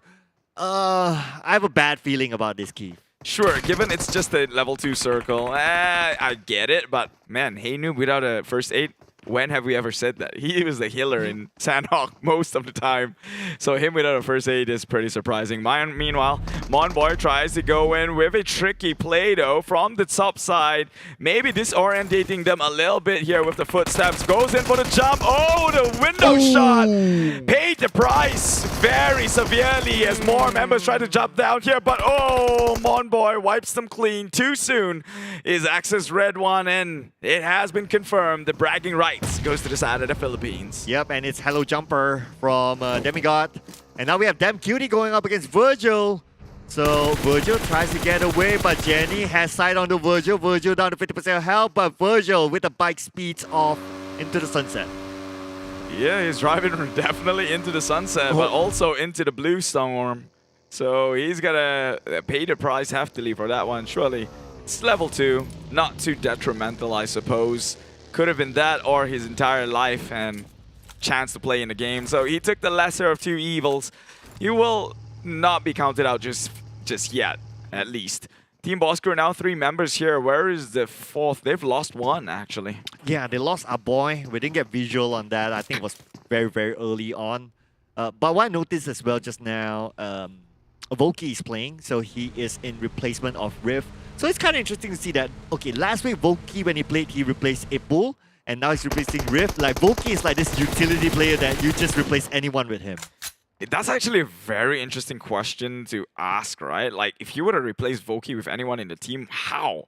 You have such a star-studded lineup that you're hesitant to replace anyone. Riff is a sharpshooter. Appy has his moments as well. We remember watching him on Miramar just shooting everyone down from the top. Yep. How do you replace anyone from the entire team? Exactly. But I guess the one-to-one replacement, because he has an IGL background, is him replacing Appy.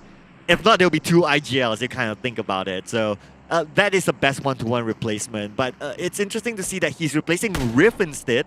So technically, now they're playing with 2 IGLs. And historically, that doesn't work out well. Yeah, maybe they can go with a 2-2 split. See who's the better leader. Which duo could claim the most kills.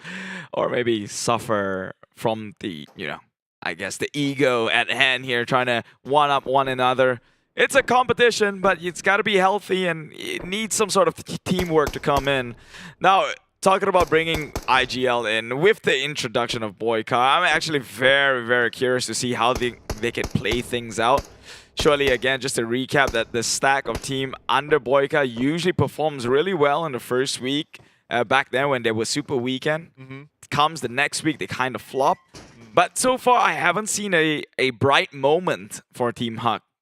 Yeah, they haven't got a standout moment. Yes, they got a chicken dinner, but it's not one of those flashy chicken dinners like GENEXUS. Yeah. Like with 20 eliminations, like they were bulldozing everyone.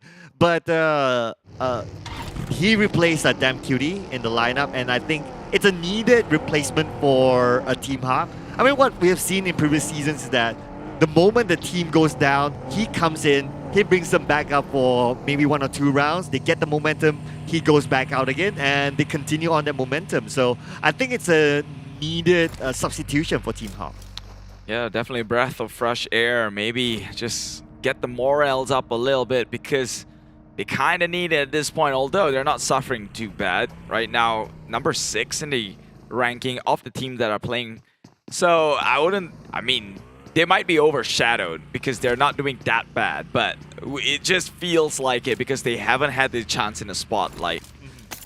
Same goes to ALMGHTY, although they did get someone fell off. Well, that's a team that got into the spotlight, but not for the right reasons. SMG. Well, good news is that they're no longer at the bottom, but some teams have one game extra as compared to them, so we'll see at the other day. But SMG, it's a better day than yesterday at least. Yeah, but they only have 5 points difference from the bottom at any time. Now with the introduction of Voki, you kind of have to be worried.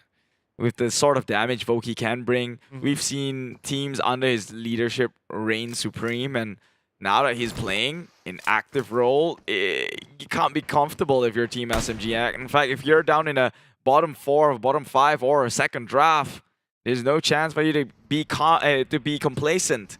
It's always an uphill battle for you at every game. Yeah, and imagine the expectation that comes with Team SMG.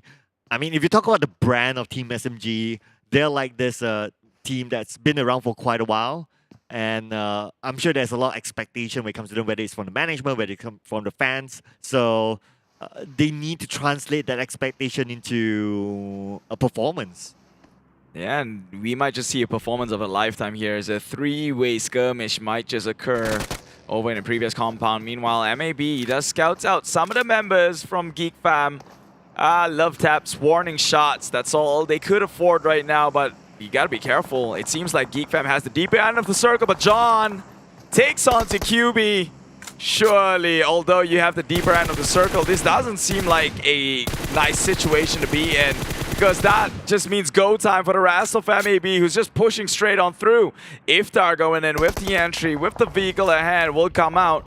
Can he win the trade here? He does have a nade, not going to go in for the mechanical 1v1 play. QB has been resurrected to life. Can they close or turn this one around for their sights? Oh, they've got sights. Catches on the same, but not a confirmed kill just yet. Not just yet, but they got a good one on their opponent now. They do not have the circle shift kinda to the left. But not too far, at least for MAB. They just need to finish out the fight. Snipes is on the other side though, trying to give that long range cover to his teammates. But MAB well aware of Snipes not pushing in too far. But man, look at how Geek Fam played that. They went bypassed MAB and immediately they're smack dab inside the circle. It's like they know how to read this a lot, and I always tribute that to QB, being the IGL, all these calls that you make. Sure, they're in a sticky situation, but look, in the end of the day, they didn't lose a single member, and now they're well within compounds. However, I wouldn't say they're out of the fire just yet, as so many teams currently surrounds them. Farang Lejund seems to be dropping like flies somewhere else, but now we have Helton as well as Boy, the last 2 team members of Farang Lejund. No elimination points yet for them, but at the same time, SMG, they're not in a good position. KHI, 5 elimination points. Wow, doing fairly well. Yeah, they're moving up the leaderboards each day, man.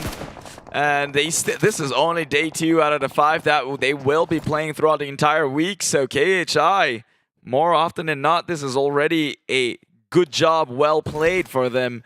comparatively to what they brought to the table last week. Meanwhile, TABAH and NSEA, they were one of the stronger teams coming in, seeing as though they had quite the momentum. However, that momentum is slowly dwindling out as day goes by. It's the same story with Team Bosskur as well. They just got eliminated, so no placement points for them. Not too sure what just happened, but now we're giving focus onto NSEA versus R2K, while ALMGHTY is waiting on the other side. ALMGHTY, they do not have to circle. The zone is starting to close in, so R2K is playing the gatekeeping role. Well, this is what they're good at, though. Sheer lethal firepower.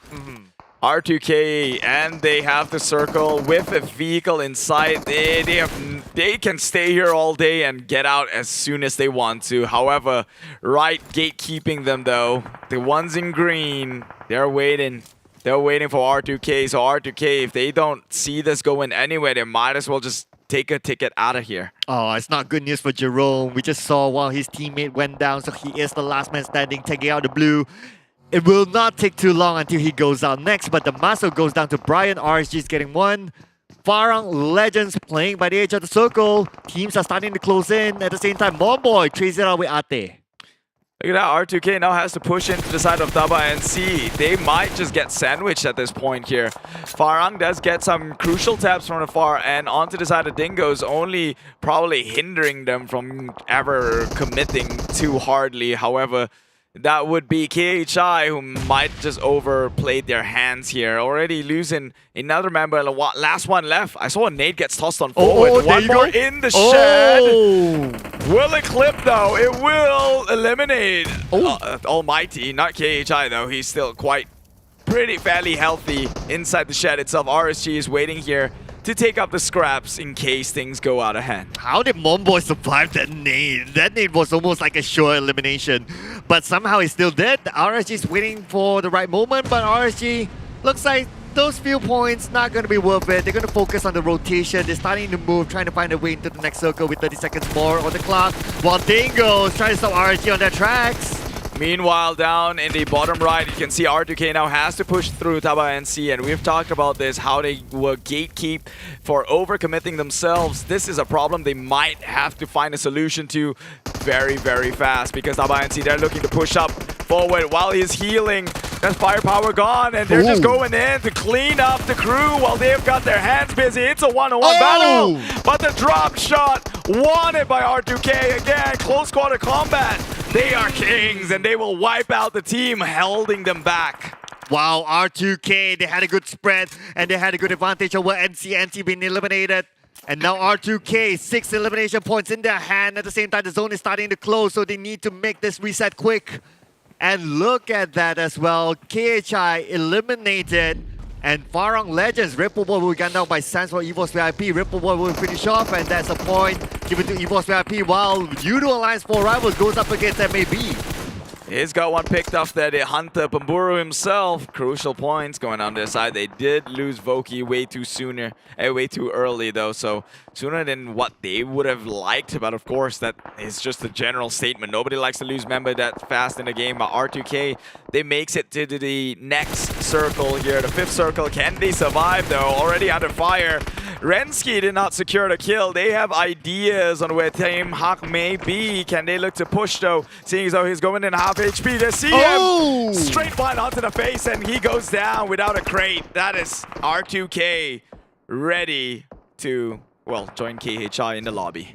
And Team Hawk were looking pretty good with Boyka in the lineup.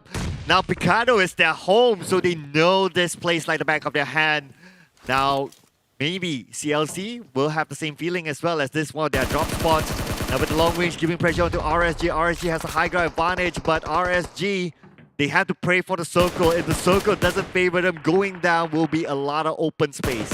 Why do I feel that the bigger problem is in this compound city? Everyone's too busy. They're getting their hands full here, getting shot down again. Team Hawk falling down to Farang Legend, who only has Helton around. It's, again, another snake in the grass. Surprise, surprise. They didn't check the corners. The nade on to Helton. Helton still somehow survives. And now down to 40% health immediately. Revives himself, and now he will need to pray that the next nade will not land onto him. But look at the circle though, favors RSG. They're high ground. They are gonna reign supreme here.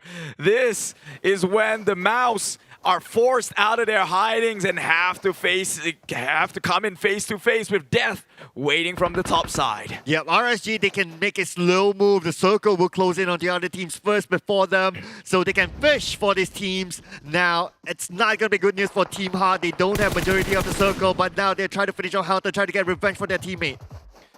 They are going to have to meet face to face with death, and it's going to be uncomfortable, but it's one of those things you have to have a conversation on, just like right now as Helton will meet his demise, sent to the lobby by Damas. And here we go. The zone will start to close in, and Heiko will be knocked out. I don't think there'll be enough time for Boyka to pick him up, so Boyka starting to bail. Damn. Is he going to go for the pickup? RSG will start to move towards Yoodo Alliance 4 Rivals. Let's go, Kev! Oh, what a mistake. That was a death trap set up by Yoodo Alliance 4 Rival. How could you push into such a phenom? You know that he's called Pamburu for a reason. The dude's a hunter. And they just fed their way all the lead that they have had. The way of Yoodo Alliance 4 Rival, despite having the high ground, did they not get info on how many teams were here? I mean, how many members were there down in the ditch? Maybe they didn't scout. Maybe they didn't get that information. They could make a slow move into the circle, but they just went straight into Yoodo Alliance 4 Rivals. Yoodo Alliance will say, thank you for sending the package. We'll take those 3 points. And now advantage goes to the side of Yoodo Alliance 4 Rivals, because guess what? Circle is straying away from the compounds. People will have to make a push. And what is the advantage on the side of Yoodo Alliance 4 Rival? They have ditches and elevation to play around with. They can do a lot of damage with the terrain covers that exist in their situation. Team Hawk now getting burned by the blue. RSG is eliminated. The final member, Small Boy, gets taken out. Team Hawk as well under pressure right now. VIP Insomnus will flip it on the garbage can with the Sound of Steel. And Dam is the last man standing for Team Hawk as Boyka goes down to Appy. Yoodo Alliance 4 Rivals, they still have a decent location. They can farm elimination points here. Snipes will be the next one to go out, and Appy will secure the elimination point. QB is still alive on the right, and Snipes will be taken out by A-Pool as well. Yoodo Alliance 4 Rivals again, it seems like they find themselves in favorable situation. Look at the circle ratio. Nearly half is in the context of Yoodo Alliance 4 Rivals. However, it could still close the side of this gas station, and that's probably going to put them in a compromising position here. But it all goes down to it. However, EVOS is in the area alongside with Clutch Guerillas. They can still come in and disrupt any sort of gameplay. Yoodo Alliance 4 Rival though looking pretty hefty. Look at that circle closing onto gas station. Now that is the point of contention. Now for Yoodo Alliance 4 Rivals, it's either they have a lot of smoke or they have enough vehicles to actually push into the circle. They don't have the circle. It's very, very open for them. There's not much cover to work with. And if they move towards the areas of where Clutch Guerilla is, they could be gunned down. They could try and play it slow, make a rotation towards the right side and maybe come in from there where the circle is not closing in just yet. However, I don't know how brave they are to take these sort of engagement here. They will try though. Clutch Guerilla trying their best, but they're being suppressed by the side of Pamburu himself. They got the tap, confirms his position and location. And just like that, how the tables have turned onto the side of Clutch Guerilla. Yoodo Alliance 4 Rival, they now have to be the aggressors and try to make their way and push forward. Can they succeed though? QB! The snake in the grass goes in! Sprays that one out! That is an opening! QB just ripped apart the gates of hell, and that will be Clutch Guerilla in a compromising position. Yoodo Alliance 4 Rival can look to push. Kilby became the kingmaker, and Clutch Guerilla, 2 of the gun now by Kilby, and now Yoodo Alliance 4 Rivals could have an opening to move in, but at the same time, EVOS VIP could capitalize on this. The long range coming in from Pamburu takes down Jimmy, and now Clutch Guerilla is down to the last man. They have the numbers advantage, it seems. However, EVOS is still within the area. They do get Razor. They know where the rest of the members are. However, they cannot confirm it just yet. Don't want to make a irrational push to push onto this gas station. They have time, but how long do they need? Oh my god, Clutch Guerillas. Surely you can hear some sort of a gunfire. Maybe it is going to be Clutch who becomes the kingmaker once again in the disruption between these two. Oh, Nate gets tossed one forward. Does not connect into the door, into the windows here. But Yoodo Alliance for Rival, they have eyes. They will be trying to suppress it. Appy is in the flank side. It seems like they're being pincered right now. And gas station is just haven right now. Oh, and the circle is just so tiny. I think everyone needs to move. Nobody is safe at this moment. Adibs playing the patient game, but he's being sandwiched between these two teams. Adibs can't move. He will try, and the ones making all the move is Yoodo Alliance for Rivals. My god. How one twist and turn an event can turn the other way. It seemed like EVOS had the entire advantage. Now it goes down to this. A three-way standoff. Yoodo Alliance for Rivals, EVOS VIP, Clutch Guerilla.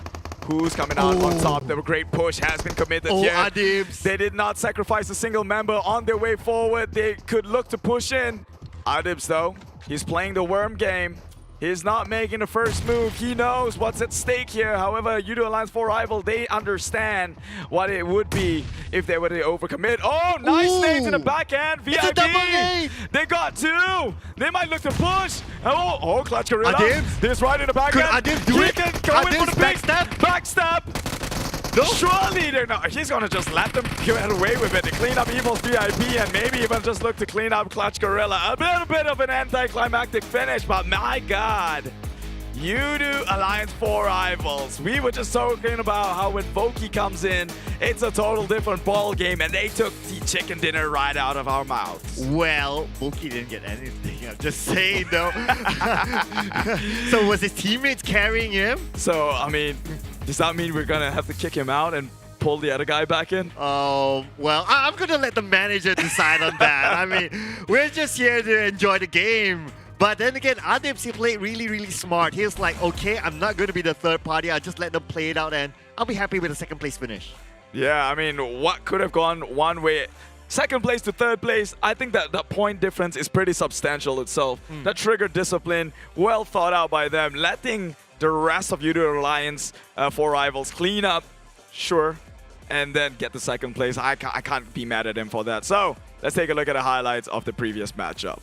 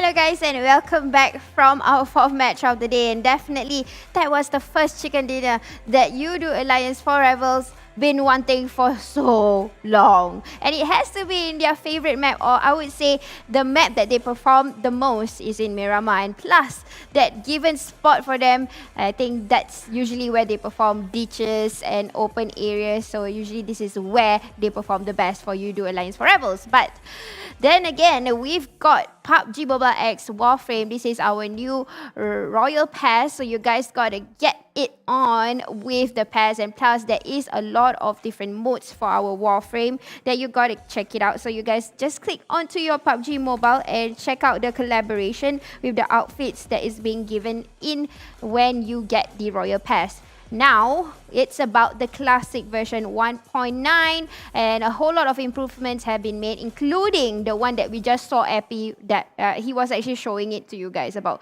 climbing. I mean, climbing is actually something that we already have, but this time, a few things that can be climbed onto, you actually can do it, and that is the action or the animation of you actually climbing rather than jumping in and out of these areas.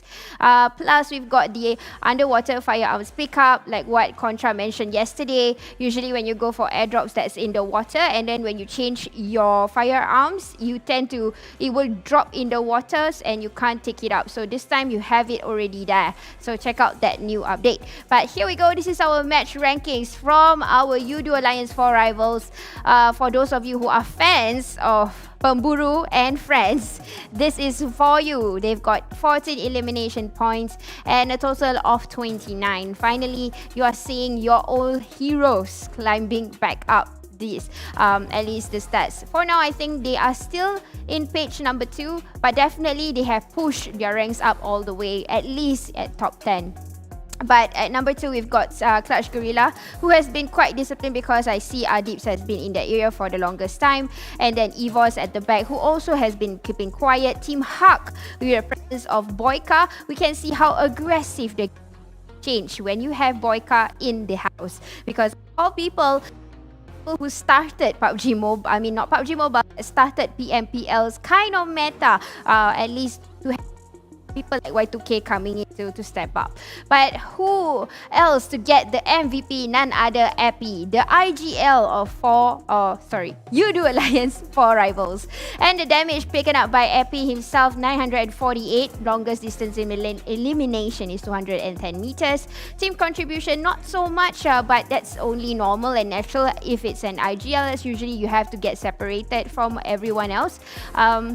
But he's definitely a good IGL, good reflexes, at least from Epi himself. Not much of any elimination, but you guys did see how they wanted to farm it all when they have that beautiful spot, but teams was forced out, so they had shelter, they had defense mechanism in front of them, so they can't really do a whole lot of farming. Even though yes, they got 14, it was I would say an even split within the teammates, and 3.7 MVP points. So this is our player data analysis for Epi, who gets the MVP for that previous match. Now weekly rankings. Oh, you know what? 4 Rivals no longer in page number 2. They are in page number 1 at number 10. So welcome back, boys, to where you belong, or where we usually see them in page number 1. But still, GENEXUS, Axis Ray 1, and all of these people will not budge, at least for number 1, 2, and 3. But for number 4 and 5, there is a great difference. They have stepped up a little bit, especially EVOS surviving again in the top 5, or at least I would say just now number 3. No, wait, number 2. No, yeah, they were number 3, sorry. Number 3, and then Team Huck, and then followed by Sam9, and so on and so forth. But at the pitch of number 2, I would say it's pretty sad to see a few teams not moving yet, but Clutch Guerilla definitely played that well, smartly. They know that they cannot play with the firepower, they have to play with the width. So at least that itself is a job done for Clutch Guerilla today, if they have to prove themselves, and they did prove themselves with at least winning the circle at the very last moment. So let me break it down to you guys about the game that we just witnessed earlier. This time the circle goes to this famous city called Picado. I actually don't like it when it goes into Picado because it's super tricky. The hill even as high, it's pretty I would say not too short, but it's not of a range where you can actually do a farm. But you know what, you do Alliance for Rivals, I'm not surprised because this is where they usually perform in Miramar. So they actually went over from Cruz de Ville, rotated and rotated, not really taking much of an action. They had a few skirmish here and there, but not too much. Like I said, we only see them more aggressive when it was that particular ditch that they won somehow in the, I think it was the 5th circle. Now, looking into Picado, this area was overpopulated with at least 5 teams in the 4th circle. So Clutch Guerilla has already gone in. At this point of time, it's only the 3rd circle. A whole lot of teams is trying to come into Picado. Geek Fam, similar kind of rotation, I would say, from the previous Miramar that we witnessed, even though, were they playing? Yes, they were playing. So it's the same kind of rotation they made. Unfortunately, they cannot push themselves into the circle. So there you go. Very thank you, producers. But this is where I said a whole lot of teams was actually aiming to get into Picado. 5 teams was inside. EVOS was there for the longest time. And Clutch Guerilla, at least for Adips, he made a very wise choice by separating himself as an IGL away from his teammates. And that was apparently where the circle closed in. You guys can see how far Yoodo Alliance for Rivals actually rotated. They were from that warehouse, that popular Picado warehouse where people usually have a standoff. They rotated like at least about half a circle just to get into that ditch because they are so confident in playing with ditch and open areas. That's the reason why they left there, and they make use and they utilize the terrains very well, and they try to farm or make it difficult for people to come out. Although I wish the circle would have ended over towards Yoodo Alliance for Rivals. In a way, we can see a huge elimination process, but even if the circle shifted from them, you did see how tactical about the timing, how these teams actually pushed in. Even though, yes, the circle is already closing in, but the timing, the calls from NIGL and the communication from the scouter, including all of these roles, was how do you say, it was executed correctly. That's the reason why they won that chicken dinner, even though the circle was not on them, and EVOS actually had the compound similarly to Adips. Although Adips only had 1%, the fight would be more aggressive with EVOS. But then again, that is our 4th match of the day. We are going to go for the 5th match, but before that, let's go for a quick break. I'll see you back.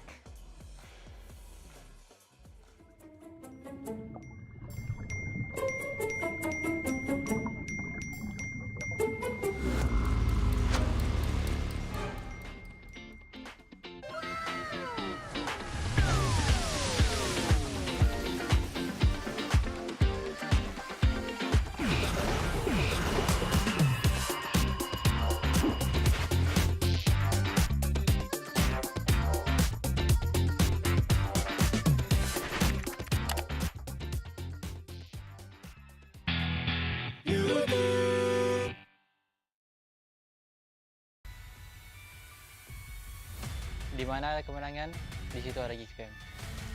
Once a Geek, always a Fam.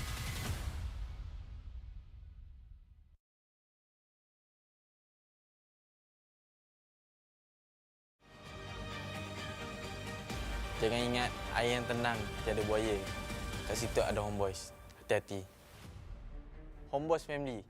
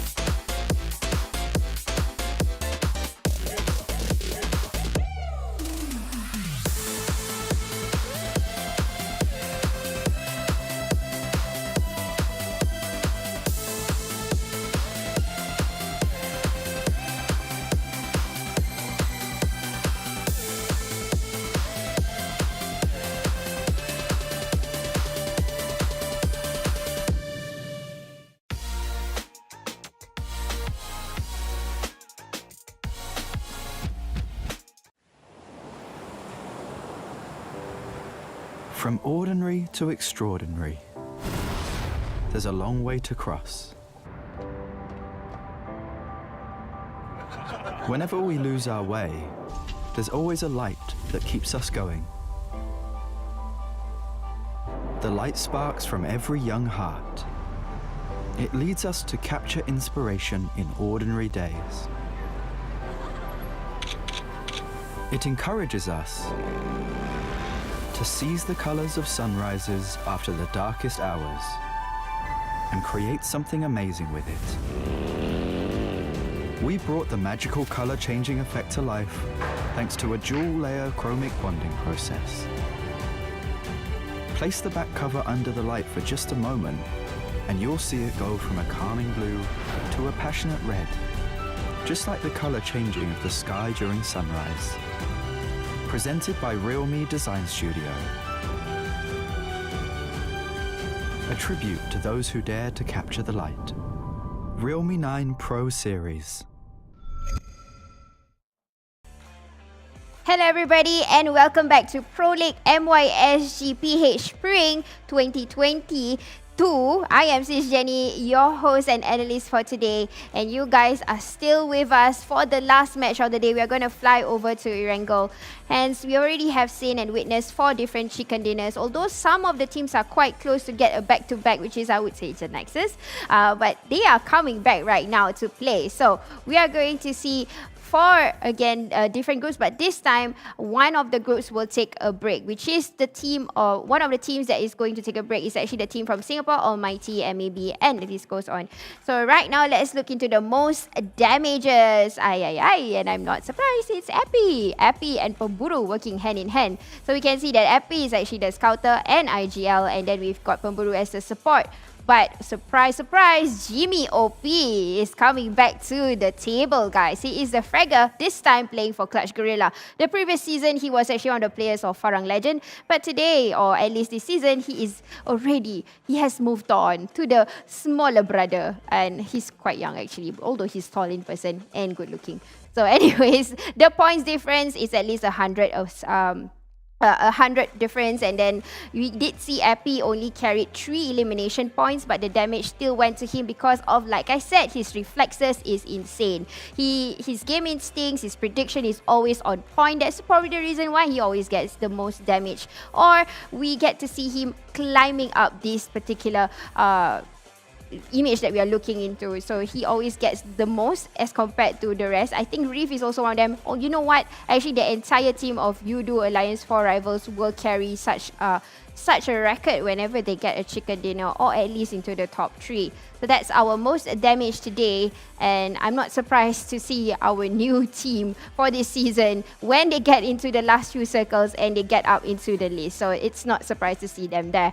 But that is what we can say about the most damage about the teams that just won that chicken dinner, and we're going to see more of them actually. Hopefully they get the momentum and maybe they can do a better comeback for our Erangel match. But this is our overall stats. Let's talk about the hills. We've got 7, 4, 8, 9, and then the knockouts, and also the longest distance elimination belongs to Rensky. I did really like to see how Rensky went head to head with someone just now. I saw his crosshair directed towards the head, and that's the reason why I think it was R2K that was coming in, and immediately he hunted for the guy, went for the shot, and within like I think three bullets, and R2K's player went down straight. Even though it does not say a lot about longest distance elimination, but we can see how precise his red dot was, or how he anchored towards players that is probably in his target already. But throwables has been used about 226, and it's pretty much okay, I would say, for the level of Mirama. And now we are going to witness Group A, B, C, and E playing. So these are the teams that will play for our last match of the day. We will see KHI still in progress to get back into the page of number 1, or page number 1, I would say, for KHI Esports. But you know what, guys? I think our casters are ready, but before that, let's go into talent's prediction. Farang Esports is still my choice. Why? Because like I said, I want to see a comeback, and who else to not give the support but by us, viewers and also casters. They need all this support. So if you have a team of your choice, do let us know by the comments. They can read, we can read, especially the players who are watching the live stream also. They would see that, hey, there are still fans that will still support us. But you know what? Who else is going to support your casters, the voice of your game, which is, we will go into them shortly. So let's go. You know, at this point, I'm not even surprised anymore. The moment talent prediction comes out, I could already tell what badge it was going to be. It feels almost redundant, don't you think? It might as well be like, okay, talent prediction, this team for the entire day. Like, No. it just pops up once. No, you don't even. Yeah, that's kind of the situation that's happening right now. But another good thing that is also fixed here in the PMPL studio is this brand new deal from Realme. Okay, they're starting with the GT2 Pro, their brand new device. It's greater than you see, and trust me by that, because you're only seeing it via the camera. You gotta grab one in the palm of your hands yourself, right? Realme, they're trying to be the next tech trendsetter, or the first one ever, and by getting in collaboration with PUBG Mobile to foster young talents in esports. And what else you should grab is, of course, Yoodo being the official digital telco partner. And of course, Yoodo would like to invite all of you to switch over so you can get free 5 gigabytes of high-speed data and 20 gigabytes of PUBG Mobile data. I mean, high-speed data, that's what you need if you want to be a pro player like these guys. I mean, you know what they say, whatever you're doing on your phone right now, you do it better with Yoodo as your favorite networking line here. So why don't you just hop onto it? What do you have to lose? Nothing really. You just get more what do you call that, data than you need. Sure, but that doesn't sound like it sounds like a good problem to have. Oh, absolutely. Absolutely. And of course, Yoodo is very customizable as well. Tell me more about that one. Yeah, no, I'm not going to tell you more about that one. You guys can head out to Yoodo's website as well to get more information, or sometimes you notice that during the live stream there's this QR code. Scan that QR code as well, and everything will be explained there. Yeah, talking about having more than enough, GENEXUS. Oh man, they are back. Today, they seem like they are just my favorite team here. And unlike Sis Jenny, I don't play favorites. So, GENEXUS seemingly like that they're looking like they're popping off. Why are you laughing at that statement? You know deep down inside it be true. Well, Sis Jenny just pointed how much you love Loyu. What are you talking about? Oh, it's right. That's true. In the previous one.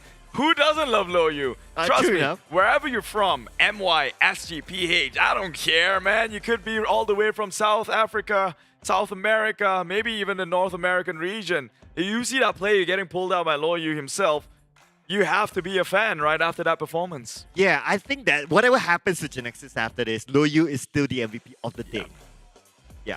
Regardless what happens in the last round. But of course, for fans of GENEXUS, they will want to see their team get more points, because after today there's like 3 more days to go. Anything can still happen to the top of the chart, so you want to have that nice comfort zone up there. Yeah, as clearly we've seen yesterday when Axis actually got themselves a triple chicken, secured #1 spot. Soon after, in day #2, which is today, after 1 game, GENEXUS took over. And now they're building their lead up towards the #1 spot. Can they hold? Of course, 3 more days after today is done. It is not going to be easy feat to do. But if you were to guess or give me a favorite moment from today itself, what would it be? Obviously, before the last game begins. Ooh. Okay, favorite moment. Yeah. Man, it's a tough one. Because there were many good moments. I think I'll give it to KHI versus Axis. Oh, because that was a mistake play. Well, there was actually a good comeback moment as well from KHI. They kind of like dropped the ball a bit. Axis came back, and then KHI had to come back again. That's true. Something like that. It's kind of like an Inception, but for PUBG Mobile. Oh, there's one more moment I really like today as well. So Geek Fam's win in Sandhawk. Yeah, the one they fought against Homebois. Oh yeah. I think that was pretty sweet. Yeah, that was pretty top notch, pretty world class. The way they opened the map, man. Just today itself feels like a blessing, man. Yeah, man. Getting the cast here with you, obviously. Likewise. Tomorrow I'm gonna have to switch on over, like I switch clothes. Someone else is gonna fill in your warm seat. It's not gonna be the same, man. Yeah, man. It's not gonna be the same. I won't be here tomorrow, so keep it warm for me, man. Hey. Although you're not here, at least you were here when we broke the record for the most kills per chicken dinner. Oh, yeah. That's always going to be special. Oh, yeah. Oh, yeah. We got to give it to GENEXUS. Yeah, that's a special moment for them as well. 20 elimination points. I mean, beat that for this season. And we're just like, what, in the second week, day number 2, and we already got 20 eliminations. I would like to see teams beat that, though. Imagine that. Yeah. The amount of sheer hardship you'd have to go through in order to be able to accumulate that much points at the same time earn yourself a chicken dinner.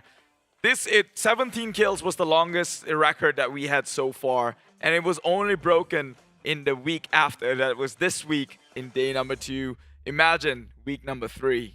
Will we ever break the number? Will KHI bring home a chicken dinner today as well, as they did yesterday? All goes down to them. And answer the critics, right? Yeah. I mean, to It'll be fair, interesting. they already shut a bunch of the critics off with that fight with Axis. You know what was funny? So I heard from our colleagues on the other side. Yeah. So in Sandhawk, they were like, they were like going on like, oh, KHI, oh. But the next round, KHI proved them all wrong. So there was like a moment where everyone just went silent. Everyone was like, okay, I'm done. I mean, you can't hate. No matter which region you're from, you just can't hate the game and the way it was played out. To be fair, that was a mistake on Axis. So they paid the price hefty on that one. Bragging rights goes to them. So far, today itself, week number 2, it's Singapore who hasn't gotten themselves a chicken dinner just yet. Oh yeah, if you kind of think about it, right? Just for week 2, it's only Singapore. So are you rooting? So would your prediction be Almighty for the final round? Unfortunately, no. Oh, they're not playing this round, right? They're not playing. Oh yeah, they're not playing. Oh, too bad. Yeah. Unfortunately, no. However, GENEXUS again. Stop calling me out, man. They're gonna paint me a fanboy or something. Well, since Jenny already painted you as a fanboy. I mean, who isn't a fanboy? On. Yeah, Jeez, true. let's be serious here. Come on, man. It's pew pew. Okay, I'm what they call a wheat or a lalang. So I go by the wind, and right now it's blowing the side of GENEXUS really strong. Right. Right, because when Team Secret and Sem9 just seemingly they're down in the dumps, I need a team that I can root for. And that sounded so bad. I know. I can't believe I'm saying this on the panel. No, man, we keep it really real here on the panel, right? Like, hey, we call a spade as a spade. If they're not performing, they're not so hot right now, then they're not. But I never said that they won't win the country finals when they get into it. To be fair, it's not about how you finish in the middle of the league. Exactly. It's how you finish at the end of the league. Exactly. So that's license for me to jump from one team to another. Wow. Wow, you justify yourself pretty well. Not bad. I know, I'm quite the psychopath. You gotta learn from Sis Jenny, you know. Oh, the only time that she jumps ship is when they are not playing. Yeah, well, that's because she's forced to. If she was given a choice not to vote, she probably wouldn't put a badge on it. We just know the allegiance she has for a single team. You know, she's a crazy fanatic. If you think I'm crazy for GENEXUS, nah. Only this week, only today I hopped on the GENEXUS bandwagon. But at least you know now that Sis Jenny is a very loyal person. That's true. That's true. Yep. Just saying. Yep. Is that a good thing to have on the up when you're hosting the entire PMPL? Well, indirectly, she's sending a message to everyone out there watching. So. Okay, so if you kind of can get where her allegiance lies by now. Where does your allegiance lie, Sir Cloud? My allegiance lies to you, of course. Oh my God, yeah, we're back at a fanboying session. Yeah. I'm fanboying your mustache. You know, whenever I saw Pemburu, I don't see Pemburu, I see Keith. Hey, that's an honor, man. Wow, to be up there on the chart. I mean, they just got themselves a chicken dinner, and he's got a hefty amount of kills. I mean, he did stole your mustache. Oh. In the first place. I'm just saying. Like, everyone wants to be Keith, right? I like that. Yeah. I don't think there's a comeback from me. Like, besides thank you, that's kind of it. But you know what else we have to thank? Yeah. We have to thank the teams for starting right now in this game. So it's going to be Irango being our last game for today, ladies and gentlemen. And who will bring home this final chicken dinner? GENEXUS is back in the house. Yeah, my favorite team for the day, at least until when the wind blows a different direction. That is where I will go. But for now, GENEXUS seemingly like the better teams on top, coming in on form, breaking a record, and here we are in the final map of the evening, Erangel. As I used to like to call it, Erangel. Where was that from? That was from season 1 or 2. I don't remember by now. Wait, no. Is that an actual reference? Like, is that how it's actually pronounced? No, that was my reference. But anyway, it's a kind flight path for most of the teams. I'd say cutting in the middle. Teams that are not playing, one of the teams that are not playing is MAB. So they normally drop in Ferry Pier. It doesn't matter now that the flight path is on this side and they're not playing. But R2K may need to travel a little bit as they normally drop into Quarry, so they might drop into somewhere around areas of Gatka. They just need to be wary of Team Secret. Other than that, I think most of the teams will be able to reach their destination. And their destination, they will, as we see Axis immediately makes their way towards, well, close by at least Stalwart Kamashki, which they have pulled off again today. Now, the question is, will we have it at a scam circle as well?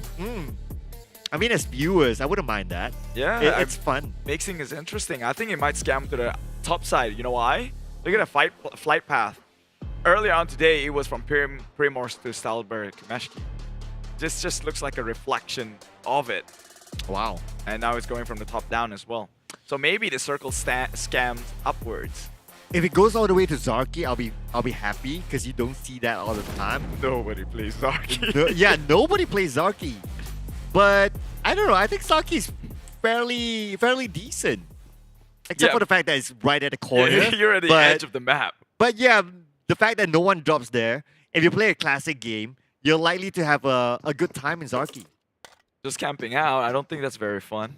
Well, I mean, it's a survival game at the end of the day. That's true. That is a true cold hard fact here. And you know what else is true?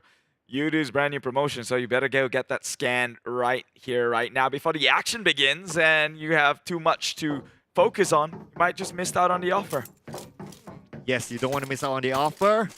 Well, Geek fam, not missing out much as Dingoz is nowhere inside. I think they're somewhere around hospital if that doesn't change. Now, Farang Legends, the team that's the pick from Cisjani today. Today has been a on-off day for Farang Legends, I'd say. Not really showing up. Maybe because she was voting for him. You know how it is. No. Hear me out. I was in the hosting panel, right? I was in the hosting panel before I head over to the casting desk. Every single team I vote bows out. They don't get the chicken. At least they get it in the next round. No, that was only week 1. Oh, that was only that one day. Yeah. Oh, right. So in other words, don't get picked by the host. It's the curse of the host or the hostess. It remains true. It's just taboo. It's just taboo. Like how nobody tries to get a chicken dinner in a show match. Yeah. Yeah. Similar. I'm glad that as casters, we don't need to do predictions. We used to though. Yeah. Predict one right now before anything happens. Well, you don't even know the circle, so you can't make a prediction. True. Hurry up. Okay. Let's see. GENEXUS. Okay. I'll double you for that. I'll pick a Nexus. Okay. Yeah. Okay. All right. There you go. Okay. Fair point. Now let's see it play out. And talking about GENEXUS here, 2 winner chicken dinner winner is about to meet each other here. Yep, it's Loyu against Epi! Oh, you take out my favorite player up in minute 1 here. So maybe GENEXUS just dropped their chances by it. No, it's not GENEXUS' fault. It's your fault for loving I told Loyu. you. See, you cursed. See, that was the point I was trying to make. What? So now you're trying to sabotage GENEXUS? No, I'm just saying that if you do vote for a team, they come in short. Isn't that sabotaging the team? I did it for an example.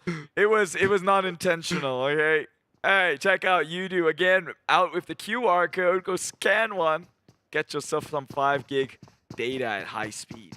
And 20 gig to play PUBG Mobile itself. So you know you're not eating any of that entertainment time. Well, I'm entertained right now by your predictions. But, well, okay, to be fair. Okay, for the record, yesterday, Axis got the chicken dinner by playing with 2 players for most of the round. So if GENEXUS still has 3, there is still a possibility. But Low Yu's down though. Man, I'm trying to put some positivity. The fans are listening. Nah, you're fine. Alright. Actually, there's some point to that, right? Because when Low Yu, seeming like he carried the entire game for GENEXUS, came out the stats, it was like 25% team contribution. So he wasn't carrying the entire team all the way. It was pretty balanced through and through. True. But then again, okay, so out of 20 eliminations, he got 9 in that round. Yeah, but maybe not the most damaged. Big brain moment coming for Keith. I like that. Yeah. Yeah.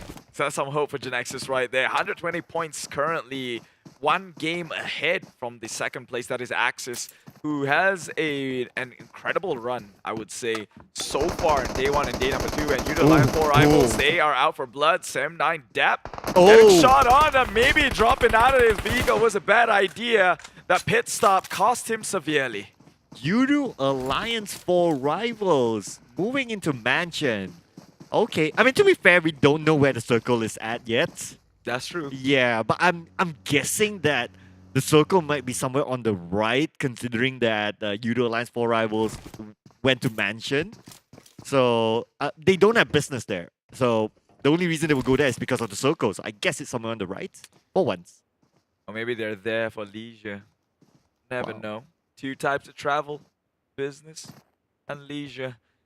Well, it's not so leisureful if you lose a life in the process, so I guess, paid the price there. Well, but they got a point against M9. Yeah. So it was a worthwhile leisure travel thing. That's true. Meanwhile, QB again, the brains for the team, still alive here. He was alone in this point. That was actually pretty risky of him. Thankfully, the Dingoz only had 1 people over. I mean, this is a Geek Fam traditional drop spot. It's over in hospital. They pretty much know the landmark or the hallmark of this entire place at the back of their heads. And I guess you're right, seeing as though the blue will be closing in from their side of the map. That would be in a circle towards the right-hand side of the map. Yeah, I noticed a 2,000-ish meter counter on the mini-map earlier on one of the players, so I would assume that it is the circle's on the right. So that's where normally Sem9 is at. I think it's going to be an easy entry for RSG, for Homebois as well. Oh, RSG isn't playing, by the way. But Homebois, it's going to be okay for them. Yoodo Alliance 4 was interestingly, with that kind of circle, they came all the way from Rozhok to Mansion. It's quite a fast move from them. They normally rotate not that fast, so that's quite a different strat coming in from Yoodo Alliance. Could be the sheer adrenaline and confidence coming out from a winner-winner chicken dinner, and now probably even trying to, leapfrog all the way up. They're barely in like number 10th, right? So they cannot afford to be a bit more complacent. They still want to make their way up and get a better lead to maybe move into the head start. And GENEXUS, as I live and breathe here, under fire right now. Might lose Snappy on the ground as Axis. They are within sights. And they're looking to push right now. 2 vehicles crashing onto the compound. It's Micah, OP, and Faris. Can they get in time? Surely they do. They do get the revive. Miss the bang. Oh, but will be followed up by Micah, OP, who's coming in from a flank angle. And that would be GENEXUS losing 2 more. Again, proving the point that I shouldn't be rooting onto any single teams here on the desk, because that usually means trouble. So whether it's on the hosting segment or whether you're on the desk, you just know. Hey man, just don't. It is how it works. Don't jinx it. Just don't do it. Don't. Well, you're spot on with the circle here. You can see it does close down onto the east side of the entire map. Lipovka seems to be quite the sweet spot. However, still quite a wide pie to kind of assume a pin drop within the situation here. You know, it kind of reminded me of something. You know, when people talk about like the show match curse? Yeah. Like, you're the living show match. I'm not the only one. Like, I know you're a joke. Yeah. Yeah, but you're a living show match now. No, Carrying the curse. I'm not denying it. I agree, but I'm saying I'm not the only one. Hey, my predictions were wrong 100% of the time. I'm not the only one with 100% wrong prediction. Cut me some slacks here. Okay, I mean, well, since Jenny has been trying Look today. at that! See what happens! No, the moment we mentioned that, so Olio went down. No, we mentioned nothing. Someone else voted for them, so that was jinxed from the get-go. Yep. I'm the only one that's clean here. That's true. Yeah. You want to cheer for EVOS? Hang on, I already said Axis earlier. Oh, that's true. That's true. Yeah, and they were the ones to take out the 2 from GENEXUS. I'm just saying. Maybe you're Mr. Lucky, man. You're the guy with all the blessings in the world here. Meanwhile, it could be a team that sneak right past under our noses. We've seen how Bosskur does that many a times now. Yeah, Bosskur and Team Hug is again playing with Boyka. So this is his second round in the PMPL this season. I think they were just okay in the previous round. I mean, they made nice rotations, they took good fights, but you know, sometimes it's a bit unlucky here and there. But so far, looking good with Boyka in the lineup, I say. Yeah, and who else is looking good? Last week, it was Homebois who got second place, but not showing so much. Right now in number 15, much like some of the teams that we expect to be placed higher. So not quite of a good news for them, but however, like you mentioned, one game is all it takes to change the situation here. Now TABAH NC makes it across from Sosnovka. Now in mainland, got through pretty fine, although R2K has got eyes on their rotation. So R2K playing a little bit of a gatekeeping role, but they're not going to make those big moves just yet. I mean, we are still early into the game. And talking about Homebois, I mean, they were hard last week as well, placing themselves second at the end of the week. This week, not so hot just yet. Sometimes it's about, like, if you're on top, like, teams would research on you. Like, teams would pay extra attention, like, hey, why are they on top? Let's try to counter them. And I think that's what's happening with Homebois now. And same goes for Dingoz too. Oh yeah, Dingoz. I mean, Dingoz has their moments, right? Knowing that they are pretty much in a fighting aggressive team, I think people maybe just avoid them per se, because they know that they will probably be the ones running towards you for the battle, and maybe can capitalize on that by playing a bit more smart. Meanwhile, Axis though tossed up a nade forward. They're really right in front of each other, and I mentioned Bosskur earlier on. Could I have jinxed them as well? I wouldn't want to be answerable to Daddyhood if he calls me. No. Technically, I didn't jinx them. Look at the circle. Close, okay, there you right go. next to each other. Right? All right. We gotta wait. Oh no, you gotta go eat that. I mean, nothing Axis to do is with right this. there too. Okay, yeah. I mean, my prediction is still on point that Axis is still in this. Yeah, I'm just saying. But man, Psycho, he's the one guy. He's the damage dealer coming out from Bosskur. So far, we haven't seen much of his aggression come week number 2. What happened? Something tamed him a little bit over the short break they had past 2 days, I guess, on the... Well, actually 3, now that the broadcast was delayed by 1 day. So they had a 3-day break, and maybe that was all it took to make some of them a bit rusty. Yeah, sometimes it's about, like, you know, it's like muscle memory, right? Like, if you don't play the game or you don't do that thing for a certain period of time, you tend to lose it. So maybe that kind of affected the players. I don't know. It's kind of hard to tell. But what's not hard to tell is Rensky going down as they try to siege against GENEXUS. And that's the last man standing. And GENEXUS will be eliminated. The first team to go out. Oh, Keith, would you like to explain yourself? Yeah, I overhyped them a little bit too much here. Meanwhile, though, Dingoz is up against Team Bosskur. Again, another team that I have mentioned briefly, probably jinxed them as well. That nade tossed into the window was not lethal, but it did take out a hefty amount of HP. Bosskur, their position is just not well equipped to take on this fight. They might as well get into the buggy and jet out of there, because they are being surrounded by the like of Dingoz right now. And as I mentioned, they are aggressive teams. They're not looking to back out. Going from the flank side, but I think Baby Kim has got an idea that as far it would do so. And they're trying to make it with a wraparound here. I do hear some sort of a vehicle running through though. Yeah, I think they're trying to reposition themselves. But also to take note that Bamis is playing for Dingoz, so I think, I'm not too sure if he played the previous rounds, but I think today is his debut. He hasn't been playing last week. So they are swapping out things, refreshing things up, considering that their performance isn't up to the hype that they had last week. Yeah, well, I mean, you kind of have to troubleshoot whenever there's a bad situation, or even good, right? What things you can do better. I guess that's why they all have analysts and, you know, coach and strategists in the midst of them. And talking about which Axis strategically perched on the mansion here will be shooting down against the likes of Homebois, actually breaking their formation apart. That could be detrimental for Trix as he just went into Yoodo Alliance 4 rival, who has dished out enough damage, but with the help of Micah OP, they did not overpeak to finish the job here, and that would give time for Homebois to reset. And we'll be reviewing with the fourth circle really soon, so this is going to be crazy. Okay, so the circle moves away from Homebois. Yoodo Alliance 4 hours probably does have the circle as well. And yep, Homebois prioritizing the circle, making that fast move. Yeah, and maybe all that distance traveled was not worth it, since they just got scammed in the process. They're going to have to make a beeline back to where they came from here, but can they do so? They're surrounded both sides by the likes of Axis and Yoodo Alliance 4 rivals, who's making a rotation inside the circle as we speak.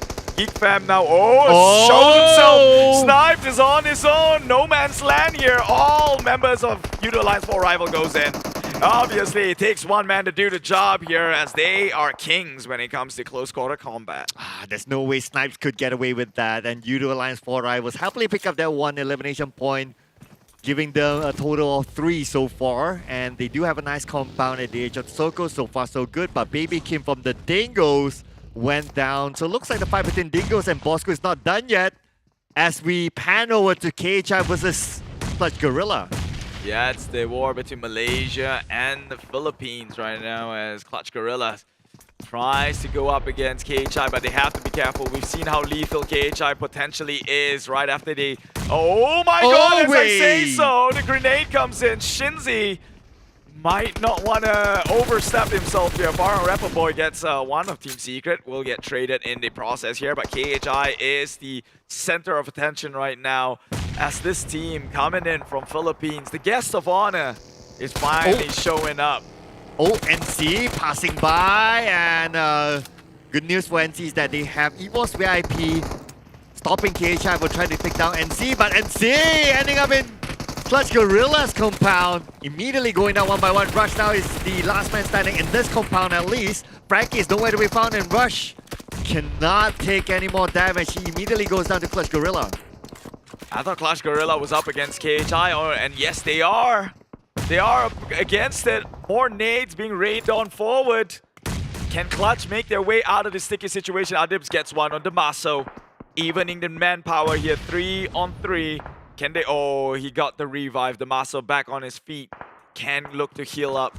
Advantage goes to side of KHI again. Nades have been tossed on forward, but so far, nothing lethal just yet. Oh, the nade kind of bounced out, so it was a lucky... It was... Tam should have counted his lucky stars there. And now look at THQ, Team Hawk. They're caught out in the open, and they're caught between two teams. Yoodo Alliance 4 rivals. Definitely not allowing Team Hawk to move. No one gets wiggle room right now, as Yoodo Alliance 4 rivals again. They're just here to farm some points. They've got a bunch of the members. It just needs to clip once to confirm the position here. It does? I think it did. I saw a hit count earlier on. However, I think maybe that could be from his allies. They're in the cover of smoke, so Team Hawk might be able to get the reset on time. Team Hawk, better pray that they have the circle. If they need to move, they'll be out in the open with many teams all around them. And now we'll be reviewed the circle. Man, this is just agonizing just to guess where the circle is at. And the circle goes up north. And look who's in it. It's going to be Sem9. Sem9 gets the better half this time round, but can they hold their position? A lot of teams contesting towards the area here, especially in the northwestern side. We've seen a bunch of them. Axis is going to get a free entry within circle. So things are only going to be spiraling down even the more 5th circle onwards. We're just going to crank the heat up. Okay, Geek fam, they don't have the circle, so they need to move forward. Mika will be gunned down by Iron Pro. Geek fam is starting to heal up, they're starting to get ready to move into the circle, but they can play the gatekeeping role as well, as they're close by with the circle, and teams need to pass by them to move in. Geek fam, they're fighting in such an awkward situation here. They do have cover, but they have to play on the outside of the circle, seeing as though that's where the hill ends. But QB spread on wide open, has got 1 foot across the door. Maybe he can come in with some sort of pickup here through the smokes. Does decent damage, but KHI, they've been pincered down by NSEA. They're losing 2 members in the process. Oh, look at this. Sam is going for it. He's going to finish off Team Hawk. And Dams is still alive. Sam is trying to finish off Team Hawk. But Dams is trying to revive Heiko. He could be able to do it. But the molly will be tossed out by Sam. Could this be an elimination for Team Hawk as Sam burns them down to the ground? That is them. Actually, they missed it. Oh. He missed the fire point. This could be Team Hawk being able to go in for the revive and maybe even turn 1 round. They only have... Sam Z! The fatal mistake of missing the mark here cost him his entire life. Clutch Guerrilla's now up against Team Secret.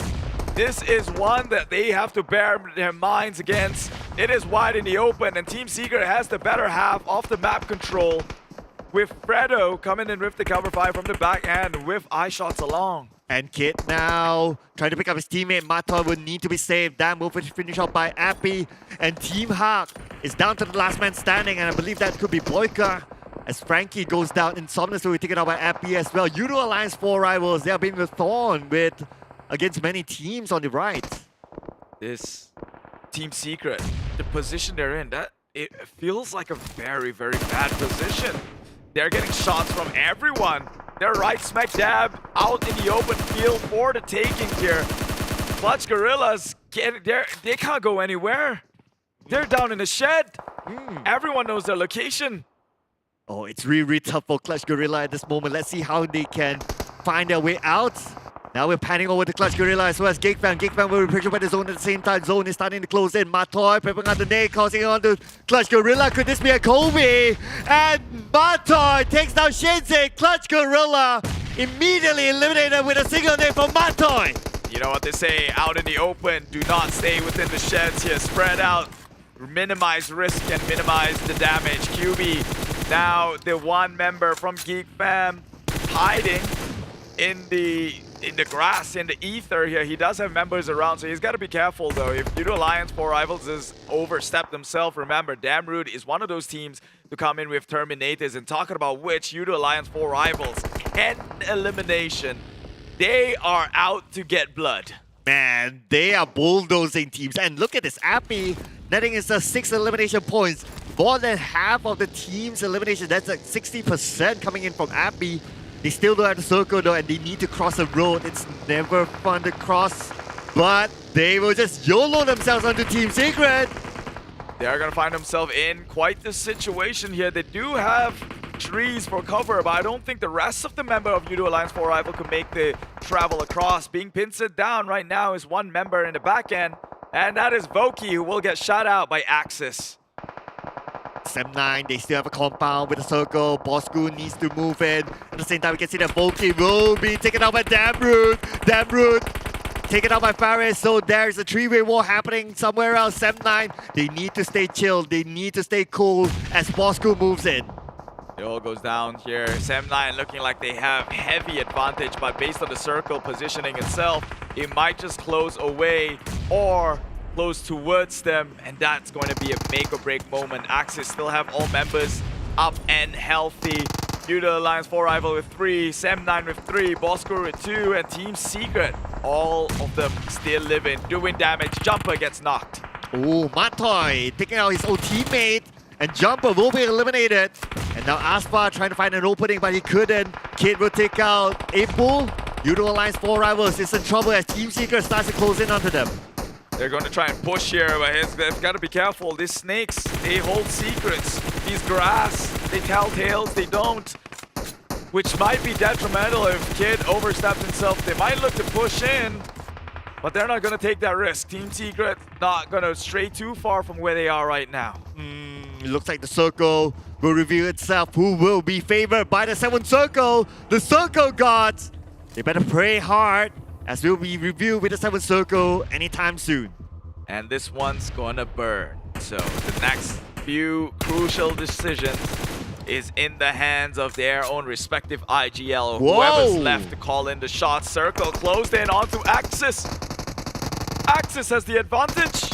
And Yoodo allies 4 rivals as well. Sam9 needs to move, but Sam9 needs to win the fight against Bosskur. Psycho going down, Bosskur only 1 left, and Bravo will get a double elimination back to back. And Sam9 has an opening. But they are not in the clear. Sam9 to make the push towards that circle means exposing themselves, compromising decision. Meanwhile, Axis, they heavily loot themselves up with all the smokes in the world. Surely people know their location, but it doesn't matter at all.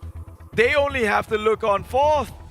Yes, and it doesn't matter because they have the circle, so they won't be pressured to move forward. Same goes with Yoodo Alliance 4 rivals, but can't say the same for Sam9. Sam9 will need to find an opening. Now, time is not on their side as the zone starts to close in. Yeah, Yoodo Alliance, they found themselves on the inside Fredo. here, but Team Oh! Secret comes in with the far-range shot. They might be able to even wipe out the rest of Yoodo Alliance. They will! That's Yoodo Alliance, 4 rivals down. Axis next. If they do take over the circle compound, this game could very well be theirs. They do have the numbers advantage, but they get punished.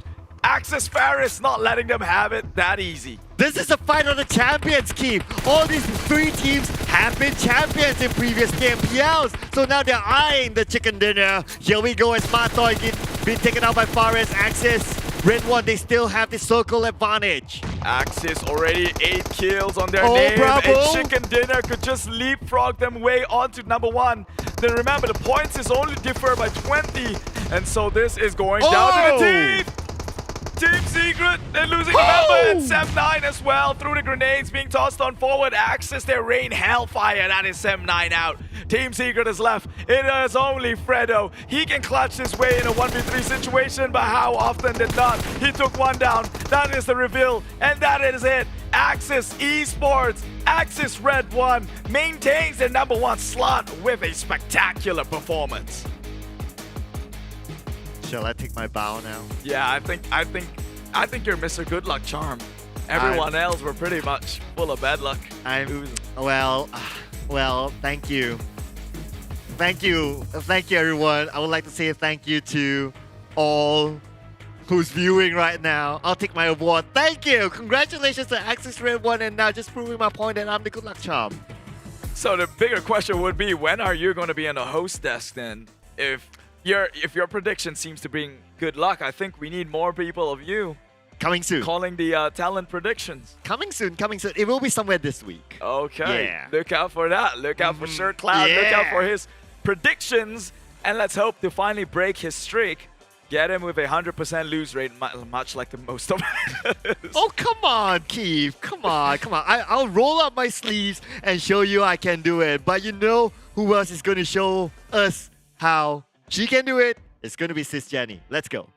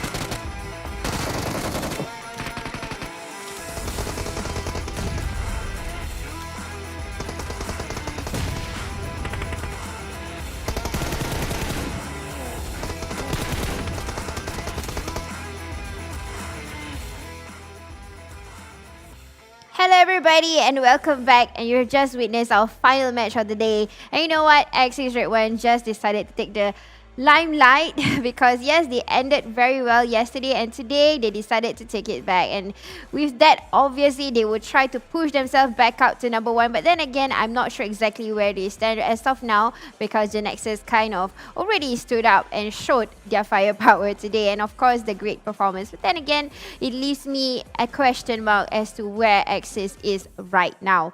But those of you who preferred this game that particularly played, because we did see the final circle with all the OG teams that was doing a head-to-head, like what Sir Cloud was saying, all these teams was before this a champion. But let's go into the match ranking first. Axis redONE getting 13 elimination points and winning that last chicken dinner. Obviously, they were very calm coming into the circle. Yes, they did not get the circle the first, I would say, before that circle number 7-6. They were really outside, but they were not rushing to come in. They were still holding their fort, even though most of the teams was actually in the open. So they kind of have that confidence that the circle would be on them, exactly as to what we saw in the earlier game in Miramar. They stayed put in that particular circle, but that one, the circle did not go to them. But this time, because of that patience and that confidence, the circle went to them.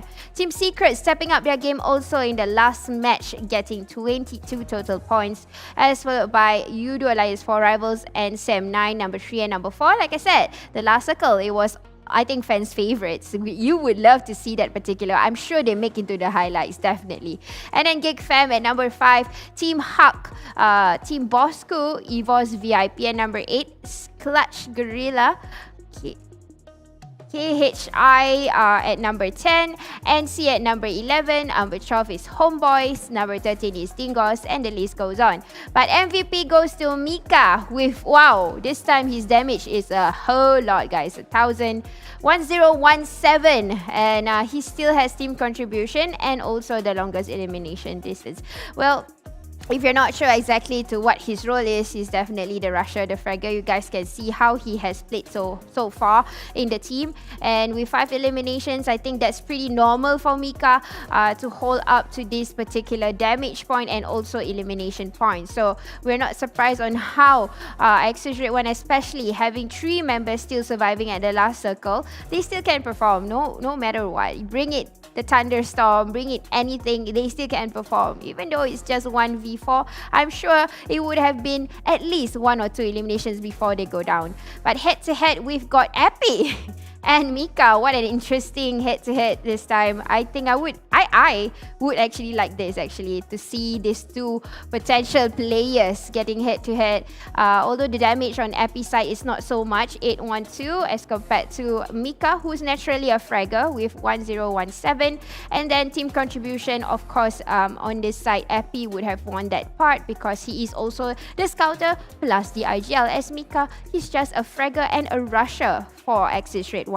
So good elimination points for both of these players, but then again, it depends on your point of view, which of these players is actually your preference.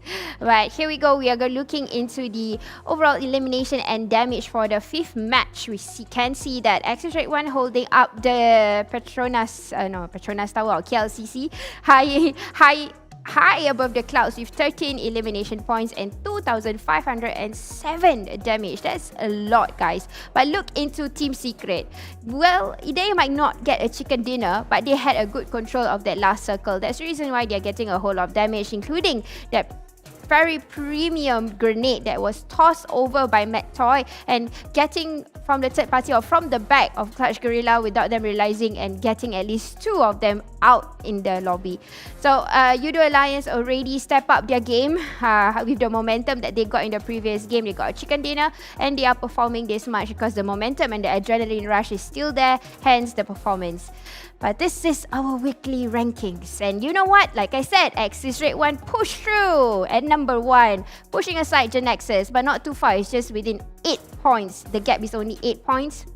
With 128 and 120, GENEXUS just under. Geek Fam still always in the top, I would say the top part of page number 1 with 93, Sam9 74, EVOS 71, Team Hawk 69, and the list goes on. But at page number 2, unfortunately for some teams, no performance yet for the first day at least. We are still waiting for them to come back, especially SMG, Farang, who has been in page number 2 with last, I think would be last week. This is how they started and they are showing the same kind of shreds also, unfortunately.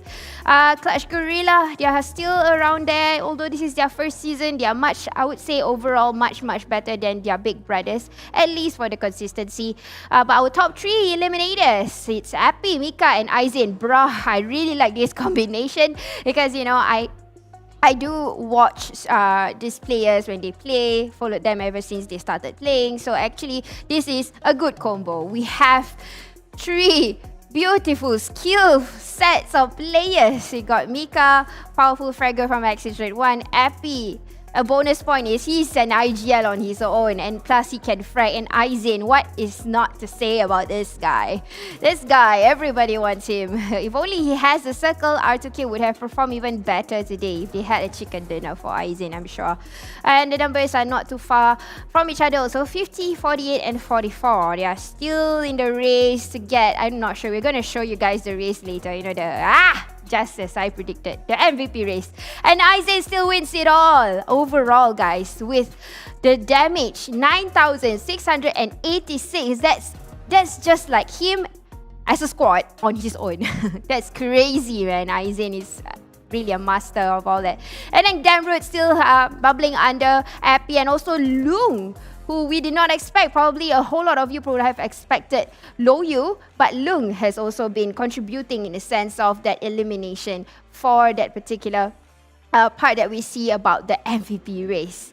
Okay, so guys, let's do a recap about the previous game that we see. So the circle decided to close over onto the east side, and this is exactly where Axis would be, around Stalber, Kamishki. They would start from the north and they would go all the way down south and park themselves comfortably in Mansion. So this particular position when they were in, they were pretty much comfortable. You know, Homebois was lingering around, they were, you know, spraying to one another, but they were quite uncontested for quite a bit. Fourth circle, I think all the way till the 5th circle, then they decided to take on fights. Before this, it was just long distance shots, nothing much happening.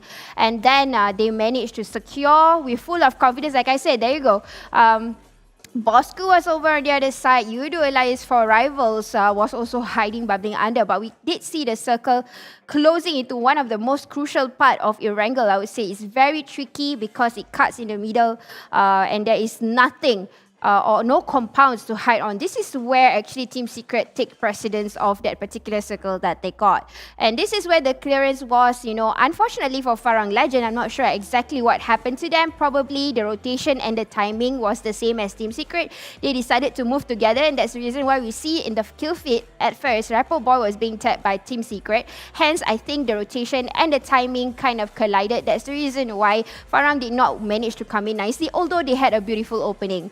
Now, this is where the last few circles happened, and we can see EVOS had a compound, but of course it was being disturbed by a few crashes, and you know, they had to control that. And even Clutch Guerilla had troubles or find it difficult to fight with KHI, although they were just sharing a compound. Maybe because they are also getting equivalent amount of sprays coming from all the outskirts of that particular compound that they were in. That's the reason why they find it hard to move out of the buildings, because every time they pop their head, the sprays would go on for Clutch Guerilla. Now, this is where you see Team Secret. They are taking precedence of this space, being well utilized, I would say. If only the circle would have closed on them, I think it would be their chicken dinner. But unfortunately, the circle decided to shift to Axis and Yoodo Alliance, and because they don't have the manpower, they are unable to fight back, especially when Team Secret decided to crash in. And when they crashed in, Axis Red One has already have their eyes locked on the target, and that is what happened with the chicken dinner. The Axis decided to lock it in for tonight. So, what is in for us right now? Although all the matches have ended, it's not the end, because I still have an interview for you guys. And who is on the line? Let's check it out. Who are you? Hello, hello, hello. Hi, View View. Hello. Oh my god. I remember we Hello, played together. But anyways, it's not about me. It's about you. How do you feel about GENEXUS' performance? GENEXUS performance today is very good. I think it's equally good as yesterday. Yeah. Tell about a comeback, man. This is not a comeback. This is a statement. 20 elimination points view. Was that, I would say, a foreplay, or you are just really showing that this is what GENEXUS is made of? Oh, you can say that, I guess. Wow, confidence. I like it. So, Biu, to all your fans, and plus, I'm sure you have new GENEXUS fans out there, including me. I'm still your fan. Remember, we play Sunhawk together? But what do you want to say to them, at least for this season? What do you want to say to the fans on what we will expect from GENEXUS? Okay, so I get asked this question yesterday also. Oh, similar really? One. Oh, dear. So I guess I'll just say the same thing. Like, Okay. thank you guys for your support, and also for the newcomers. So this is PUBG Mobile. We're playing PMPL and all, and hopefully you guys can continue to support us, and we'll try our best to get top 1. Yeah. Yeah. Definitely. I hope so, because I think there's a lot of skills that is coming out, especially with the 20 elimination points. That's crazy. But anyways, thank you so much for being with us. That's all we have for today. Thank you so much. We'll see you very soon, okay? Bye. Aww, I had a fan moment. I told you guys, I play PUBG a lot. So yes, I did join one of his streams when he opened up back then, when he was still active in streaming. So yeah, it was a nice, I was quite surprised to see him there. Definitely. That's the part when you get to watch the talents that you like and you follow up, and yeah, that's the feeling. But this is what is happening tomorrow. We still have the same cycle: Sandhawk, Erangel, Miramar, and then Erangel. So these are the teams that will be playing. We can see A, B, C, E, and then A, B, D, E, and A, B, C, D, B, C, D, E, and A, C, D, E. Yeah, so the timings will be the same, and I'm not sure, but I'm sure, something that I'm sure about is that teams will do homework. And you will see a lot of coming back from different teams, especially teams that are in page number 2, because these teams usually will feel the pressure even more, and especially teams who nearly got into champion last season, and this particular season they are not making any kind of statement, or they made it into the top 5, top 7, but unfortunately right now they are at page number 2. So it's something that I wish they can, come out from that shell, show us how they can excel. But then again, that's up to tomorrow. So I'll see you guys tomorrow, same channel, same page, and yeah, ciao, bye bye.